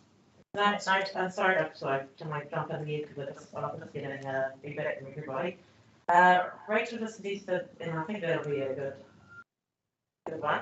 So that Pioneer Society incorporated Pioneer Heritage Trail Mana Whenua lead project. After trail. So it refers to the project as opposed to the entity. Happy with that, Manawai? I am happy. Manuela as seconder, are you happy with that? Yep. Ross, does it sit with you as the report writer? I think at the end of the day, so long as the two Martins get the approval such that they can go up and get their funding, I'm happy. Yes. I mean, it's clear that it was all Mana Whenua lead, so. Yeah. But who is actually leading it now? Again, the Mana notion of the two Martins. My understanding through the chair is that Mana Whenua invited the Pioneer Historic Legacy Society Incorporated Yes. to lead Yes. into this project. The society is the vehicle. Yeah. They're led by the- Yes. Yes. Okay. Yeah. Take a vote. I'm going to put this recommendation, moved by Manawai, seconded by Manuela, and I'm not going to read it out in full, other than that first paragraph that the Bay of Islands-Whangaroa Community Board approves the Pioneer Historic Legacy Society Incorporated Pioneer Heritage Trail Mana Whenua-led project as outlined in this report, subject upon the following conditions first being satisfied, and they are all listed there. Ross, you're happy that you've engaged and consulted with everybody? And Yes, Martin Williams was fully aware of these proposed conditions precedent. So he's working away on knocking some of these over already and has. So I'm hopeful that they'll succeed and tick off all these conditions so that they can get their funding and they can get in and build their science much. Have it completed by January 2023. I think it will. Personally, I think it's going to be a great thing to try here. And you've heard from their presentation this morning, they've certainly painted a rosy picture for it. and Waitangi, because it starts up at the trust, doesn't it? At the treaty grounds, actually, and yeah. Okay, any questions or discussions around this? I'll put it to the vote. I'm just curious, which land does Mana Holdings own? That's, It's going to be affected. yep, mainly, I think, the area on the waterfront, Ross. Yes, it is. It's in that area with the dolphin statue, that particular area. Land Online has Mana Holdings as a landowner in there. It'll be the Maritime Wharf area. It's on Yeah. page 62, David. Yeah.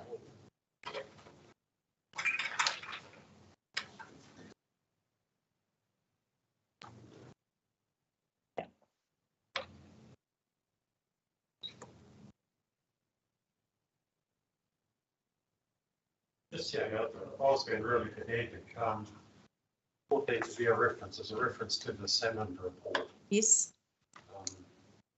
I'll have to pick up. Sorry. I mean, Dan Salmon has written a lot of reports. It's over it's further on in the pictorials, over the ones that are cited on the historic reserve of the Mary Williams House. It's not. You don't think there's enough clarity around that? Yeah, I agree. Ross, you want to speak to that? Yes, certainly. That's if you're referring to a recommendation here. The references to the Williams House and Library. If you want to clarify that, I'm happy for that to be clarified.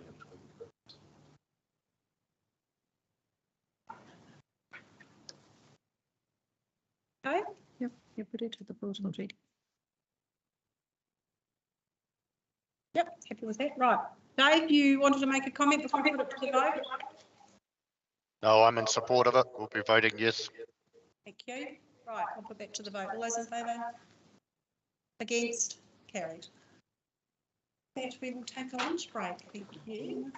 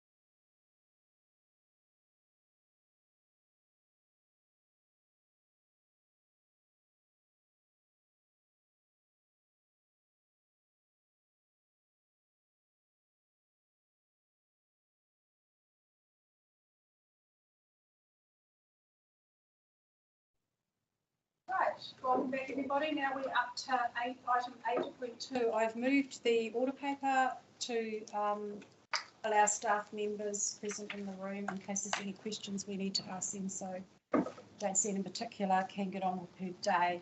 So I will move that the Bay of Islands-Whangaroa Community Board receive the report Community and Customer Services Activity Report 1st of January to 30th of June 2022. Do I have a seconder?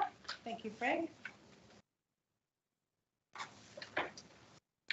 Anything, Josie, that you want to speak to in this before I put it out for questions? Chair, not in particular, but what I would like to say is we are happy to amend the report as you need it. So already getting back through Nicola, we're happy to work with you and provide the information that you're keen to see every 6 months or on a more frequent basis. But from what I've heard, 6 months is working out okay, so that's really great. Excellent, thank you. Any questions for Jane?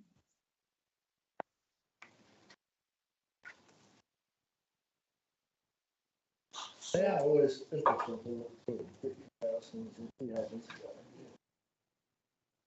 go. You will note I should, pretty sure I circulated to you all on page 214. We've had many a discussion around the, particularly Manuela in Manawa around events, the number of events. We had 29 held across the district, and I asked Jane for a list of these through which I have circulated, and as you're aware, most of them are in our area. So we just have for clarity on those. It's a case of getting each subdivision member informed in advance that an event is going to happen or a specific public space or reserve has been booked out for an event, so that we're aware prior to it happening, and perhaps have the opportunity to put in any suggestions as to whether they require additional rubbish tins or whether we know of something else that's happening in that space at that same weekend or in that time, and just any conflicts that we're aware of in the community or any issues surrounding our public spaces. So that has been picked up on by Nicola and Jane, and so moving forward it's something that hopefully we will be informed. I think as well there's a working group looking at how we receive and manage and communicate events, and I've been added to that the community board I believe as well, so we'll have the three of us feeding into that process. Excellent. Thank you. Just following on with that, it's quite important that we get told in advance, because what I used to do is inform the community there's things actually happening, because the council can't do that, the same channels that we have. And another thing on the report, is great to see that now all Karakara elderly beds, whatever they are free, and I'm guessing they've all been renovated now through the 3 years I've been here. So it's been one vacant, and now they're all occupied. Yeah, also. Yeah. Excellent. Madam Chair, I'm very concerned. Yes. At the amount of burials in the last year. We should be quite concerned about this. It's gone up quite considerably. Is that because of COVID? Sorry, I didn't. The number of burials over the last the year. number of burials. Yeah. Really comment. Oh, we're not worried about that. It's definitely take care of yourselves. Rachel. Thank you, Madam Chair. Jane, I just had a question around on the event side of things. Revenue generated from those events. What does that look like, and how is that recorded for and then spent? What, sorry? The revenue generated. There's not a lot of revenue generated. As you probably know, we don't charge for most of the use of our reserves and our parks for free.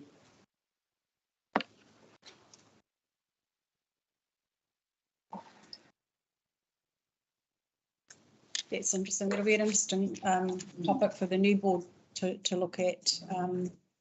Could be whether it's possibility of making it an avenue for generating funds into our reserves accounts across each 3 wards, whether we can channel them in that direction.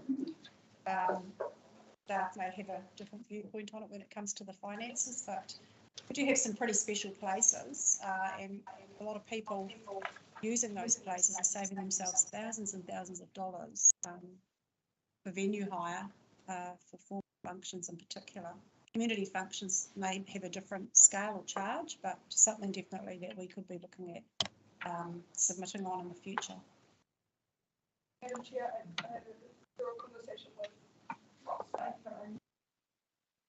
conversation held just recently on that we're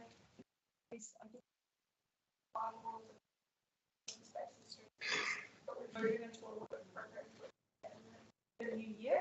So that was really just the reason for my question at the moment is to get an understanding of where we are currently. It's probably really good to explain our role in events as community and customer services. We actually process the event applications, so we administer that process. We don't actually get a say in reserves management. So we get given this is reserve, this is our plan, this is our fee or not, and then we work with that to administer the bookings. We are looking to be more involved in that part of it. I mean, we should all be working together, we should all be aligning. We share feedback to district facilities mainly. They're the department that we work really closely with in regards to events, because they have the overall care of the reserves and setup as far as events go. So just to clarify my role. Thanks, Jose. Did you have a question?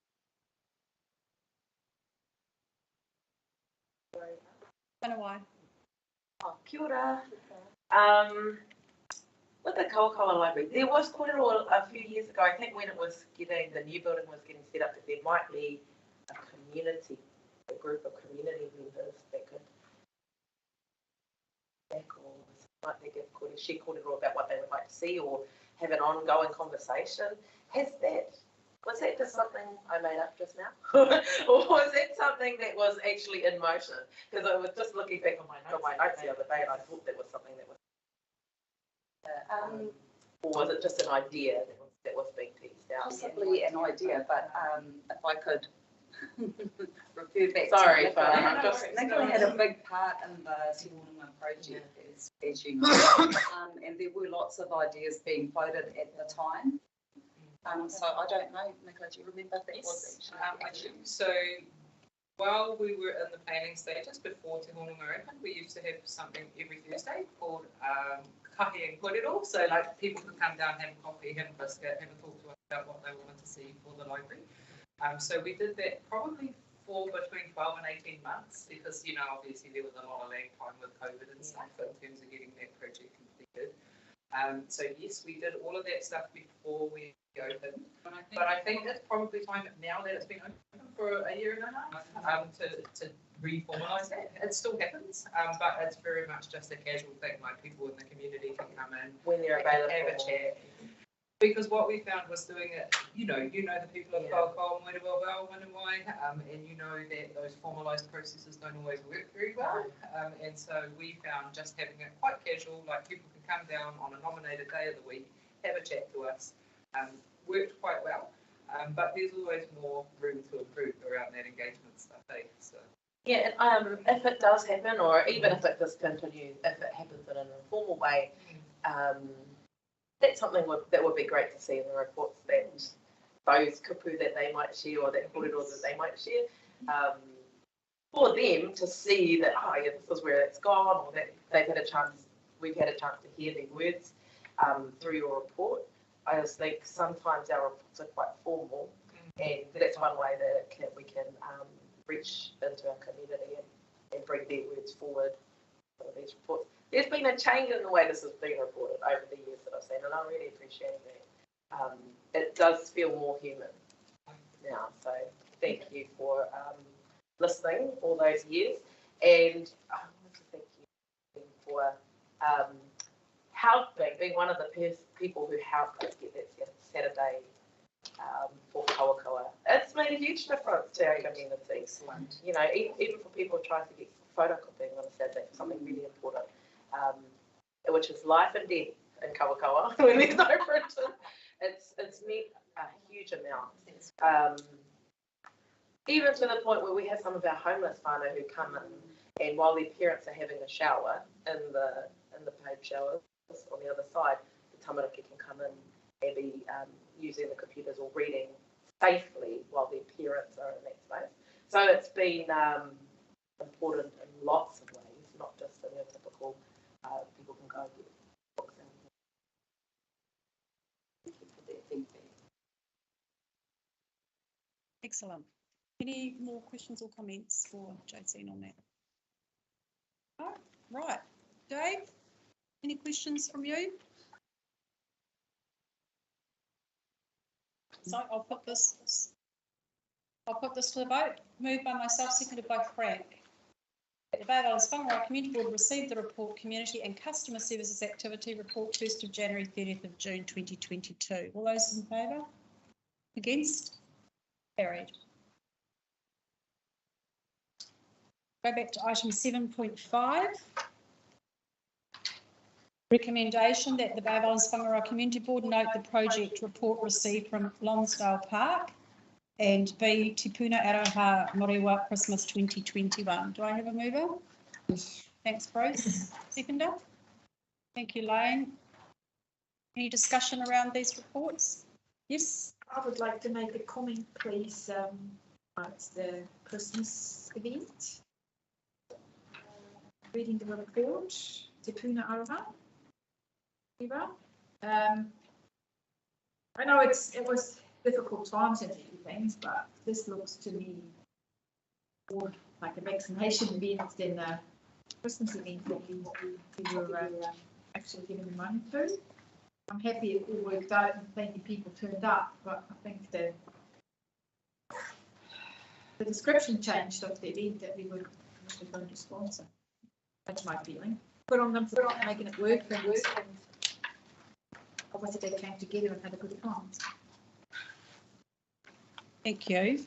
Yeah, and I get what you mean by the way it's been put back. Yes. Yeah, I think the excitement was that I think what Pam's captured is the tension that ran over the community at the time between those two groups. It did a lot of it, but I think that when I figured out that I was like, oh, that's interesting that these come through quite strongly. But I think it was a signal that our community was really divided and then we got opportunities to bring them together. Probably not even something they saw beforehand.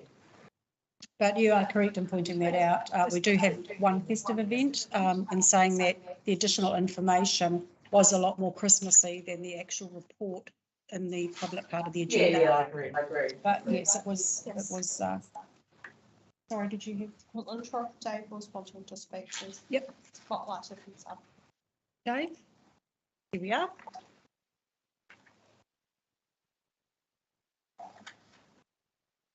Sorry, Dave, we can't hear you.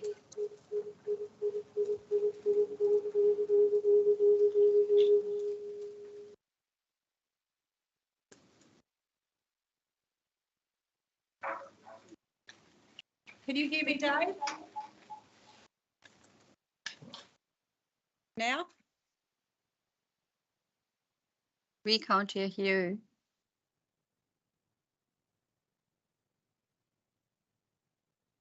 We can't hear you.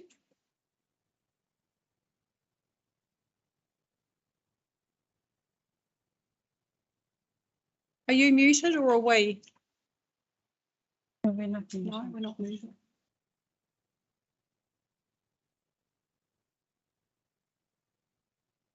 We can't pick you up. Sorry, Dave.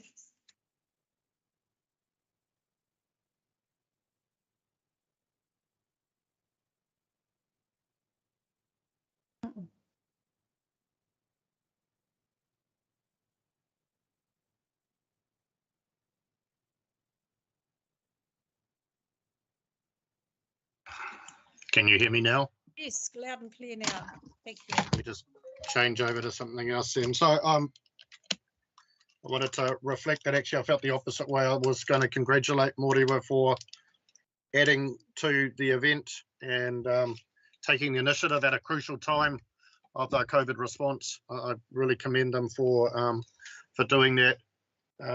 So well done for them. I do want to note a frustration I've continually had when we've received the reports back on these funding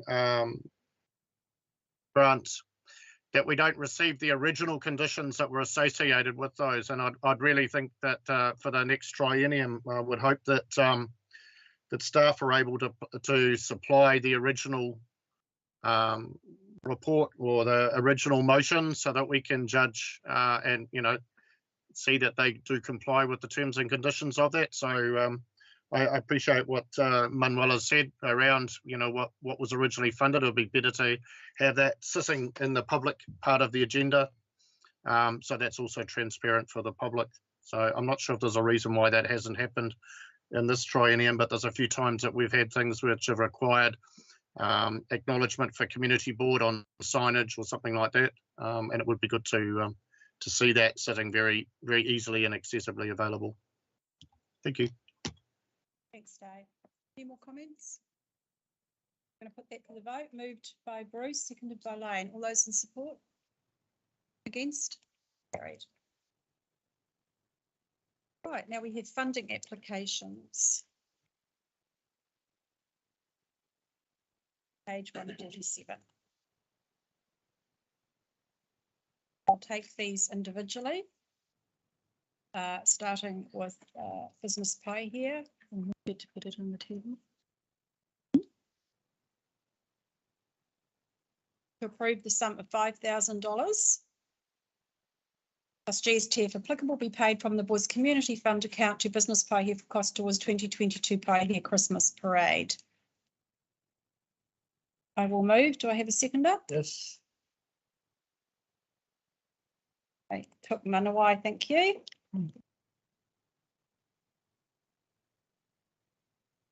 Page 155, any discussion around this? We had Steph come and present to us over this morning in our public forum section over the clarification of, on page 157, filling out $4,000 for the traffic closure, road closure traffic management, when we only pay up to $2,500 on that. Any discussion around that, Rachel? Madam Chair, I just wanted to take the opportunity to see, I know that Nick is in the room and we're not someone from the IAMS team have any input. This is the conversation that we had last year around the traffic management side of things, and I know that there was a stimulated conversation that didn't seem to really keep momentum as far as I'm aware anyway. And what we know is that traffic management is escalating and escalating and escalating, and if you look at the budget for 5 years, for example, they do everything else on a shoestring. They try to cut their costs as much as they can, but those costs just simply can't be cut. And just wondering if there's any conversation that we're able to have as a board at an operational level around what could maybe be done to help with that, or whether we need to be having a broader conversation with our communities. To see nearly $7,000 go to traffic management for a Christmas parade starts to get quite painful. When we could be bringing some much better outcomes with that money. Yeah, thank you. I really think, and I've thought exactly the same thing, it's over the top for traffic management, and it affects the communities that are on state highways, because state highways are expensive to shut. Find an alternative route. I mean, really, it is a state highway, and I know it's what we've always done, but if we don't change, like we just said in our lunch break, we're never going to get better outcomes or different outcomes. There is, I know in Party you could go different ways. You do not have to have the state highway. No, you don't. You just have to be a bit creative. Yes. Anyway, it would be tricky. Yeah. We've got Kaukau, Moriwa, Kaio and Paihia all on state highways. Yeah. And the crowds that they get and where they go, it starts in Kings Road and weaves along the waterfront. Yeah. They could just go around in a circle, I guess, in well, if they were allowed to do that in the car park, Arnold Commons car park. That's right. It would make it difficult in our No, I understand that, but there might be other options, or maybe a parade. Now I'm coming right out of left field. A parade is not the thing. We talked about that last year. Yes. Why don't you have an event on the village green and bring your floats in? Because I think, did they do that, or did they have a parade at the end? Because I know that some communities were talking about that during COVID. That Yeah. Don't have a parade where you go along, but have them come together, get together. I don't know. It may change in the future. It's up to the communities. We have tagged it for 2,500 towards traffic management and 2,500 for the event, but it's around a festive event. We've stopped calling it a Christmas parade. So it's a festive event, that funding. So I don't know whether Nick would like to comment on that, the costs of closing our state highway for a short period of time. You drew the short straw today coming here. Through the chair, there's two parts to that. One is maybe it's about trying to soften the street through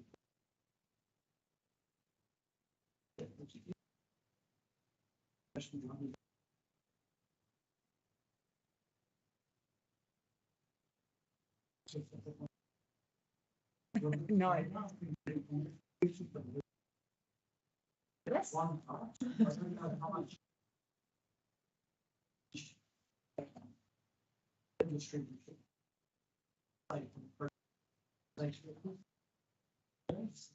It's not from reasonable care and I think that's where I was going to come into, is exactly in terms of that. I can only see the cost of traffic management going up because of that increased need for health and safety and wide and bigger exclusion zones and all those sorts of things. We know for our own staff, they can't go out on their own. So some of my team, they saw an issue with a handhold or something, you know, they would just stop their car in front of where they need to be, put their high vis on, the rest of it, and use their manhole lifter and have a look. They can't do any of that now because they have to submit a traffic management plan. They have to actually have it planned and scheduled and all that sort of stuff. So I can't see those costs improving. So there may be some ways that we can have a think about what we can do from a street perspective, but I think the health and safety aspect is only going to increase.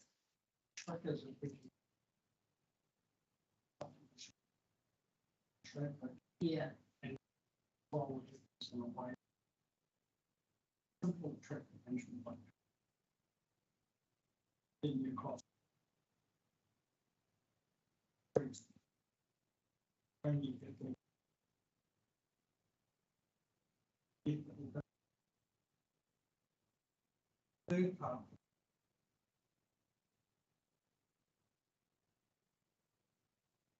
Being replaced.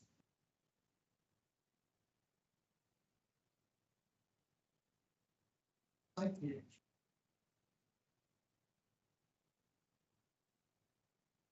There's a jump to that thing and not this year.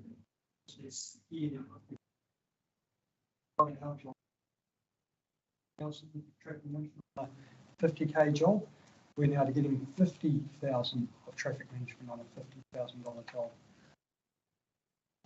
Yes, it's crazy. This health and safety for this particular event's $1,500. Yeah.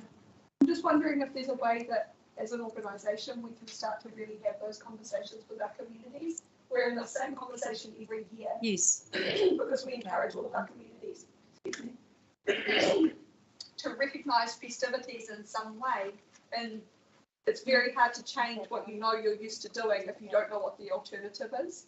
So I'm just wondering if there's a time and a place, or how the board can perhaps support for those conversations to be able to have from a more solutions-based approach, Nick, to your point, around what could be done easier. I mean, I think that there are communities who will want to continue having Christmas parades, and that's great if they're willing to front those costs. As long as we're making communities aware of what their options are and what those opportunities potentially look like. I don't know if that looks like a 3-page handbook or a flyer or something, I'm not sure. I think some of the difficulty with that, Rachel, is that there is still so much influx. Some of these traffic management, some of these regulations are not in place yet. They're out for consultation or they're in discussion and those sorts of things. So I think it is something we probably need to, we know we're having some of those discussions internally because we have to change some of what we do. We've got to put all our people through some training that need to be able to do that sort of thing. So there's probably some discussions we can probably look to see how we extend that into the community teams and maybe in between the NTA and you know, and the wider IM group, we have a think about how we can potentially put some info together maybe. So the key person for the COP team side of the treatment should be Rachel Taylor and Cobus. To who is the ex-Waka Katahi same role up across the council. So I know a little bit about it more from my old role as a contractor doing treatment. Yeah, and I'm not sure how we connect into Waka Katahi for the state highway. Their role currently is a vacant role, so it's not going to be helping me because Far North stole their person. Right, another interesting discussion to be had. Dave, did you have a question, Dave? No. Waka Katahi would draft the legislation, but based on the rules set by Ministry of Transport. Ministry of Transport, and then the health and safety stuff is coming from, there's some from MD, and I think there's some from.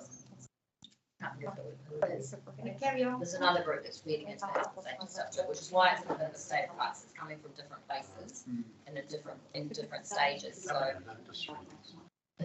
I just had some conversations at the weekend with people who have previously been involved in organising like business associations in a suburban Main Street will have a market day. Those are all falling over because of the cost of traffic management. yes. You know, 10, 12 grand to write this bloody big document about how many cones and how many trained qualified people can do a stop-go sign. In Whangaroa, they moved to having a street that can be closed, a generic plan, a generic setup, infrastructure in place, and then has so many shutdowns they can have a year and apply to use one. Okay, we've got some work to do on this. So obviously some comms are required around festive and Christmas events to help to inform the communities of funding avenues and also how they could perhaps look at reducing traffic management fees and advertise and such. Anyway, work for the future. So I'm going to put this rather than. We'll pass that on to Glenn to have a bit of a think about. Thank you. Before the protest, the one that Brian Thompson paid for walking down the motorway. Pretty sure he didn't pay a cent for that. Right. Any more questions around this? I'm going to put this to the vote. All those in support? Against? Carried. Second item is the Duffus Memorial Trust, page 163. Approve the sum of $9,500 plus GST if applicable be paid from the Boys Community Grant Fund to Duffus Memorial Trust for cost towards painting and repair to 2 pensioner housing units. Do I have a mover? Thank you. To get this on the table. Second up. Get it on the table. Thank you, Lane.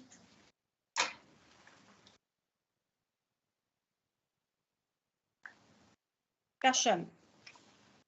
This is not new to those of us around the table, but this is a fresh application.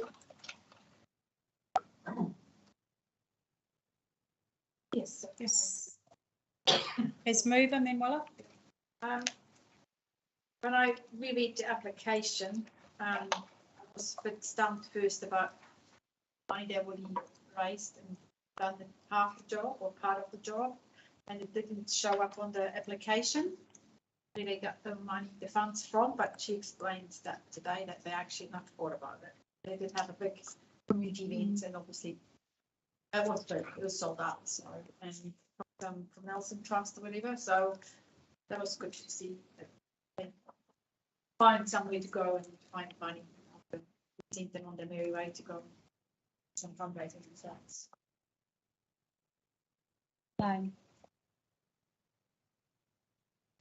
Madam Chairman, you're right, we deal with this, I think it's the third or fourth application in my time. And I'll come back to it's the number of people that were supporting this. 2 houses, 2 people. And I'm not sure that something actually falls under our mandate. Having said that, I also know that this is a significant component of the Russell community. And I guess if I have to justify a vote, I would say that it's $9,000 over probably 10, 15 years. Because if they paint the houses, it lasts that length of time. So that's the only way I can justify it. Other than that, I don't think it's an activity that really falls under our mandate. And the number of people assisted is 2. Yeah, it's 2 at the right this time, but these 2 people are not going to be there just the whole time the painting lasts, unfortunately. I think there's 6 units, isn't there? Well, that's Yeah, right. there And is others, 6 yeah. There's 6 units. So they've done 2/3 of them. Yeah. Yeah. Any more discussion around this? Frank? Madam Chair, I personally can't support this. I just don't think it fits appropriately in the sort of we should be making. So.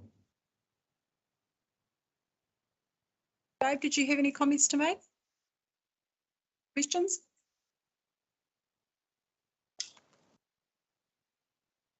Yeah, I did. I put it in the chat line. I'm intention to vote against this one on the same reasons as we did last year. Voting against, sorry, voting against this, wish it recorded. Any more discussion? Going to put this to the vote. All those in favour, raise your hand.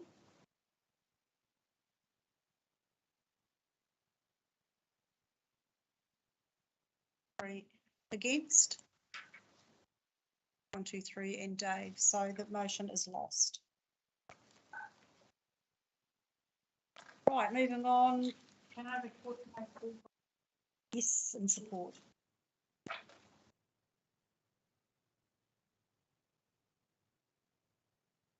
Moving on, the Islands-Whangaroa Community Board approves a sum of $4,920 plus GST if applicable be paid from the board's community fund account to Whanau Eco Centre for costs towards Bay of Islands Tutai Tokara Time Bank. Do I have a mover? Thank you, Manuela. Second. Dave, second, was it? Thank you.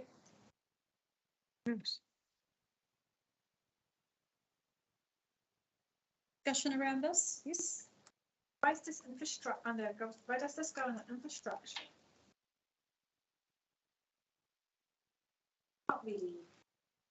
Oh, Catherine, would you like to address that in your type of, is it because it falls in no man's land? Yes, it was sort of like infrastructure or social, and I wasn't quite sure where to put it, so I went with infrastructure because I felt it was building up the community. Yeah, I can change it to social. No, I was just curious how that came. Yeah, it was one of those ones that's like, okay.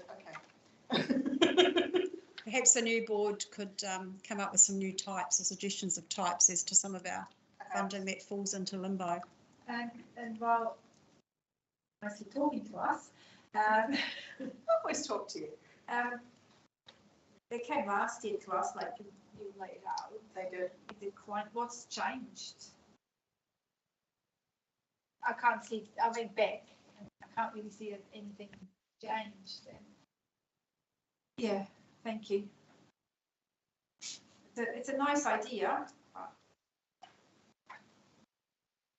I mean, it's volunteering, and where I come from, volunteers just volunteer and carry on and help each other out, but they have a.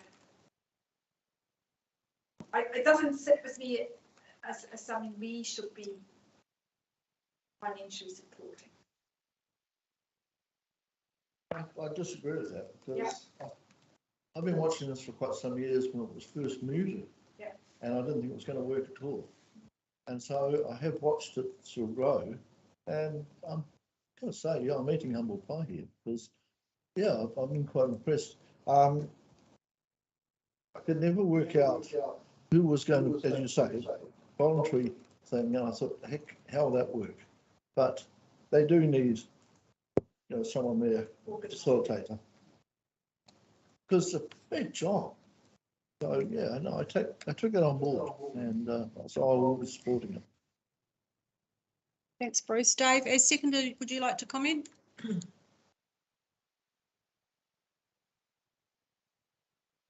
Bruce, Dave. Yeah, thank you. Yeah, I would like to comment. Yeah, thank you, Bruce, for your observations on that too. I've been up.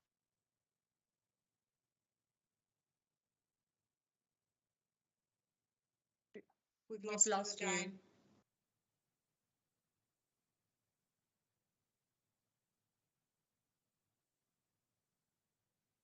He was speaking in support of your comments, Bruce, but I've lost him. That's the main thing.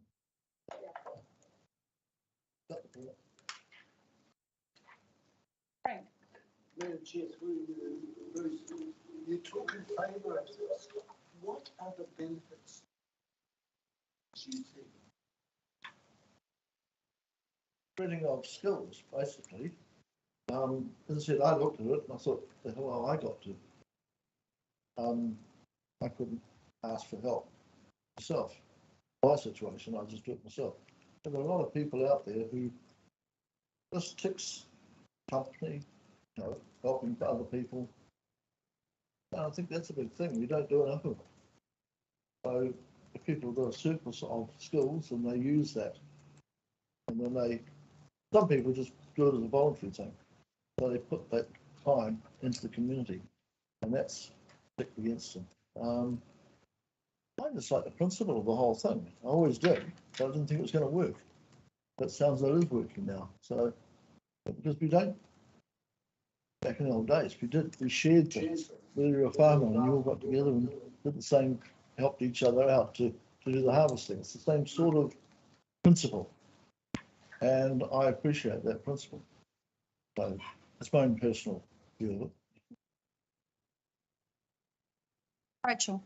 Madam Chair, just to speak in support of it, but taking it back to that board's strategic plan, we talked a lot around empowering communities. And when I look at this application, and Joe spoke this morning about the third largest time bank in New Zealand and the fifth largest in the world with 550 members. But if we look at it from a return on investment point of view in terms of empowered communities, that's $5,000 of investment where you're empowering 550 people to be participating in their community.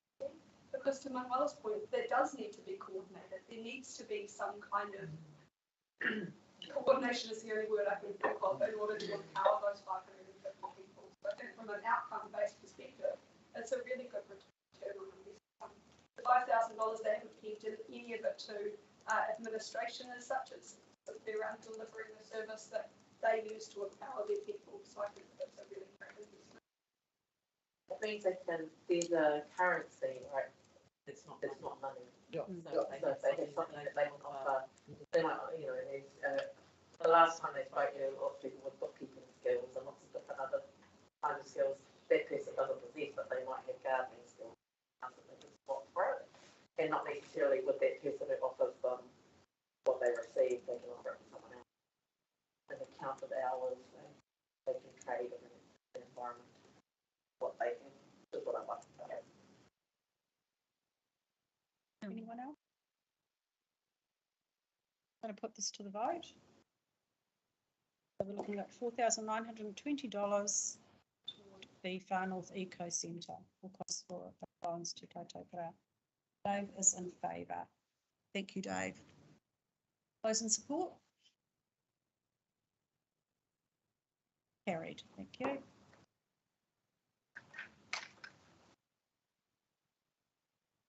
Right, moving on, we have on page 178, the Bay of Islands-Whangaroa Community Board approves a sum of $2,500 plus GST if applicable, be paid from the board's community fund account to Heritage Northland for costs towards school students attending a heritage tour. Do I have a mover? Yes. Manuela. Seconded Manawai. Discussion. Yes. I would just strongly recommend we support this. Anything that our young people can get taught about our heritage and our history has to be. Manawai seconder. Speak Yeah, this. I agree. And it looks good too. I want to go too. Yeah. Put your little sword.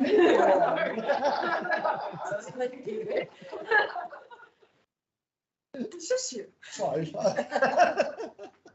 Dave, do you want to comment? I'm not sure whether we can hear you. And put it in the chat. Can you hear me? Yes. Any comment on this? No. Right, any more discussion? I'm going to put it to the vote. All those in support? Against? Carried. Thank you. Right, over the page, we have on page 185, the Kitty Kitty Cadet Unit. Originally allocated to the Kitty Kitty Cadet Unit on the 11th of November last year for the 2021 regimental dinner to be used instead for cost towards the Mangakaratu base relocation project. Do I have a mover? So. Bruce, seconder. Lane. Discussion around reallocation of this fund. I've had a grandson who has used these services. Didn't last there that long because he's teenager. But it did him a world of good while we managed to get him there. This is for a water tank, if you're interested, if you haven't picked up on that. Okay, Rachel. Madam Chair, not directly associated to the report, but just wanted to acknowledge the input that Mr. Harris has to our district and specifically in the civil defence emergency just recently, taking his unimog up to make sure that we could evacuate our patients from Kaitaia Hospital. Just really acknowledging a community legend within this application. Thank you. Any other comments? No comment from Dave. I'm going to put that to the vote. Moved by Bruce, seconded by Lane. All those in favour? Against? Carried. And Dave, I'm neutral. Dave, were you in support? Yes. Yes, I was in support. Yes, thank you. Right, moving on to the big ticket item of the day, page 192, with additional information on page 245. To approve the sum of $48,250 plus GST if applicable be paid from the board's placemaking fund account to our Kitty Kitty for cost towards landscaping of the State Highway 10 Kitty Kitty Road intersection. I will move to get this on the table. Do we have a seconder? Thank you, Lane.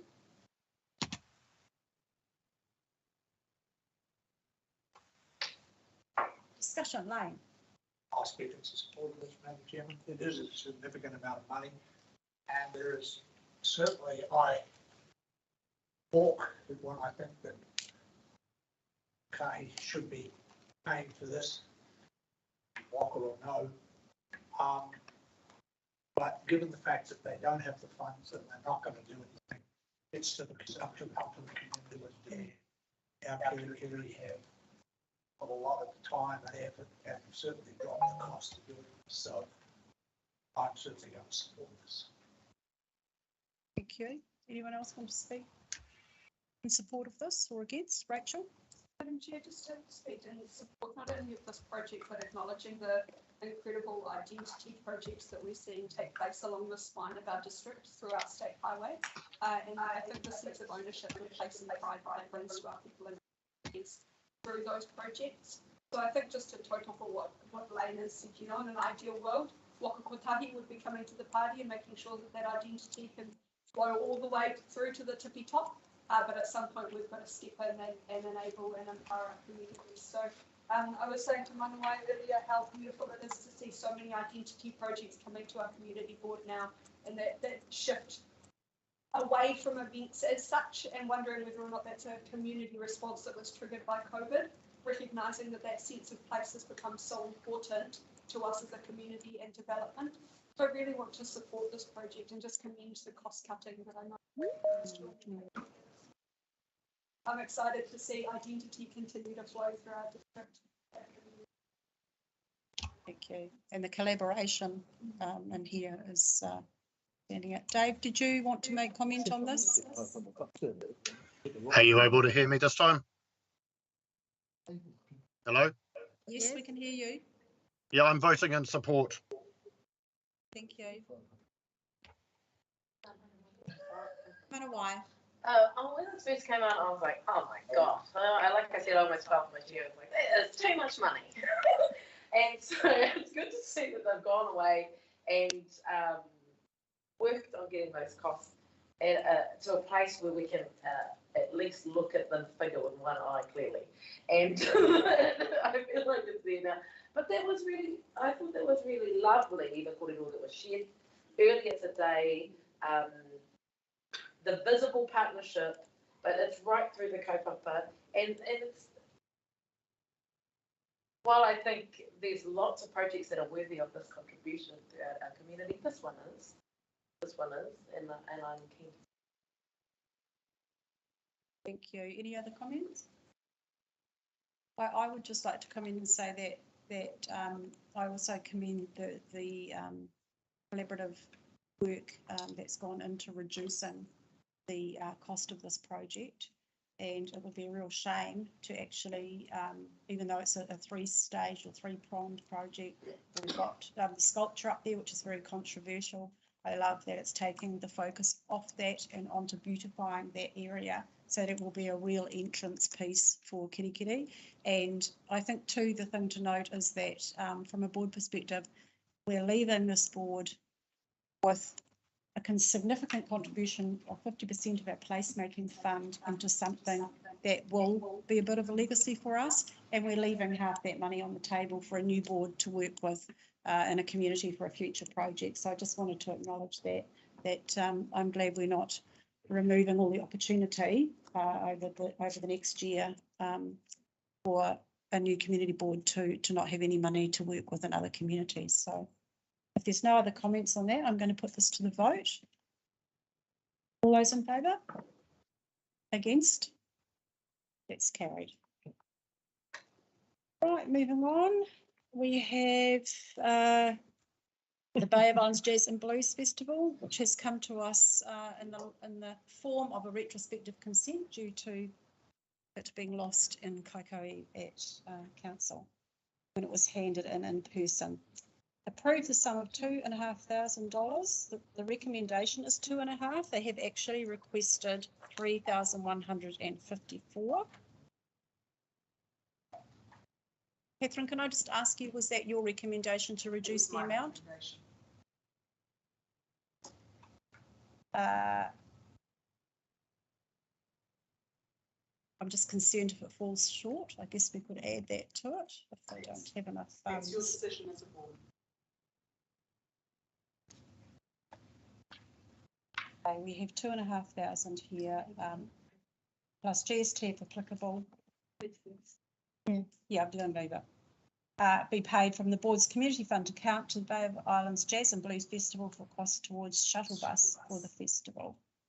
Do I have a mover? Yes. Angwala?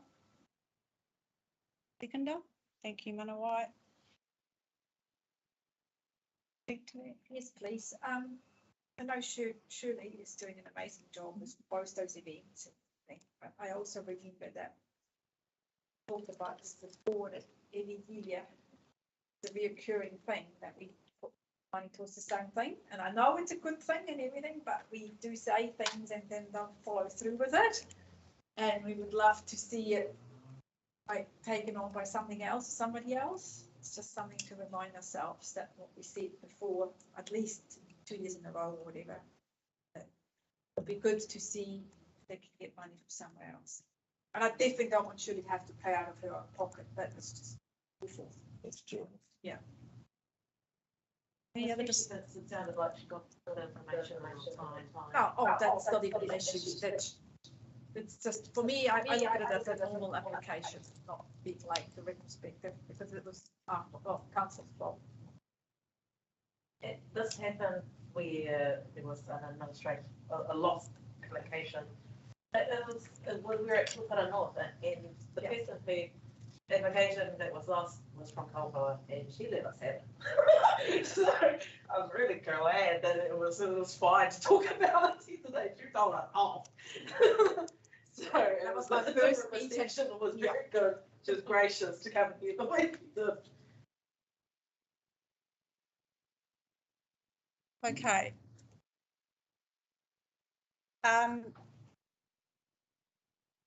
I suppose until I'm just thinking out loud, I'm just thinking they haven't done their final account, so she doesn't actually know how much she's going to have. I'm sure if she falls short, she could look at coming back to the board for the balance, but I would rather perhaps pose an amendment that we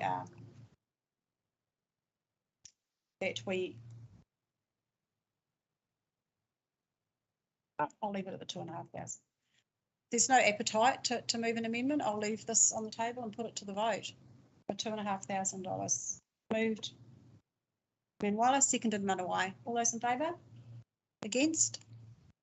Carried. Dave wanted to vote on that. Yeah. Okay. And our final application for today. They're stealing your bike, David. He's not listening. That the funds granted. I said, are they stealing your bike? It's getting rather loud. Oh, it's not that noisy. Oh. Of course it wouldn't.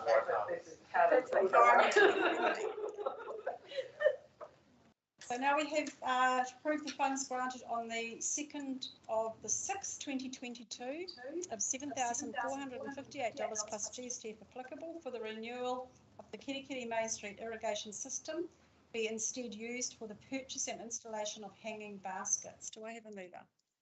Thank you, Lane. Seconder? Bruce? Discussion, Lane. Madam Chairman, the irrigation of the baskets are all one project.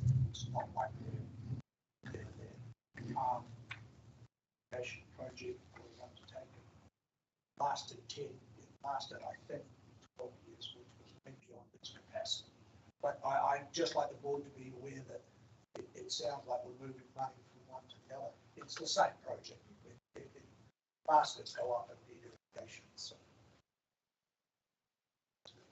baskets, if you will. The seconder, Bruce, did you want to speak to him? Yeah, I can speak to it because my son was involved in this.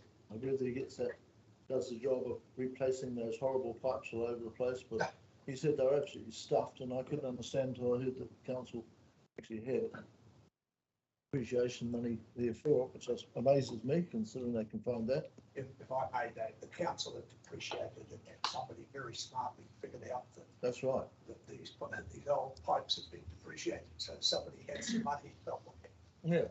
I also got relieved when she said time frame, and it's quite lengthy because I've been hearing the same thing, the feedback I've heard, that they wanted it for this year and it's not going to happen this year because they didn't get their balls in a row.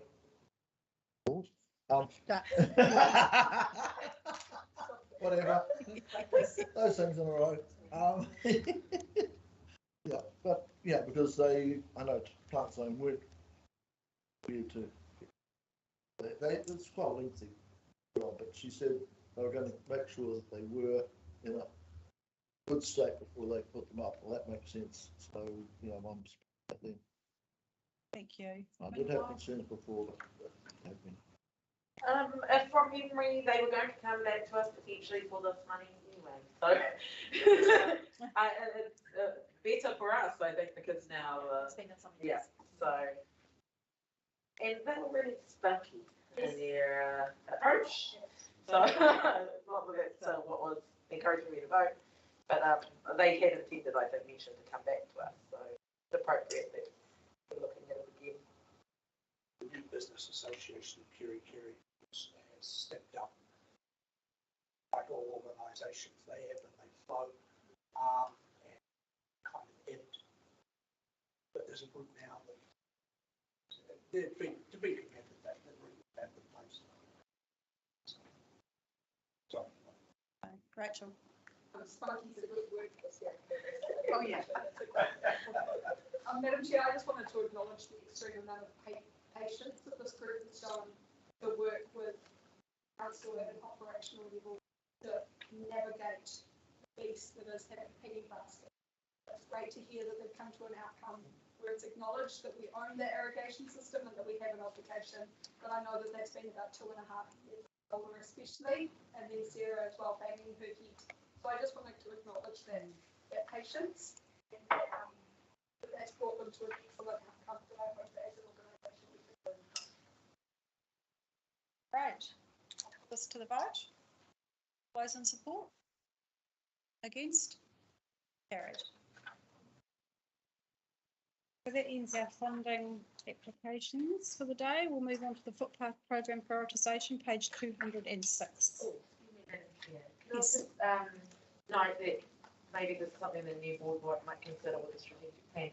That Matariki is coming up next year. We had some conversations around setting a funding paper that's similar to our Christmas festive event for Matariki. Can we just keep that in, as a note somewhere in our brains? We have had a discussion around that, did you say? Yeah, because this time we got the application for $20,000. Yes, yes. We might get many more applications Yes. next year, and in recognition of that, then maybe setting a $5,000 paper for Matariki. Oh, you're suggesting we discuss that. Okay, Yeah. the new board discuss that. Okay. Madam Chairman, on that, isn't that one of the reasons that we changed it from Christmas parade to festivity? Yes. Yes, and that was created before Matariki became a holiday. So I think that's something that probably needs to be looked at. So that might need policy, well, our stance on that in the strategic plan might need updating with the new board. So that to include Matariki perhaps in that. It's thanks, Manu. I will note that for the new board. Right, moving on. Item 8.1, page 206. That the Bay of Islands-Whangaroa Community Board received the report Footpath Program 2022 to 2024 prioritisation and confirm the listed locations and priority in order. Do I have a mover? Yes. Bruce, thank you, and Laura.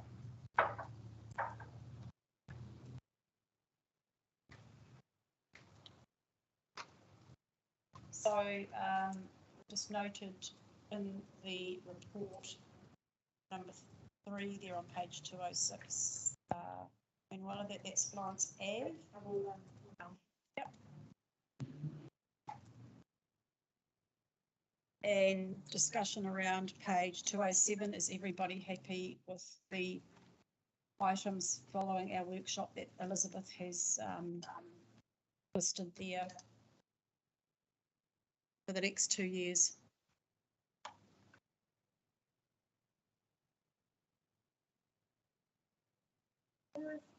What? Sorry, I have to come back to it. Open school. I know, no. I know. It's stupid. It's $10,000. Yeah, I know. Is that the Callett Street one or is that a separate one? No. Callett Street is what Farmers Holdings is called. That's the street that goes down. Behind that, yeah.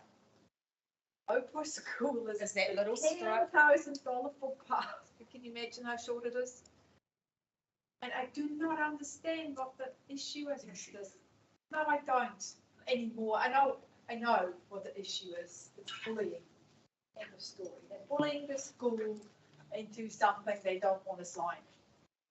But it's a footpath for the safety of children and parents that are getting picked up and dropped off. Let's put Nick on the spot.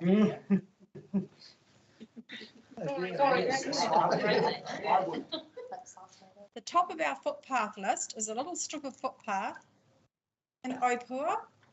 I'm not sure if you just picked up on what Manuela said. It's directly in front of the Opua school where the swimming pool runs, the top of the hill before you go down the hill. Callett Street's on the right. Yes, and it was a condition of consent with Far North Holdings for the consent issued on the Pukatuki on the point there, which has since been sold, and we just want that condition of consent fulfilled. So we haven't got it in, it's at the top of our footpath list, but we're not paying to do it because it was a condition of consent.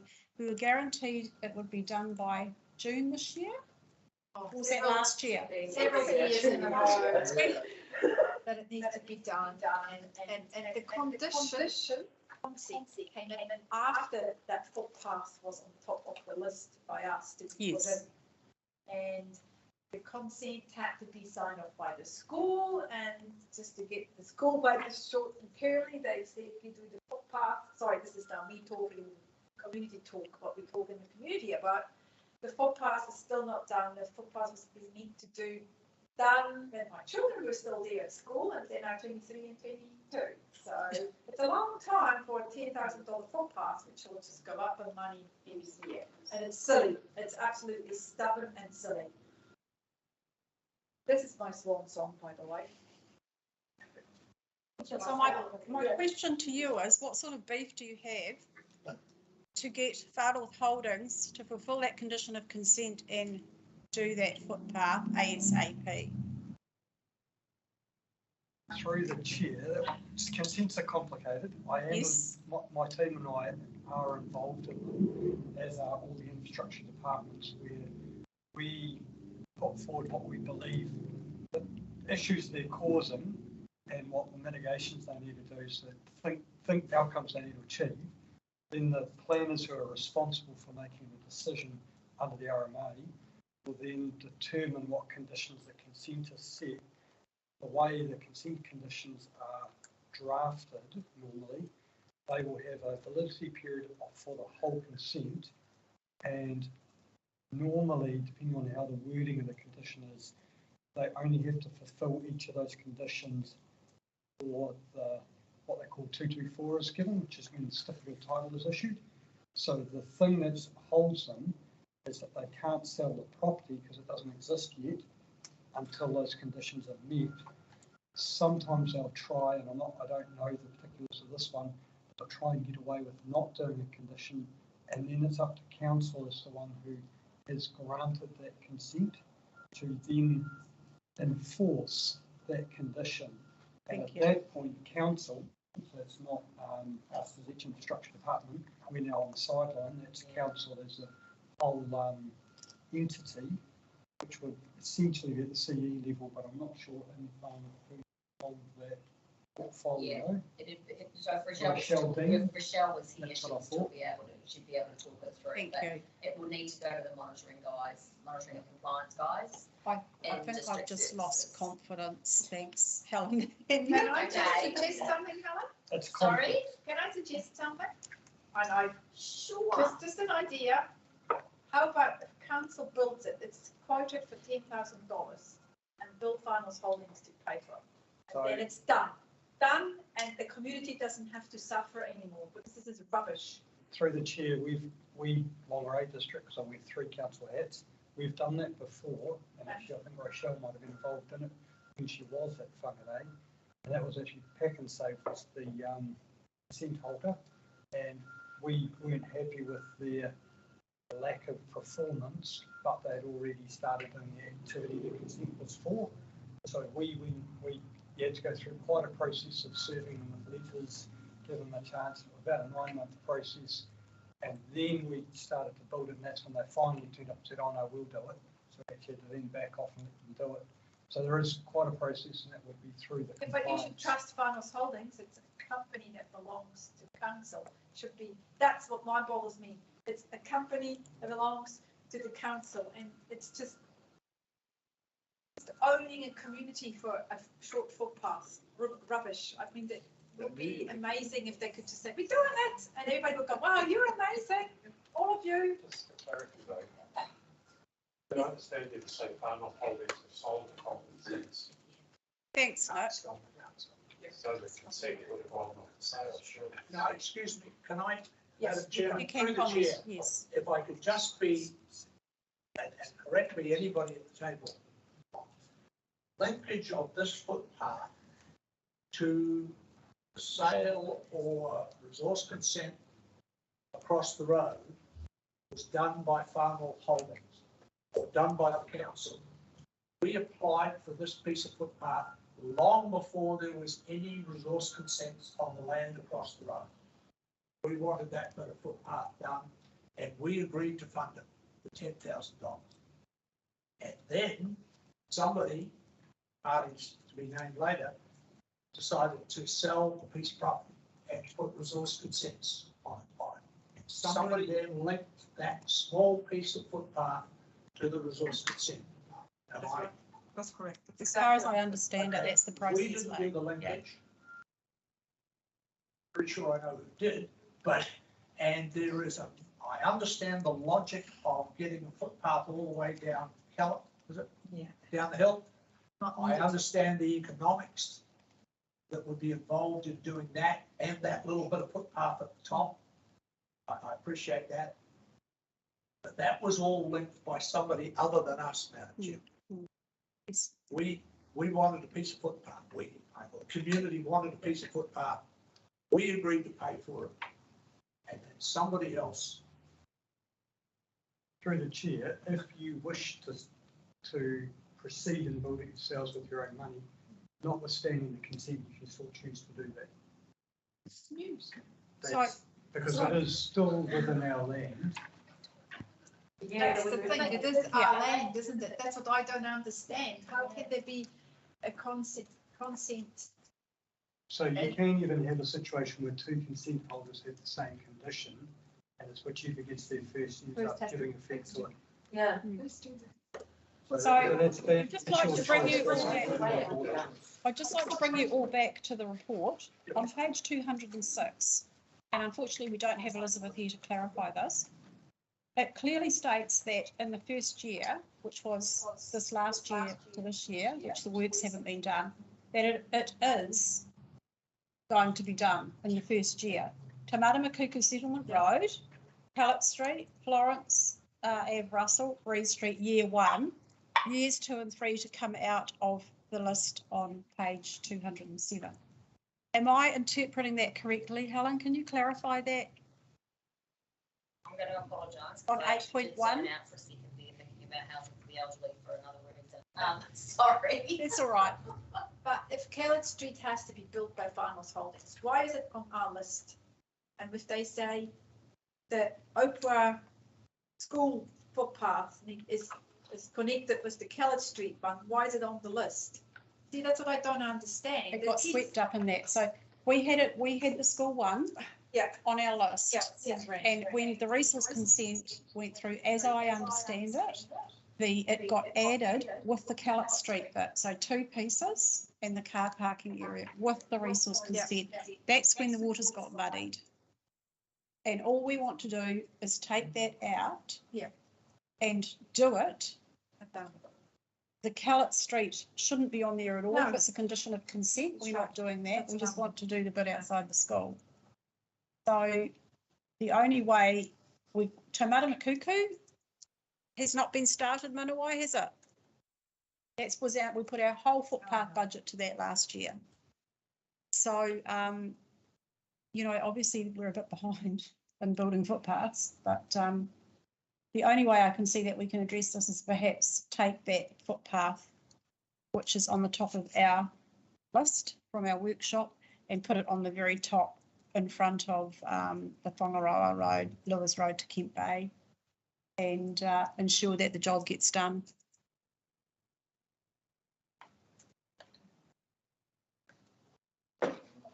It's very muddy, and I mean I'll go say let's just build it for 10 grand.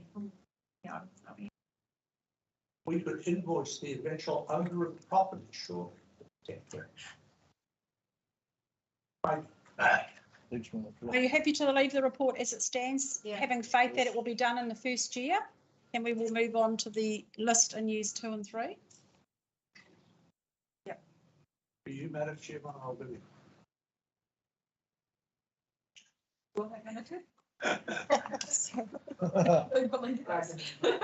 Are you complaining?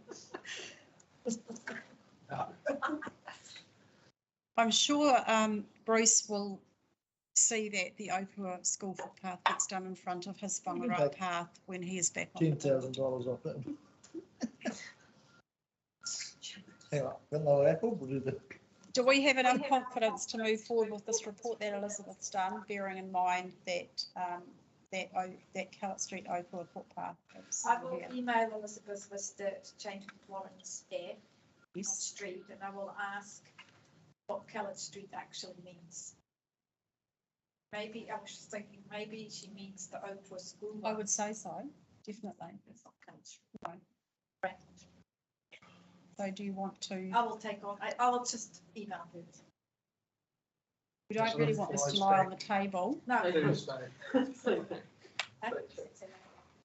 yeah.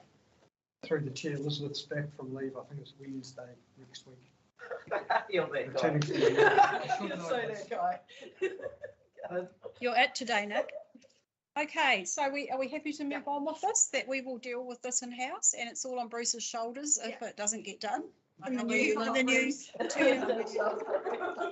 Okay, so Bruce moved, Manawai second, that the Bay of Islands-Whangaroa Community Board received the report for Path Program 2022 to 24, prioritisation and confirm the listed locations and priority order. All those in favour?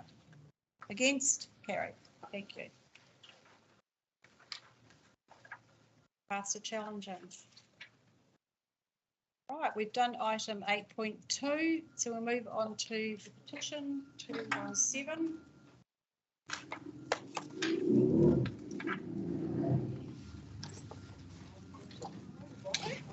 Item 8.3. Can we put that in?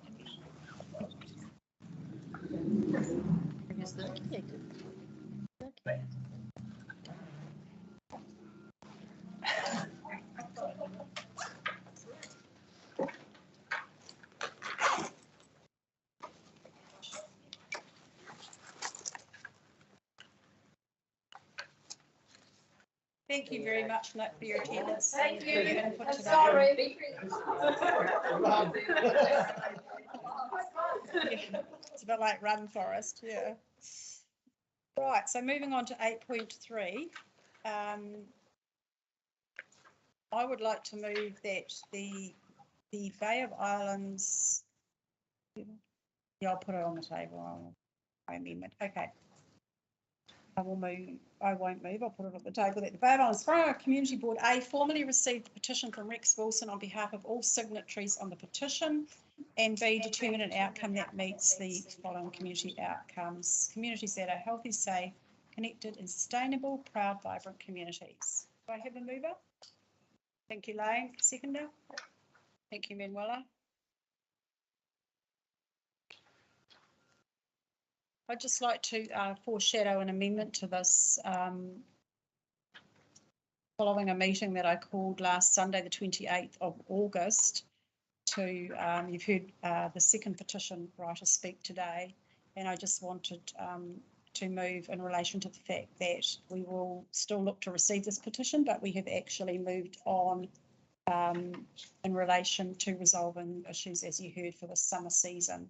So the amendment I would like to put is that the Bay of Islands-Whangaroa Community Board, A, receive the petition, B, acknowledge a consensus reached between the various stakeholders at a meeting held 28th of August in Paihia for the next cruise ship season, and C, defers the petition to be considered during the community consultation process when the Paihia Village Green Management Plan is reviewed.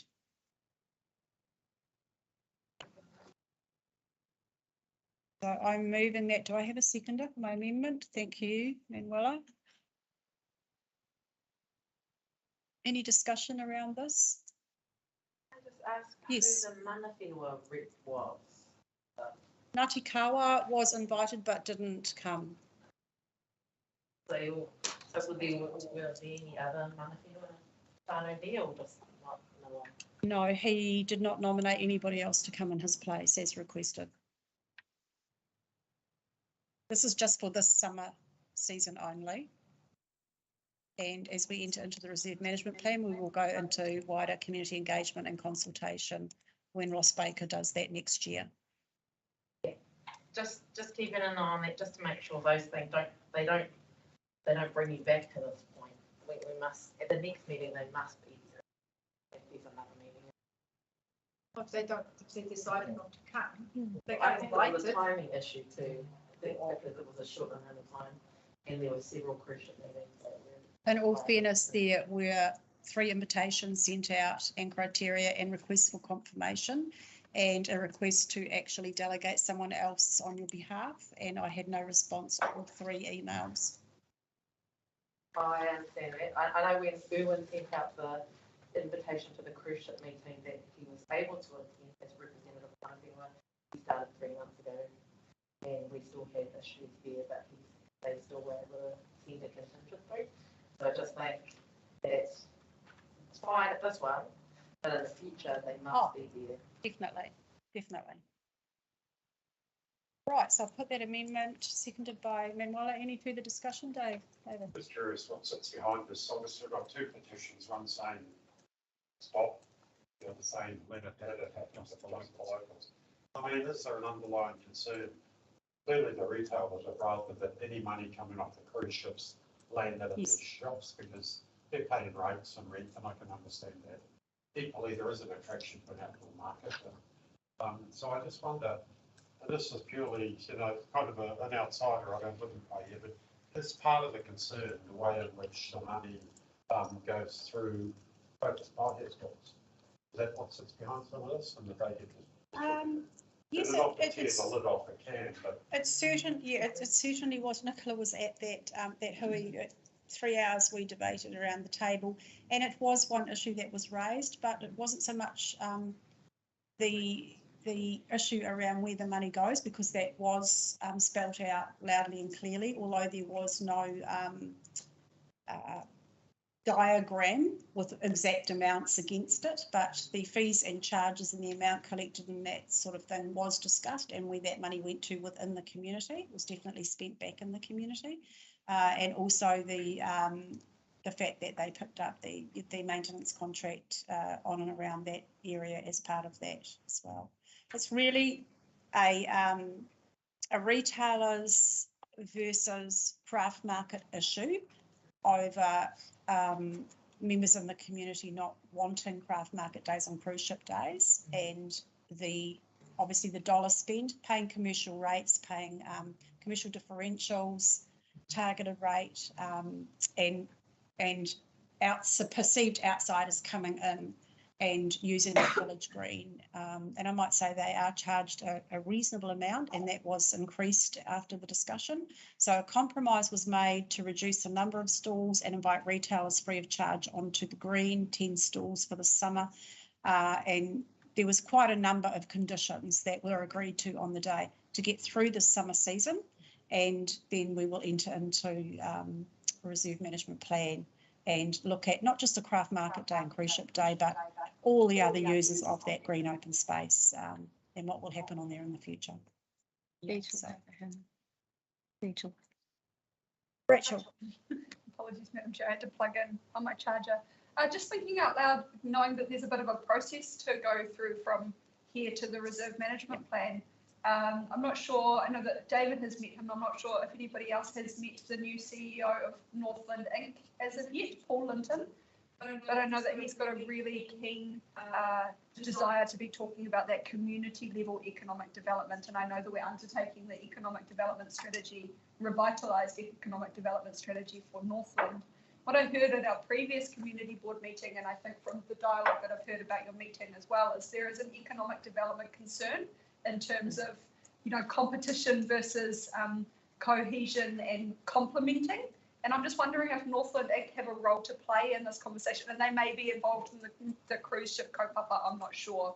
But if there are concerns from an economic development point of view, I think it would be great for Northland Inc. to be looking at how that could be utilised in the best way possible for our communities. We discussed all wellbeings, and we'll focus on all 4, not just economic, when it comes to the wider engagement consultation, because there is pushback on that economic side, and there are benefits on that economic side, not just for Paihia or the Bay of Islands, but the region as a whole. And so we did thrash out quite a few things, Rachel, and I think what it's really indicated to us is that yes, Northland Inc. do have a part to play, but we've kept all the players out of the room and just dealt with the locals on the ground. so that they have to live and work happily together and get through this summer season, and then we can go to that wider consultation. So they definitely will be part of the discussion, as will far north holders and the onshore operators and all the other people that were at the hui and in the room. Yeah, really good. So, It was really good. Of all of the crucial hui that happened. That was the best. Yeah, Yeah. it was. Yeah. So for the first time, Mana Whenua met with the cruise ship. And I think I've seen an email just to share a few words of what happened there.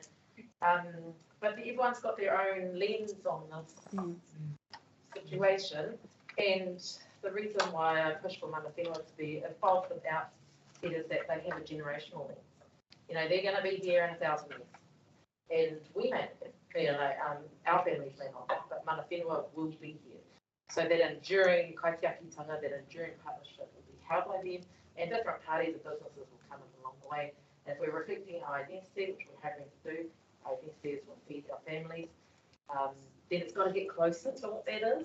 And one of the big things that came out at both the Whenua Mana Whenua hui and then the operator hui after that was they want deeper quality, higher quality information and detail about what this customer looks like, feels like, what they want, because the businesses are not finding a connection between the customer coming in and their existing products. And they might just need to pivot that a little bit, but they can't do that without that quality information. Yeah. It's very complex and there's a big discussion to be had, and it does involve many people, but we're trying to keep it simple and community based initially to get through this summer. And it is all about community, but it's about the wider, and that economic benefit is part of it. But I think at first, you know, like Jane said this morning, you know, they feel they're not being heard. We have to listen to our community and engage thoroughly when we do that, enter into that next year. Ross Baker has it in his sights. We've requested that he elevates the reserve management plan on the Paihia Village Green as a reserve of significance, so that it doesn't just fall in with all the other reserves, and we get a document that spells everything out for the future moving forward and the future use of it. I would like to reiterate that once again, we're dealing with public property being used for some sort of commercial gain. Yes. And it occurs again and again and again. And that's, if this was taking place on a private farm, was leasing it out to a bunch of people to do a craft market, I suspect you wouldn't have nearly the same result, because people are upset that it's their land. It's their home. So you've got Tamariki Māori who are watching businesses go by, everyone thrive, except for them, they go home hungry, they don't have access to that kind of thing. They're quite right. Thank you, questions. So I will put that amendment that I move, seconded by Manuela, and put that to the vote if there's no further discussion around it. He's going to abstain from this. Sorry? Dave mentioned he'll abstain. Dave is abstaining from this. Okay. All those in favour? Against? So that's carried. Moving on to item, the second petition. It becomes a substantive motion. And Oh, see, sorry. I need to move that amendment as a substantive motion. All those in favour? Against? Carried. Dave abstaining. I'm abstaining. Yep. Wait a second. Yes, we should read it again. To to move it, yes. need to move substantive motion. So I need to move that substantive motion become the motion. Yes. All those in favour? Against? Carried. Moving on to item 8.4. Petitions, same again, at the Bay of Islands-Whangaroa Community Board formally received the petition from Julie Cunningham on behalf of all signatories on the petition and determine an outcome that meet the following community outcomes: communities that are healthy, safe, connected and sustainable, proud, vibrant communities. Do I have a mover? Yes. Manuela and Bruce, thank you.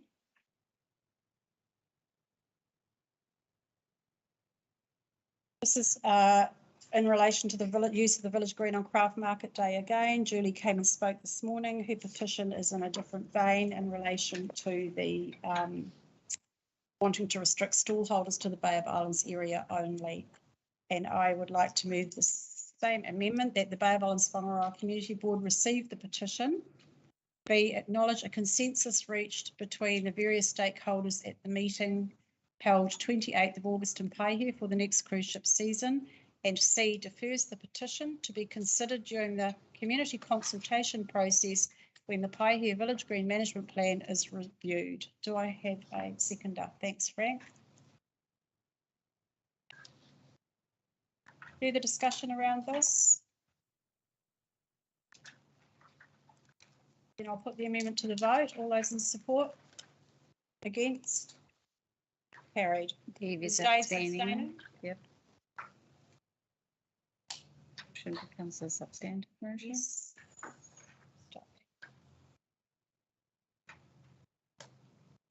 So I'll put that amendment become the substantive motion. Do I have a seconder? Yes. Bruce, all those in favour? Against? Carried.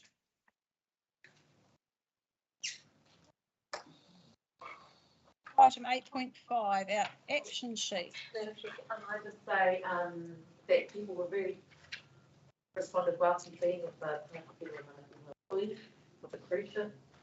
And people going there thinking about those things. I think it had an impact on these discussions that we had. Madam Chair, can I just ask a quick question about that, please? Manawai, are you delegated by the board to it? Do you attend as the board? Yeah. Is that a formal delegation that will continue past the election? So the incoming board will know to nominate somebody into that position? Just in terms of legacy and ensuring that we continue that relationship, is it a formal delegation that's on a register? What does the board need to do to get it on a register, Aisha? That is an invitation. That was an invitation originally to myself as chair on the board. Manawai wanted to be the representative because at that time we were involved in tourism with the cruise ships. Is that right? I wasn't the first choice to be on that.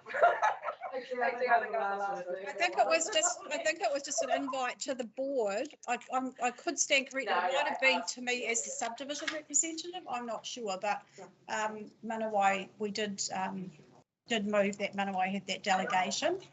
So that is something that will be considered again with the new board.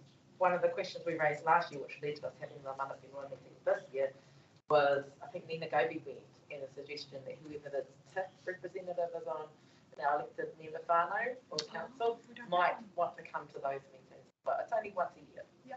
So it might be something easier that can go on. That's good feedback for Aisha as well for the incoming council. Can I just ask one more question about that? Yes. How much input do you people get on how many ships come and visit Bay of Islands a year, and how much do you get to say about the dates when those ships come in? Interesting topic. No, I know it's an important one that we bring to the community too, because I see there's cruise ships coming in on the 31st of December too, and then one on the 1st of January when we're already fully overloaded with visitors already. And bring these ships and it just does not make sense.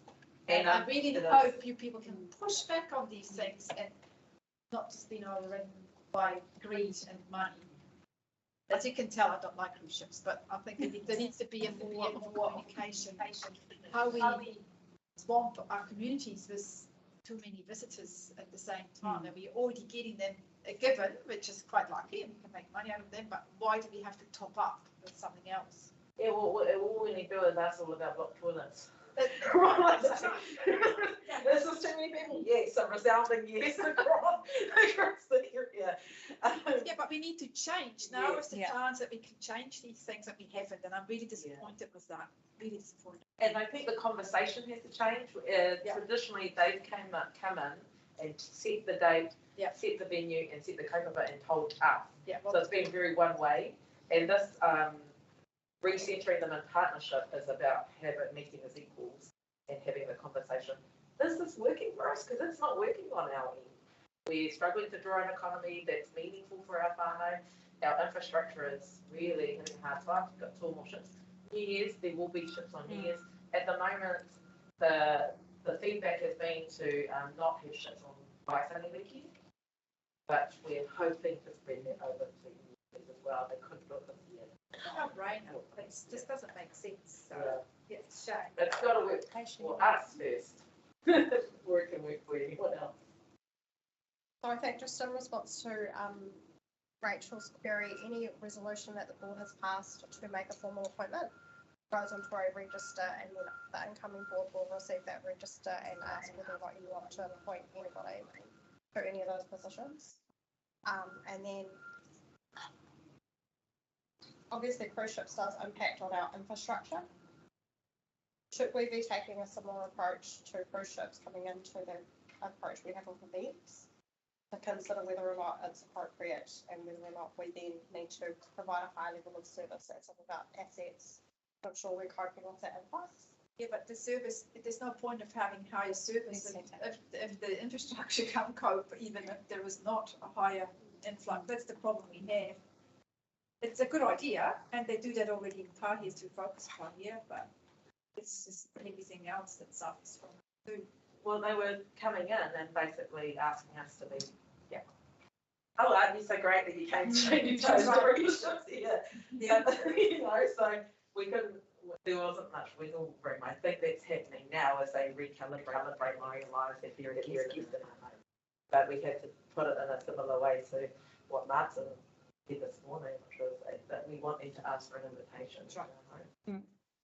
But I think the interesting thing that's come out of this with Rachel's question is the fact that that we initially weren't invited or included in the cruise ship meetings. So it's Well, and I guess now I'm wondering what the tikanga is around that, and whether it's more appropriate for the board to have that conversation as opposed to the board just saying we've changed people now that, I don't know. I don't think they recognise the value of having a board member in there. Now I think there is recognition. Right. We're going to run out of time soon, so can we move on? Are we happy to move on with this to the action sheet? Right, so item 8.5, that the Bay of Islands-Whangaroa Community Board received the report Bay of Islands-Whangaroa Community Board action sheet update. I'll move. Have a seconder. Thank you, Manawai.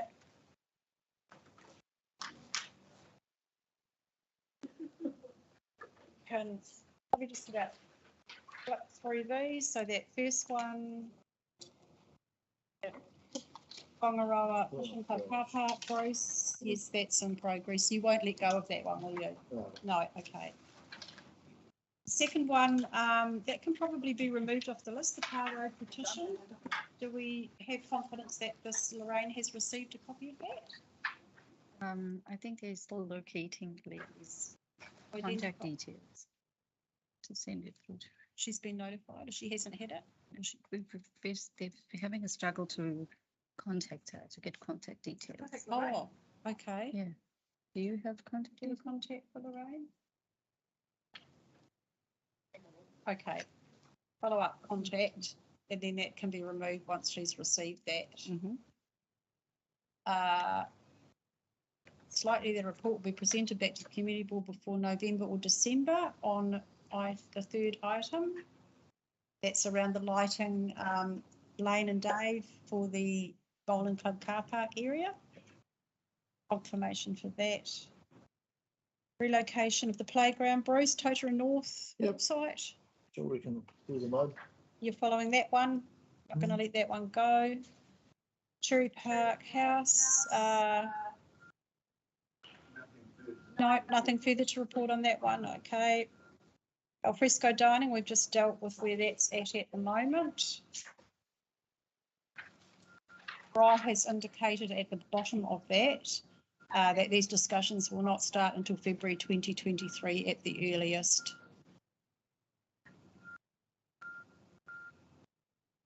The next one, the Moreton Bay Fig, I think we could probably remove that, Manuela. because that's going into that's to be considered with the placemaking project, and we have a new budget for that, for tree maintenance, the $300,000. So that could be removed. That's budget base secure. Increased, now 300's been increased. So 300 budget should have secure. As far as I know, it has been in there. It's been increased to deal with. No? I'm pretty confident that that's what's happened. Yep. And strategy and policy. Rachel, are you quite happy for us to remove that now it's in progress? The first draft,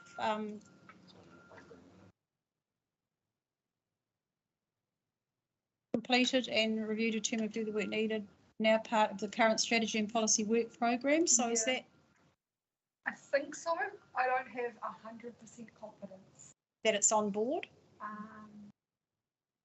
It's in the work program. I'm not confident as to where it is in the work program. So leave it there for the moment? I would encourage the board to just leave it there. Okay. Just to be safe. Because unfortunately, this recommendation or this resolution doesn't track through onto my strategy and policy action sheet. Okay. Because it wasn't a recommendation as such. So this is the best place to track it, just till we know that it's in play. Once we get a scope of work, I think, to the committee, then we can take it off. But until then, let's just park it there just to be safe. Excellent. Can you just go back up to point? Sorry, because I missed. Yes. The one was the